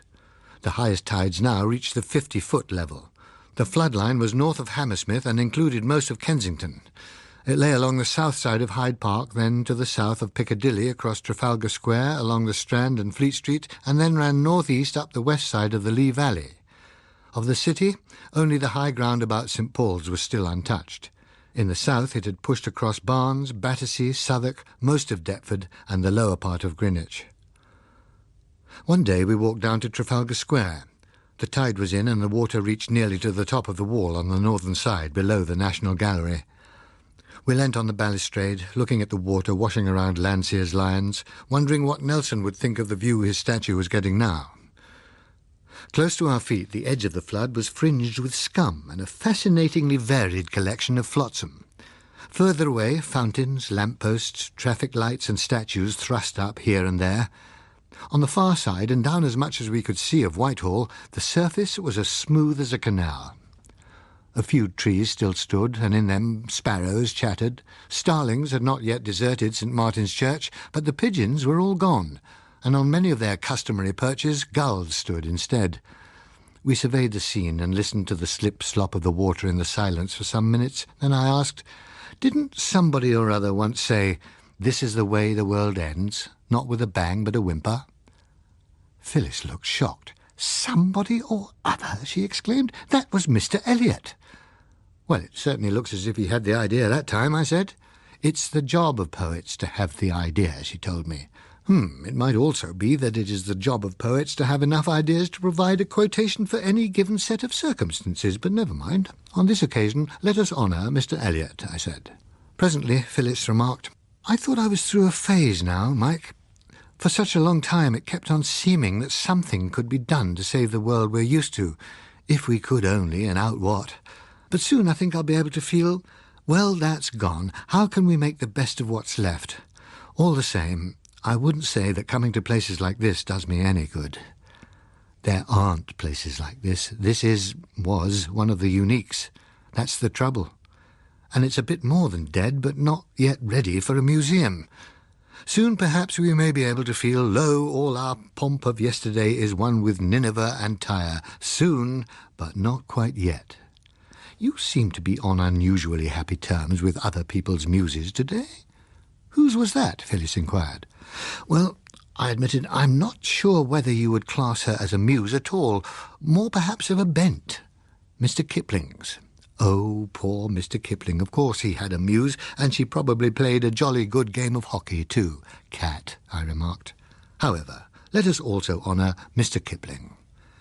There was a pause. It lengthened. "Mike," she said suddenly, "let's go away from here now." I nodded. It might be better. "We'll have to get a little tougher yet, darling, I'm afraid." She took my arm and we started to walk westward. Halfway to the corner of the square we paused at the sound of a motor. It seemed improbably to come from the south side. We waited while it drew closer. Presently, out from the Admiralty Arch swept a speedboat. It turned in a sharp arc and sped away down Whitehall, leaving the ripples of its wake slopping through the windows of august governmental offices. "Very pretty," I said. "There can't be many of us who accomplished that in one of our waking moments." Phyllis gazed along the widening ripples and abruptly became practical again. "I think we'd better see if we can't find one of those," she said. "It might come in useful later on." The rate of rise continued to increase. By the end of the summer, the level was up another 8 or 9 feet. The weather was vile and even colder than it had been at the same time the previous year. More of us had applied for transfer, and by mid-September we were down to 16. Even Freddie Whittier had announced that he was sick and tired of wasting his time like a shipwrecked sailor, and was going to see whether he could not find some useful work to do. When the helicopter whisked him and his wife away, they left us reconsidering our own position once more. Our task of composing Never Say Die material on the theme that we spoke from and for the heart of an empire bloody but still unbowed was supposed, we knew, to have a stabilizing value even now, but we doubted it. Too many people were whistling the same tune in the same dark.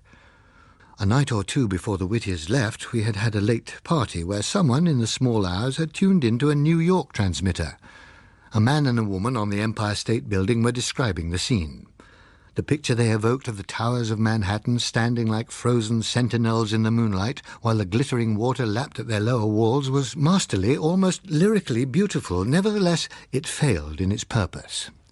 In our minds, we could see those shining towers. They were not sentinels, they were tombstones.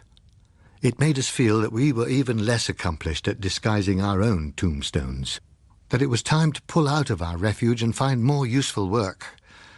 Our last words to Freddie were that we would very likely be following him before very long. We had still, however, not reached the point of making definite application when he called us up on the link a couple of weeks later. After the greetings, he said, "This isn't purely social, Mike. It is disinterested advice to those contemplating a leap from the frying pan. Don't." "Oh," I said, "what's the trouble?" "I'll tell you this.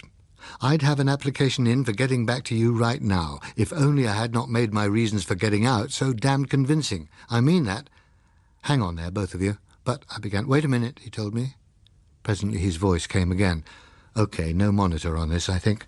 Listen, Mike, we're overcrowded, underfed, and in one hell of a mess.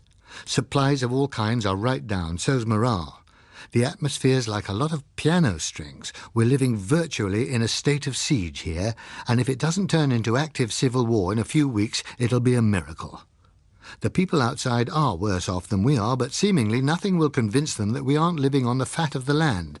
For God's sake, keep this under your hat, but stay where you are, for Phil's sake, if not for your own." I thought quickly. If it's as bad as that, Freddie, and you're doing no good, why not get back here on the next helicopter? Either smuggle aboard, or maybe we could offer the pilot a few things he'd like. All right, there certainly isn't any use for us here. I don't know why they let us come along. I'll work on that. Look for us next flight. Meanwhile, good luck to you both. Good luck to you, Freddie, and our love to Lynn, and our respects to Bocker, if he's there and nobody's slaughtered him yet. Oh, Bocker's here. He's now got a theory that it won't go much over 125 feet and seems to think that's good news.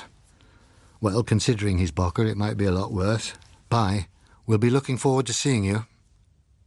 We were discreet. We said no more than that we had heard the Yorkshire place was already crowded, so we were staying. A couple who had decided to leave on the next flight changed their minds too. We waited for the helicopter to bring Freddie back. The day after it was due, we were still waiting. We got through on the link. They had no news except that it had left on schedule. I asked about Freddie and Lynn. Nobody seemed to know where they were. There never was any news of that helicopter. They said they hadn't another that they could send. The cold summer drew into a colder autumn. A rumour reached us that the sea tanks were appearing again for the first time since the waters had begun to rise. As the only people present who had had personal contact with them, we assumed the status of experts, though almost the only advice we could give was always to wear a sharp knife and in such a position that it could be reached for a quick slash by either hand. But the sea tanks must have found the hunting poor in the almost deserted streets of London, for presently we heard no more of them. From the radio, however, we learnt that it was not so in some other parts. There were reports soon of their reappearance in many places where not only the new shorelines but the collapse of organisation made it difficult to destroy them in effectively discouraging numbers.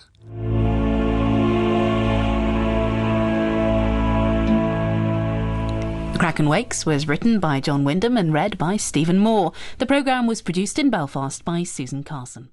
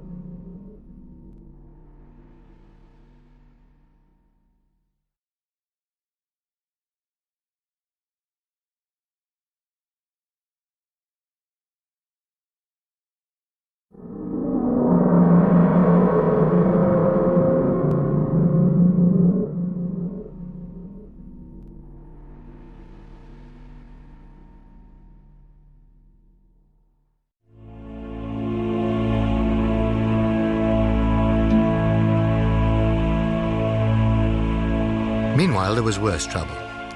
Overnight, the combined EBC and BBC transmitters abandoned all pretense of calm confidence. When we looked at the message transmitted to us for radiation simultaneously with all other stations, we knew that Freddie had been right.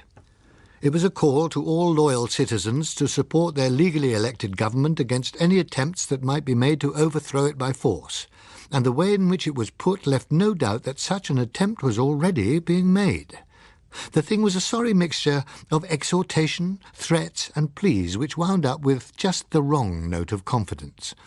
The note that had sounded in Spain and then in France, when the words must be said, though the speaker and listener alike knew that the end was near. The best reader in the service could not have given it the ring of conviction. The link could not or would not clarify the situation for us. Firing was going on, they said. Some armed bands were attempting to break into the administration area. The military had the situation in hand and would clear up the trouble shortly. The broadcast was simply to discourage exaggerated rumours and restore confidence in the government. We said that neither what they were telling us nor the message itself inspired us personally with any confidence whatever, and we should like to know what was really going on. They went all official, curt and cold. 24 hours later, in the middle of dictating for our radiation another expression of confidence, the link broke off abruptly. It never worked again. Until one gets used to it, the situation of being able to hear voices from all over the world, but none which tells us what is happening in one's own country, is odd. We picked up inquiries about our silence from America, Canada, Australia, Kenya. We radiated at the full power of our transmitter what little we knew, and could later hear it being relayed by foreign stations. But we ourselves were far from understanding what had happened. Even if the HQs of both systems in Yorkshire had been overrun, as it would appear, there should have been stations still on the air independently in Scotland and Northern Ireland at least, even if they were no better informed than ourselves. Yet a week went by and still there was no sound from them. The rest of the world appeared to be too busy keeping a mask on its own troubles to bother about us any more. Though one time we did hear a voice speaking with historical dispassion of l'écroulement de l'Angleterre. The word écroulement was not very familiar to me, but it had a horrible final sound. The winter closed in. One noticed how few people there were to be seen in the streets now compared with a year ago. Often it was possible to walk a mile without seeing anyone at all. How those who did remain were living we could not say. Presumably they all had caches of looted stores that supported them and their families, and obviously it was no matter for close inquiry. One noticed also how many of those one did see had taken to carrying weapons as a matter of course. We ourselves adopted the habit of carrying them, guns, not rifles, slung over our shoulders, though less with any expectation of needing them than to discourage the occasion for their need from arising. There was a kind of wary preparedness which was still some distance from instinctive hostility. Chance-met men still passed on gossip and rumours and sometimes hard news of a local kind. It was by such means that we learnt of a quite definitely hostile ring now in existence around London, how the surrounding districts had somehow formed themselves into miniature independent states and forbidden entry after driving out many who had come there as refugees, how those who did try to cross the border into one of these communities were fired upon without questions. It's going to be bad later on, was the opinion of most of those I spoke to. Just now, pretty well all those who are left still have a few cases of this and that stowed away, and the chief worry is stopping the other fellow from finding out where it is. But later on the worry is going to be the other way around, finding out where the chaps who do have something left are hiding it, and that's going to be nasty. In the new year, the sense of things pressing in upon us grew stronger. The high tide mark was now close to the 75-foot level. The weather was abominable and icy cold. There seemed to be scarcely a night when there was not a gale blowing from the southwest. It became rarer than ever to see anyone in the streets, though when the wind did drop for a time, the view from the roof showed a surprising number of chimneys smoking. Mostly it was wood smoke, furniture and fitments burning, one supposed, for the coal stores in power stations and railway yards had all disappeared the previous winter. From a purely practical point of view, I doubt whether anyone in the country was more favoured or as well found as our group. The food originally supplied, together with that acquired later, made a store which should last 16 people for some years. There was an immense reserve of diesel oil and petrol too. Materially, we were better off than we had been a year ago when there were more of us. But we had learnt, as had many before us, about the bread alone factor. One needed more than adequate food. The sense of desolation began to weigh more heavily still when at the end of February the water lapped over our doorsteps for the first time, and the building was filled with the sound of it cascading into the basements. Some of the party grew worried. "It can't come very much higher, surely. 100 feet is the limit, isn't it?" they were saying.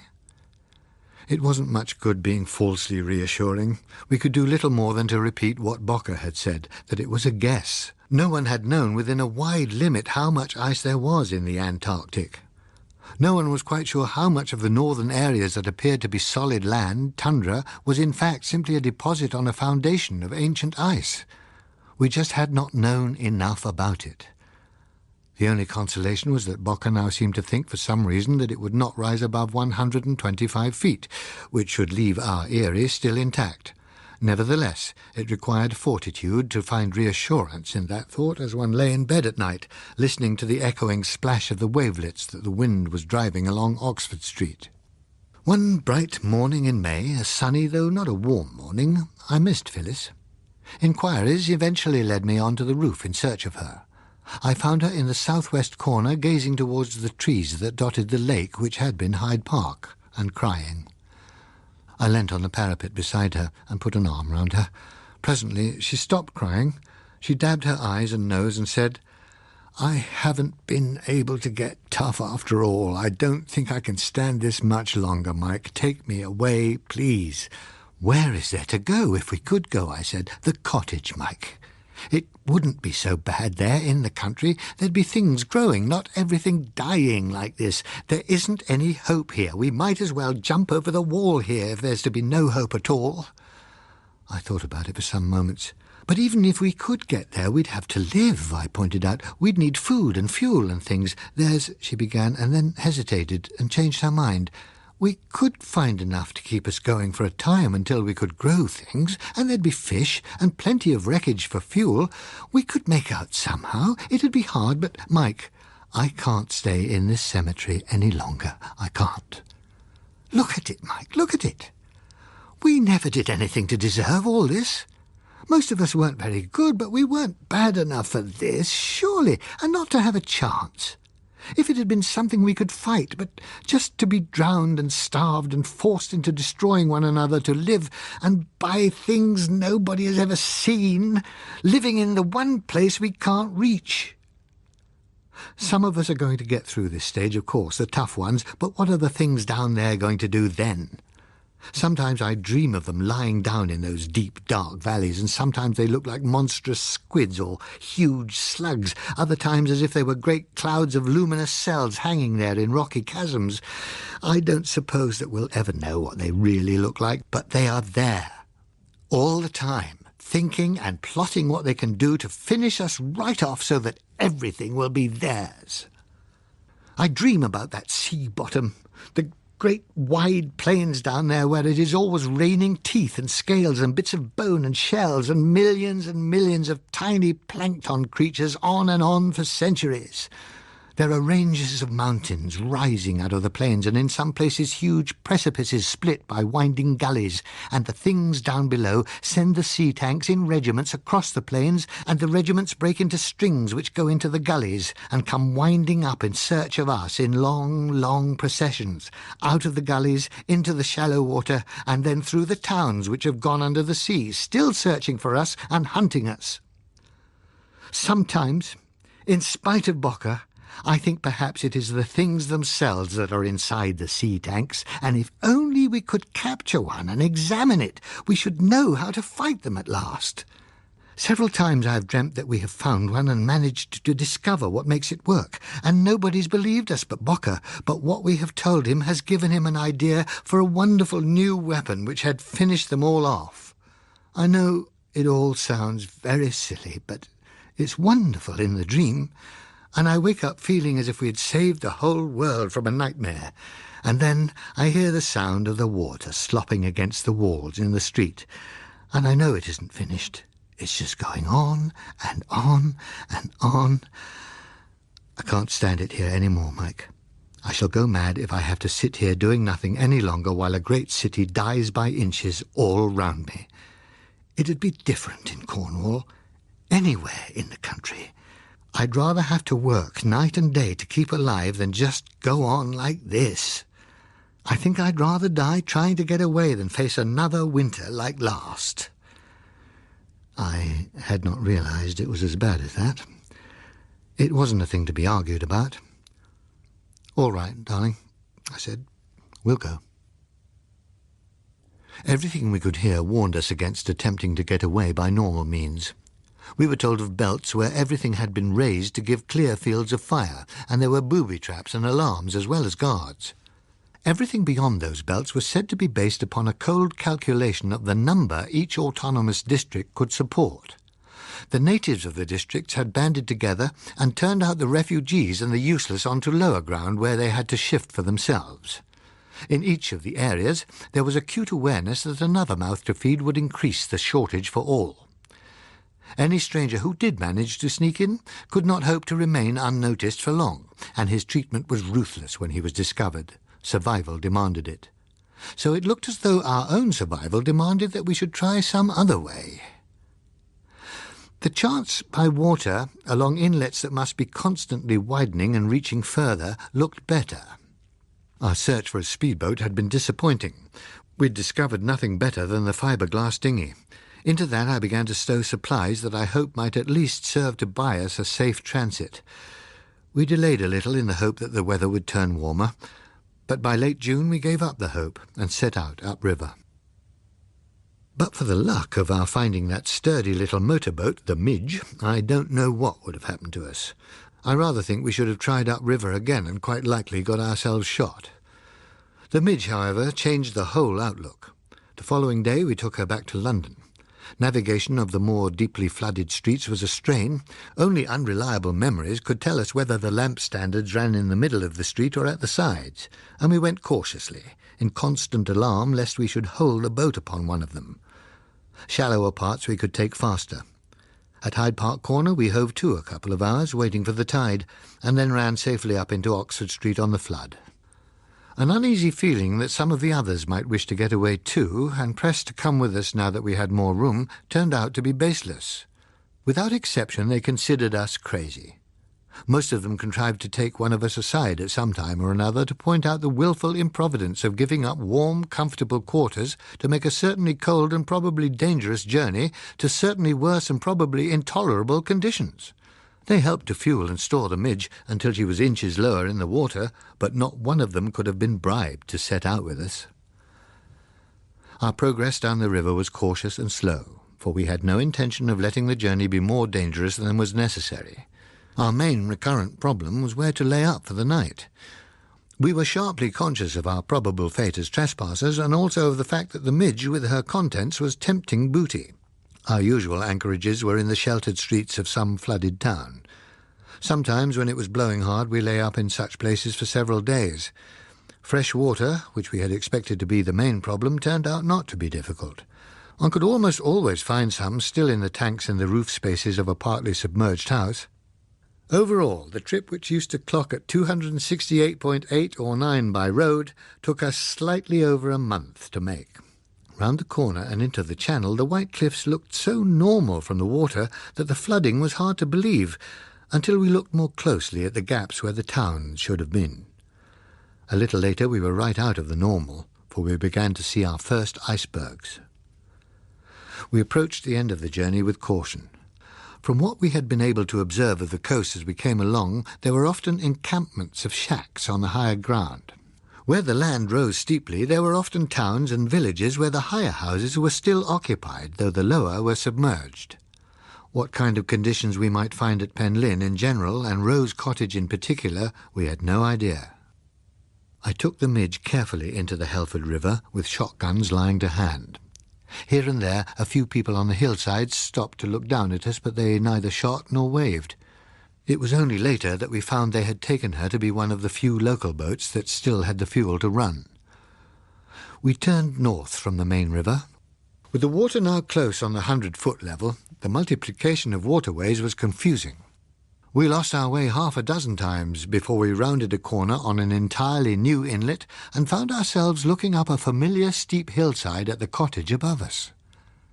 People had been there, several lots of them, I should think, but though the disorder was considerable, the damage was not great. It was evidently the consumables they had been after chiefly. The standbys had vanished from the larder to the last bottle of sauce and packet of pepper. The drum of oil, the candles, and the small store of coal were gone too. Phyllis gave a quick look over the debris and disappeared down the cellar steps. She re-emerged in a moment and ran out to the arbour she had built in the garden. Through the window I saw her examining the floor of it carefully. Presently she came back. "That's all right, thank goodness," she said. It did not seem a moment for great concern about arbours. "What's all right?" I inquired. "The food," she said. "I didn't want to tell you about it until I knew. It would have been too bitterly disappointing if it had gone." "What food?" I asked bewilderedly. "You've not much intuition, have you, Mike? Did you really think that someone like me would be doing all that bricklaying just for fun? I walled off half the cellar full of stuff, and there's a lot under the arbour too."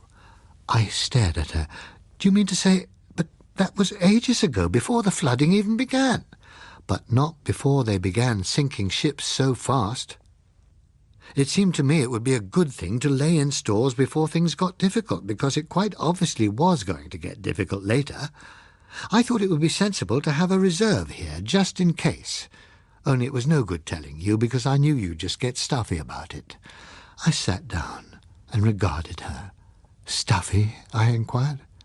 "Well, there are some people who seem to think it is more ethical to pay black market prices than to take sensible precautions." "Oh," I said, "so you bricked it in yourself?" "Well, I didn't want anybody local to know, so the only way was to do it myself. As it happened, the food airlift was much better organised than one could have expected, so we didn't need it, but it will come in useful now." "How much?" I asked. She considered. "I'm not quite sure, but there is a whole big van load here, and then there's all the stuff we've got in the midge too." I could see and do see several angles to the thing, but it would have been churlishly ungrateful to mention them just then, so I let it rest, and we busied ourselves with tidying up and moving in. It did not take us long to understand why the cottage had been left unoccupied. One had only to climb to the crest to see that our hill was destined to be an island. 4 months later, it became one. Here, as elsewhere, there had been the first cautious retreat as the water started to rise, and later the panicky rush to stake a claim on the high ground while there was still room there. Those who remained, and still remain, are a mixture of the obstinate, the tardy, and the hopeful, who are continually thinking that the water will not come much further. A feud between those who stayed and those who went is well established. The uplanders will allow no newcomer in their strictly rationed territory. The lowlanders carry guns and set traps to discourage raids upon their fields. It is said, though I do not know with how much truth, that conditions here are good compared with Devon and other places further east, since a large part of the population, once it took to flight, decided to keep on towards the lusher areas beyond the moorlands. There are fearful tales about the guerrilla warfare between starving bands that goes on in Devon, Somerset and Dorset, but here one hears shooting only occasionally, and only on a small scale. The thoroughness of our isolation, beyond occasional bits of hearsay, has been one of the difficult things to bear. The radio set, which might have told us something of how the rest of the world, if not our own country, was faring, failed a few weeks after we reached here, and we have neither the means of testing it nor of replacing the necessary parts. Luckily, our island offers little temptation, so we have not been molested. The people about here grew enough food last summer to keep themselves going with the help of fish, which are plentiful. Also, our status is not entirely that of strangers, and we have been careful to make no demands or requests. I imagine we are supposed to be existing on fish and what stores we brought aboard the Midge, and that what is likely to be left of those by now would not justify the trouble of a raid on us. It might have been a different story had the crops been poorer last summer. I started this account at the beginning of November. It is now the end of January. The water continued to rise slightly, but since about Christmas time there has been no increase that we can measure. We are hoping that it has reached its limit. There are still icebergs to be seen in the channel, but it seems to us that they are fewer than they were. There are still not infrequent raids by sea tanks, sometimes singly but more usually in 4s or 5s. As a rule, they are more of a nuisance than a danger, for the people living close to the water post watchers to give the alarm. The sea tanks avoid any climbing and seldom venture more than 1/4 of a mile from the water's edge. When they find no victims, they soon go away again. By far the worst thing we've had to face has been the bitter cold of the winter. Even making allowances for the difference in our circumstances, we think that it has been a great deal colder than last. Our inlet has been frozen over for many weeks, and in calm weather the sea itself freezes well out from the shore. But mostly it is not calm weather. For days on end there have been gales when everything is covered with ice from the spray carried inland. We are lucky to be sheltered from the full force of the southwest, but it is bad enough. We have now quite decided that when the summer comes we must try to get away.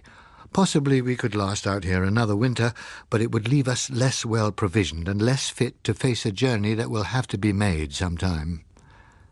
We may, we hope, be able to find in what is left of Plymouth or Devonport fuel to replace that which we used in coming here, but in any case we intend to rig a mast so that if we are warned off or if there's no fuel to be found, we shall be able to continue southward under sail when our present supplies give out. Where to? We don't know yet. Somewhere warmer, where it will be easier to grow things and start again. Perhaps we shall find only bullets where we try to land, but even that will be better than slow starvation in bitter cold. Phyllis agrees. We shall be taking a long shot, Watson, a very long shot, she says. But after all, what is the good of our having been given so much luck already if we don't go on using it? May 24th. I amend the foregoing.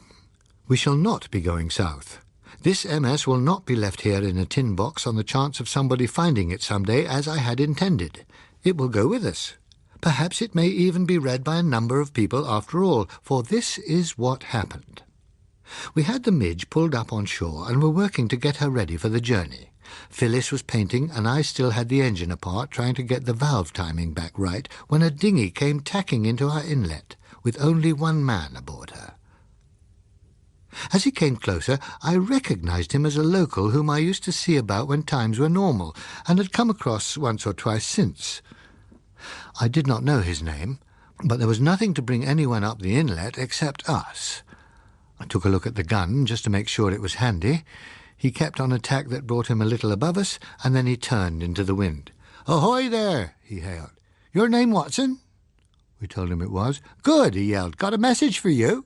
He shortened his sheet, put the rudder over, and ran straight towards us. Then he dropped his sail and let the dinghy run right onto the heather. He jumped out, pulled her up a bit, and then turned to us. "Michael and Phyllis Watson? Used to be with EBC?" he asked. We admitted it, wonderingly. "They've been putting your names out on the wireless," he said. We stared at him blankly. At last, Who has?" I said unsteadily. "Council for Reconstruction, they call themselves," he told us. "They've been putting out a broadcast every night for a week or 10 days now. Every time they end up with a list of people they're trying to find. Your names were among 'em last night, believed to be in the neighbourhood of Penlyn, Cornwall, so I reckoned you'd better know about it." "But who are they? What do they want?" I asked him. He shrugged.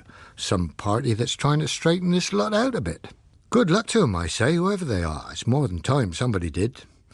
Phyllis went on staring at him. She was looking a little pale. "Does that mean it's all over?" she said. The man looked at her and then turned to regard the water spread over former fields, the new inlets that reached back into the land, the abandoned homes washed through by every tide. "No," he said decisively, "that's not what it means. But trying to make the best of it is going to be a lot better than just putting up with it." "But what is it about us? What do they want?" I asked. "They just said they want you in London, if you think you can make it safely. If you can't, you're to stand by for instructions later on. They give lists of names of people they want to go to London or Malvern or Sheffield or one or two other places. Not many for London, but yours was." "They don't say anything about what it's for." He shook his head. "There's not really a lot they have said yet. But they're going to be dropping small radio sets with batteries soon, and later on some transmitters too. For the present, they're telling people to form groups for local government until communications get working properly. Phyllis and I looked thoughtfully at one another for some moments. I think I can see what we're going to be wanted for, I said. She nodded. We let the idea sink in for a bit, then I turned back to the man. Come on, I said, nodding towards the cottage. There's a bottle or two up there that I've been keeping in case of something special. This seems to be it. Phyllis linked her arm in mine and we went up the hill together. We want to know more about it, I said, putting down my half-empty glass. There's not much yet, he repeated, but what there is sounds like the turn, all right, at last. Remember that fellow Bocker? They had him on talking a night or two ago, and a bit more cheerful than he used to be, too, giving what he called a general survey of the position, he was. Tell us, said Phyllis beside me. Dear A.B. being cheerful ought to have been worth hearing. Well, the main things are that the water's finished rising. Could have told him that ourselves near 6 months ago, but I suppose there'll be people some places that haven't heard of it yet. A big lot of the best land's gone under, but all the same he reckons that if we get organised we ought to be able to grow enough, because they think the population's down to between a fifth and an eighth of what it was. Could be even less. All that, said Phyllis, staring at him incredulously. Surely. Sounded as if we'd been pretty lucky round here compared with most parts, the man told her. Pneumonia mostly, he said it was. Not much food, you see, no resistance, no medical services, no drugs, and 3 hellish winters. It's taken 'em off like flies. We paused. We were silent, trying to grasp the scale of it and what it would mean. I got little beyond telling myself the obvious, that it was going to be a very different world from the old one. Phyllis saw a little further. But shall we even get a fair chance to try, she said. I mean, the Bathies are still there. Suppose they have something else that they've not used yet. The man shook his head. He gave a twisted grin of satisfaction. Oh, we talked about them too, Bocker did. Reckons that this time they've really had it. How? I asked. According to him, they've got hold of some kind of thing that'll go down into the deeps. It puts out an ultra-something, not ultraviolet, sort of noise, only you can't hear it. Ultrasonics, I suggested. That's it. Sounds queer to me, but he says the waves it puts out will kill underwater.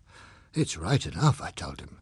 There were a whole lot of people working on that 4 or 5 years ago. The trouble was to get a transmitter that'd go down there. Well, he says they've done it now. And who do you think? The Japs. They reckon they've cleared a couple of small deeps already. Anyway, the Americans seems to think it works all right, 'cause they're making some too to use round the West Indies way. But they have discovered what Bathies are, what they look like, Phyllis wanted to know. He shook his head. Not so far as I know. All Bocker said was that a lot of jelly stuff came up and went bad quickly in the sunlight. No shape to it. Not the pressure to hold the things together, see? So what a Bathie looks like when it's at home is still anybody's guess and likely to stay that way. What they look like when they're dead is good enough for me, I said, filling up the glasses once more. I raised mine. Here's to empty deeps and free seas again. After the man had left, we went out and sat side by side in the arbour, looking out at the view that had changed so greatly. For a little time neither of us spoke. I took a covert glance at Phyllis. She was looking as if she had just had a beauty treatment. I'm coming to life again, Mike, she said. Me too, I agreed. Though it isn't going to be a picnic life, I added. I don't care. I don't mind working hard when there's hope. It was having no more hope that was too much for me. It's going to be a very strange sort of world with only a fifth or an eighth of us left, I said meditatively. There were only 5 million or so of us in the first Elizabeth's time, but we counted, she said. We sat on. There was planning as well as the reorientation to be done. As soon as we can get the midge ready, I asked. I think we've still more than enough fuel to take us that far. Yes, as soon as we can, she told me. She went on sitting with her elbows on her knees and her chin on her hands, looking far away. It was getting chilly again as the sun sank. I moved closer and put my arm round her. What is it? I asked. I was just thinking. Nothing is really new, is it, Mike? Once upon a time there was a great plain, covered with forests and full of wild animals. I expect our ancestors hunted there. Then one day the water came in and drowned it all. and there was the North Sea. I think we've been here before, Mike. And we got through last time.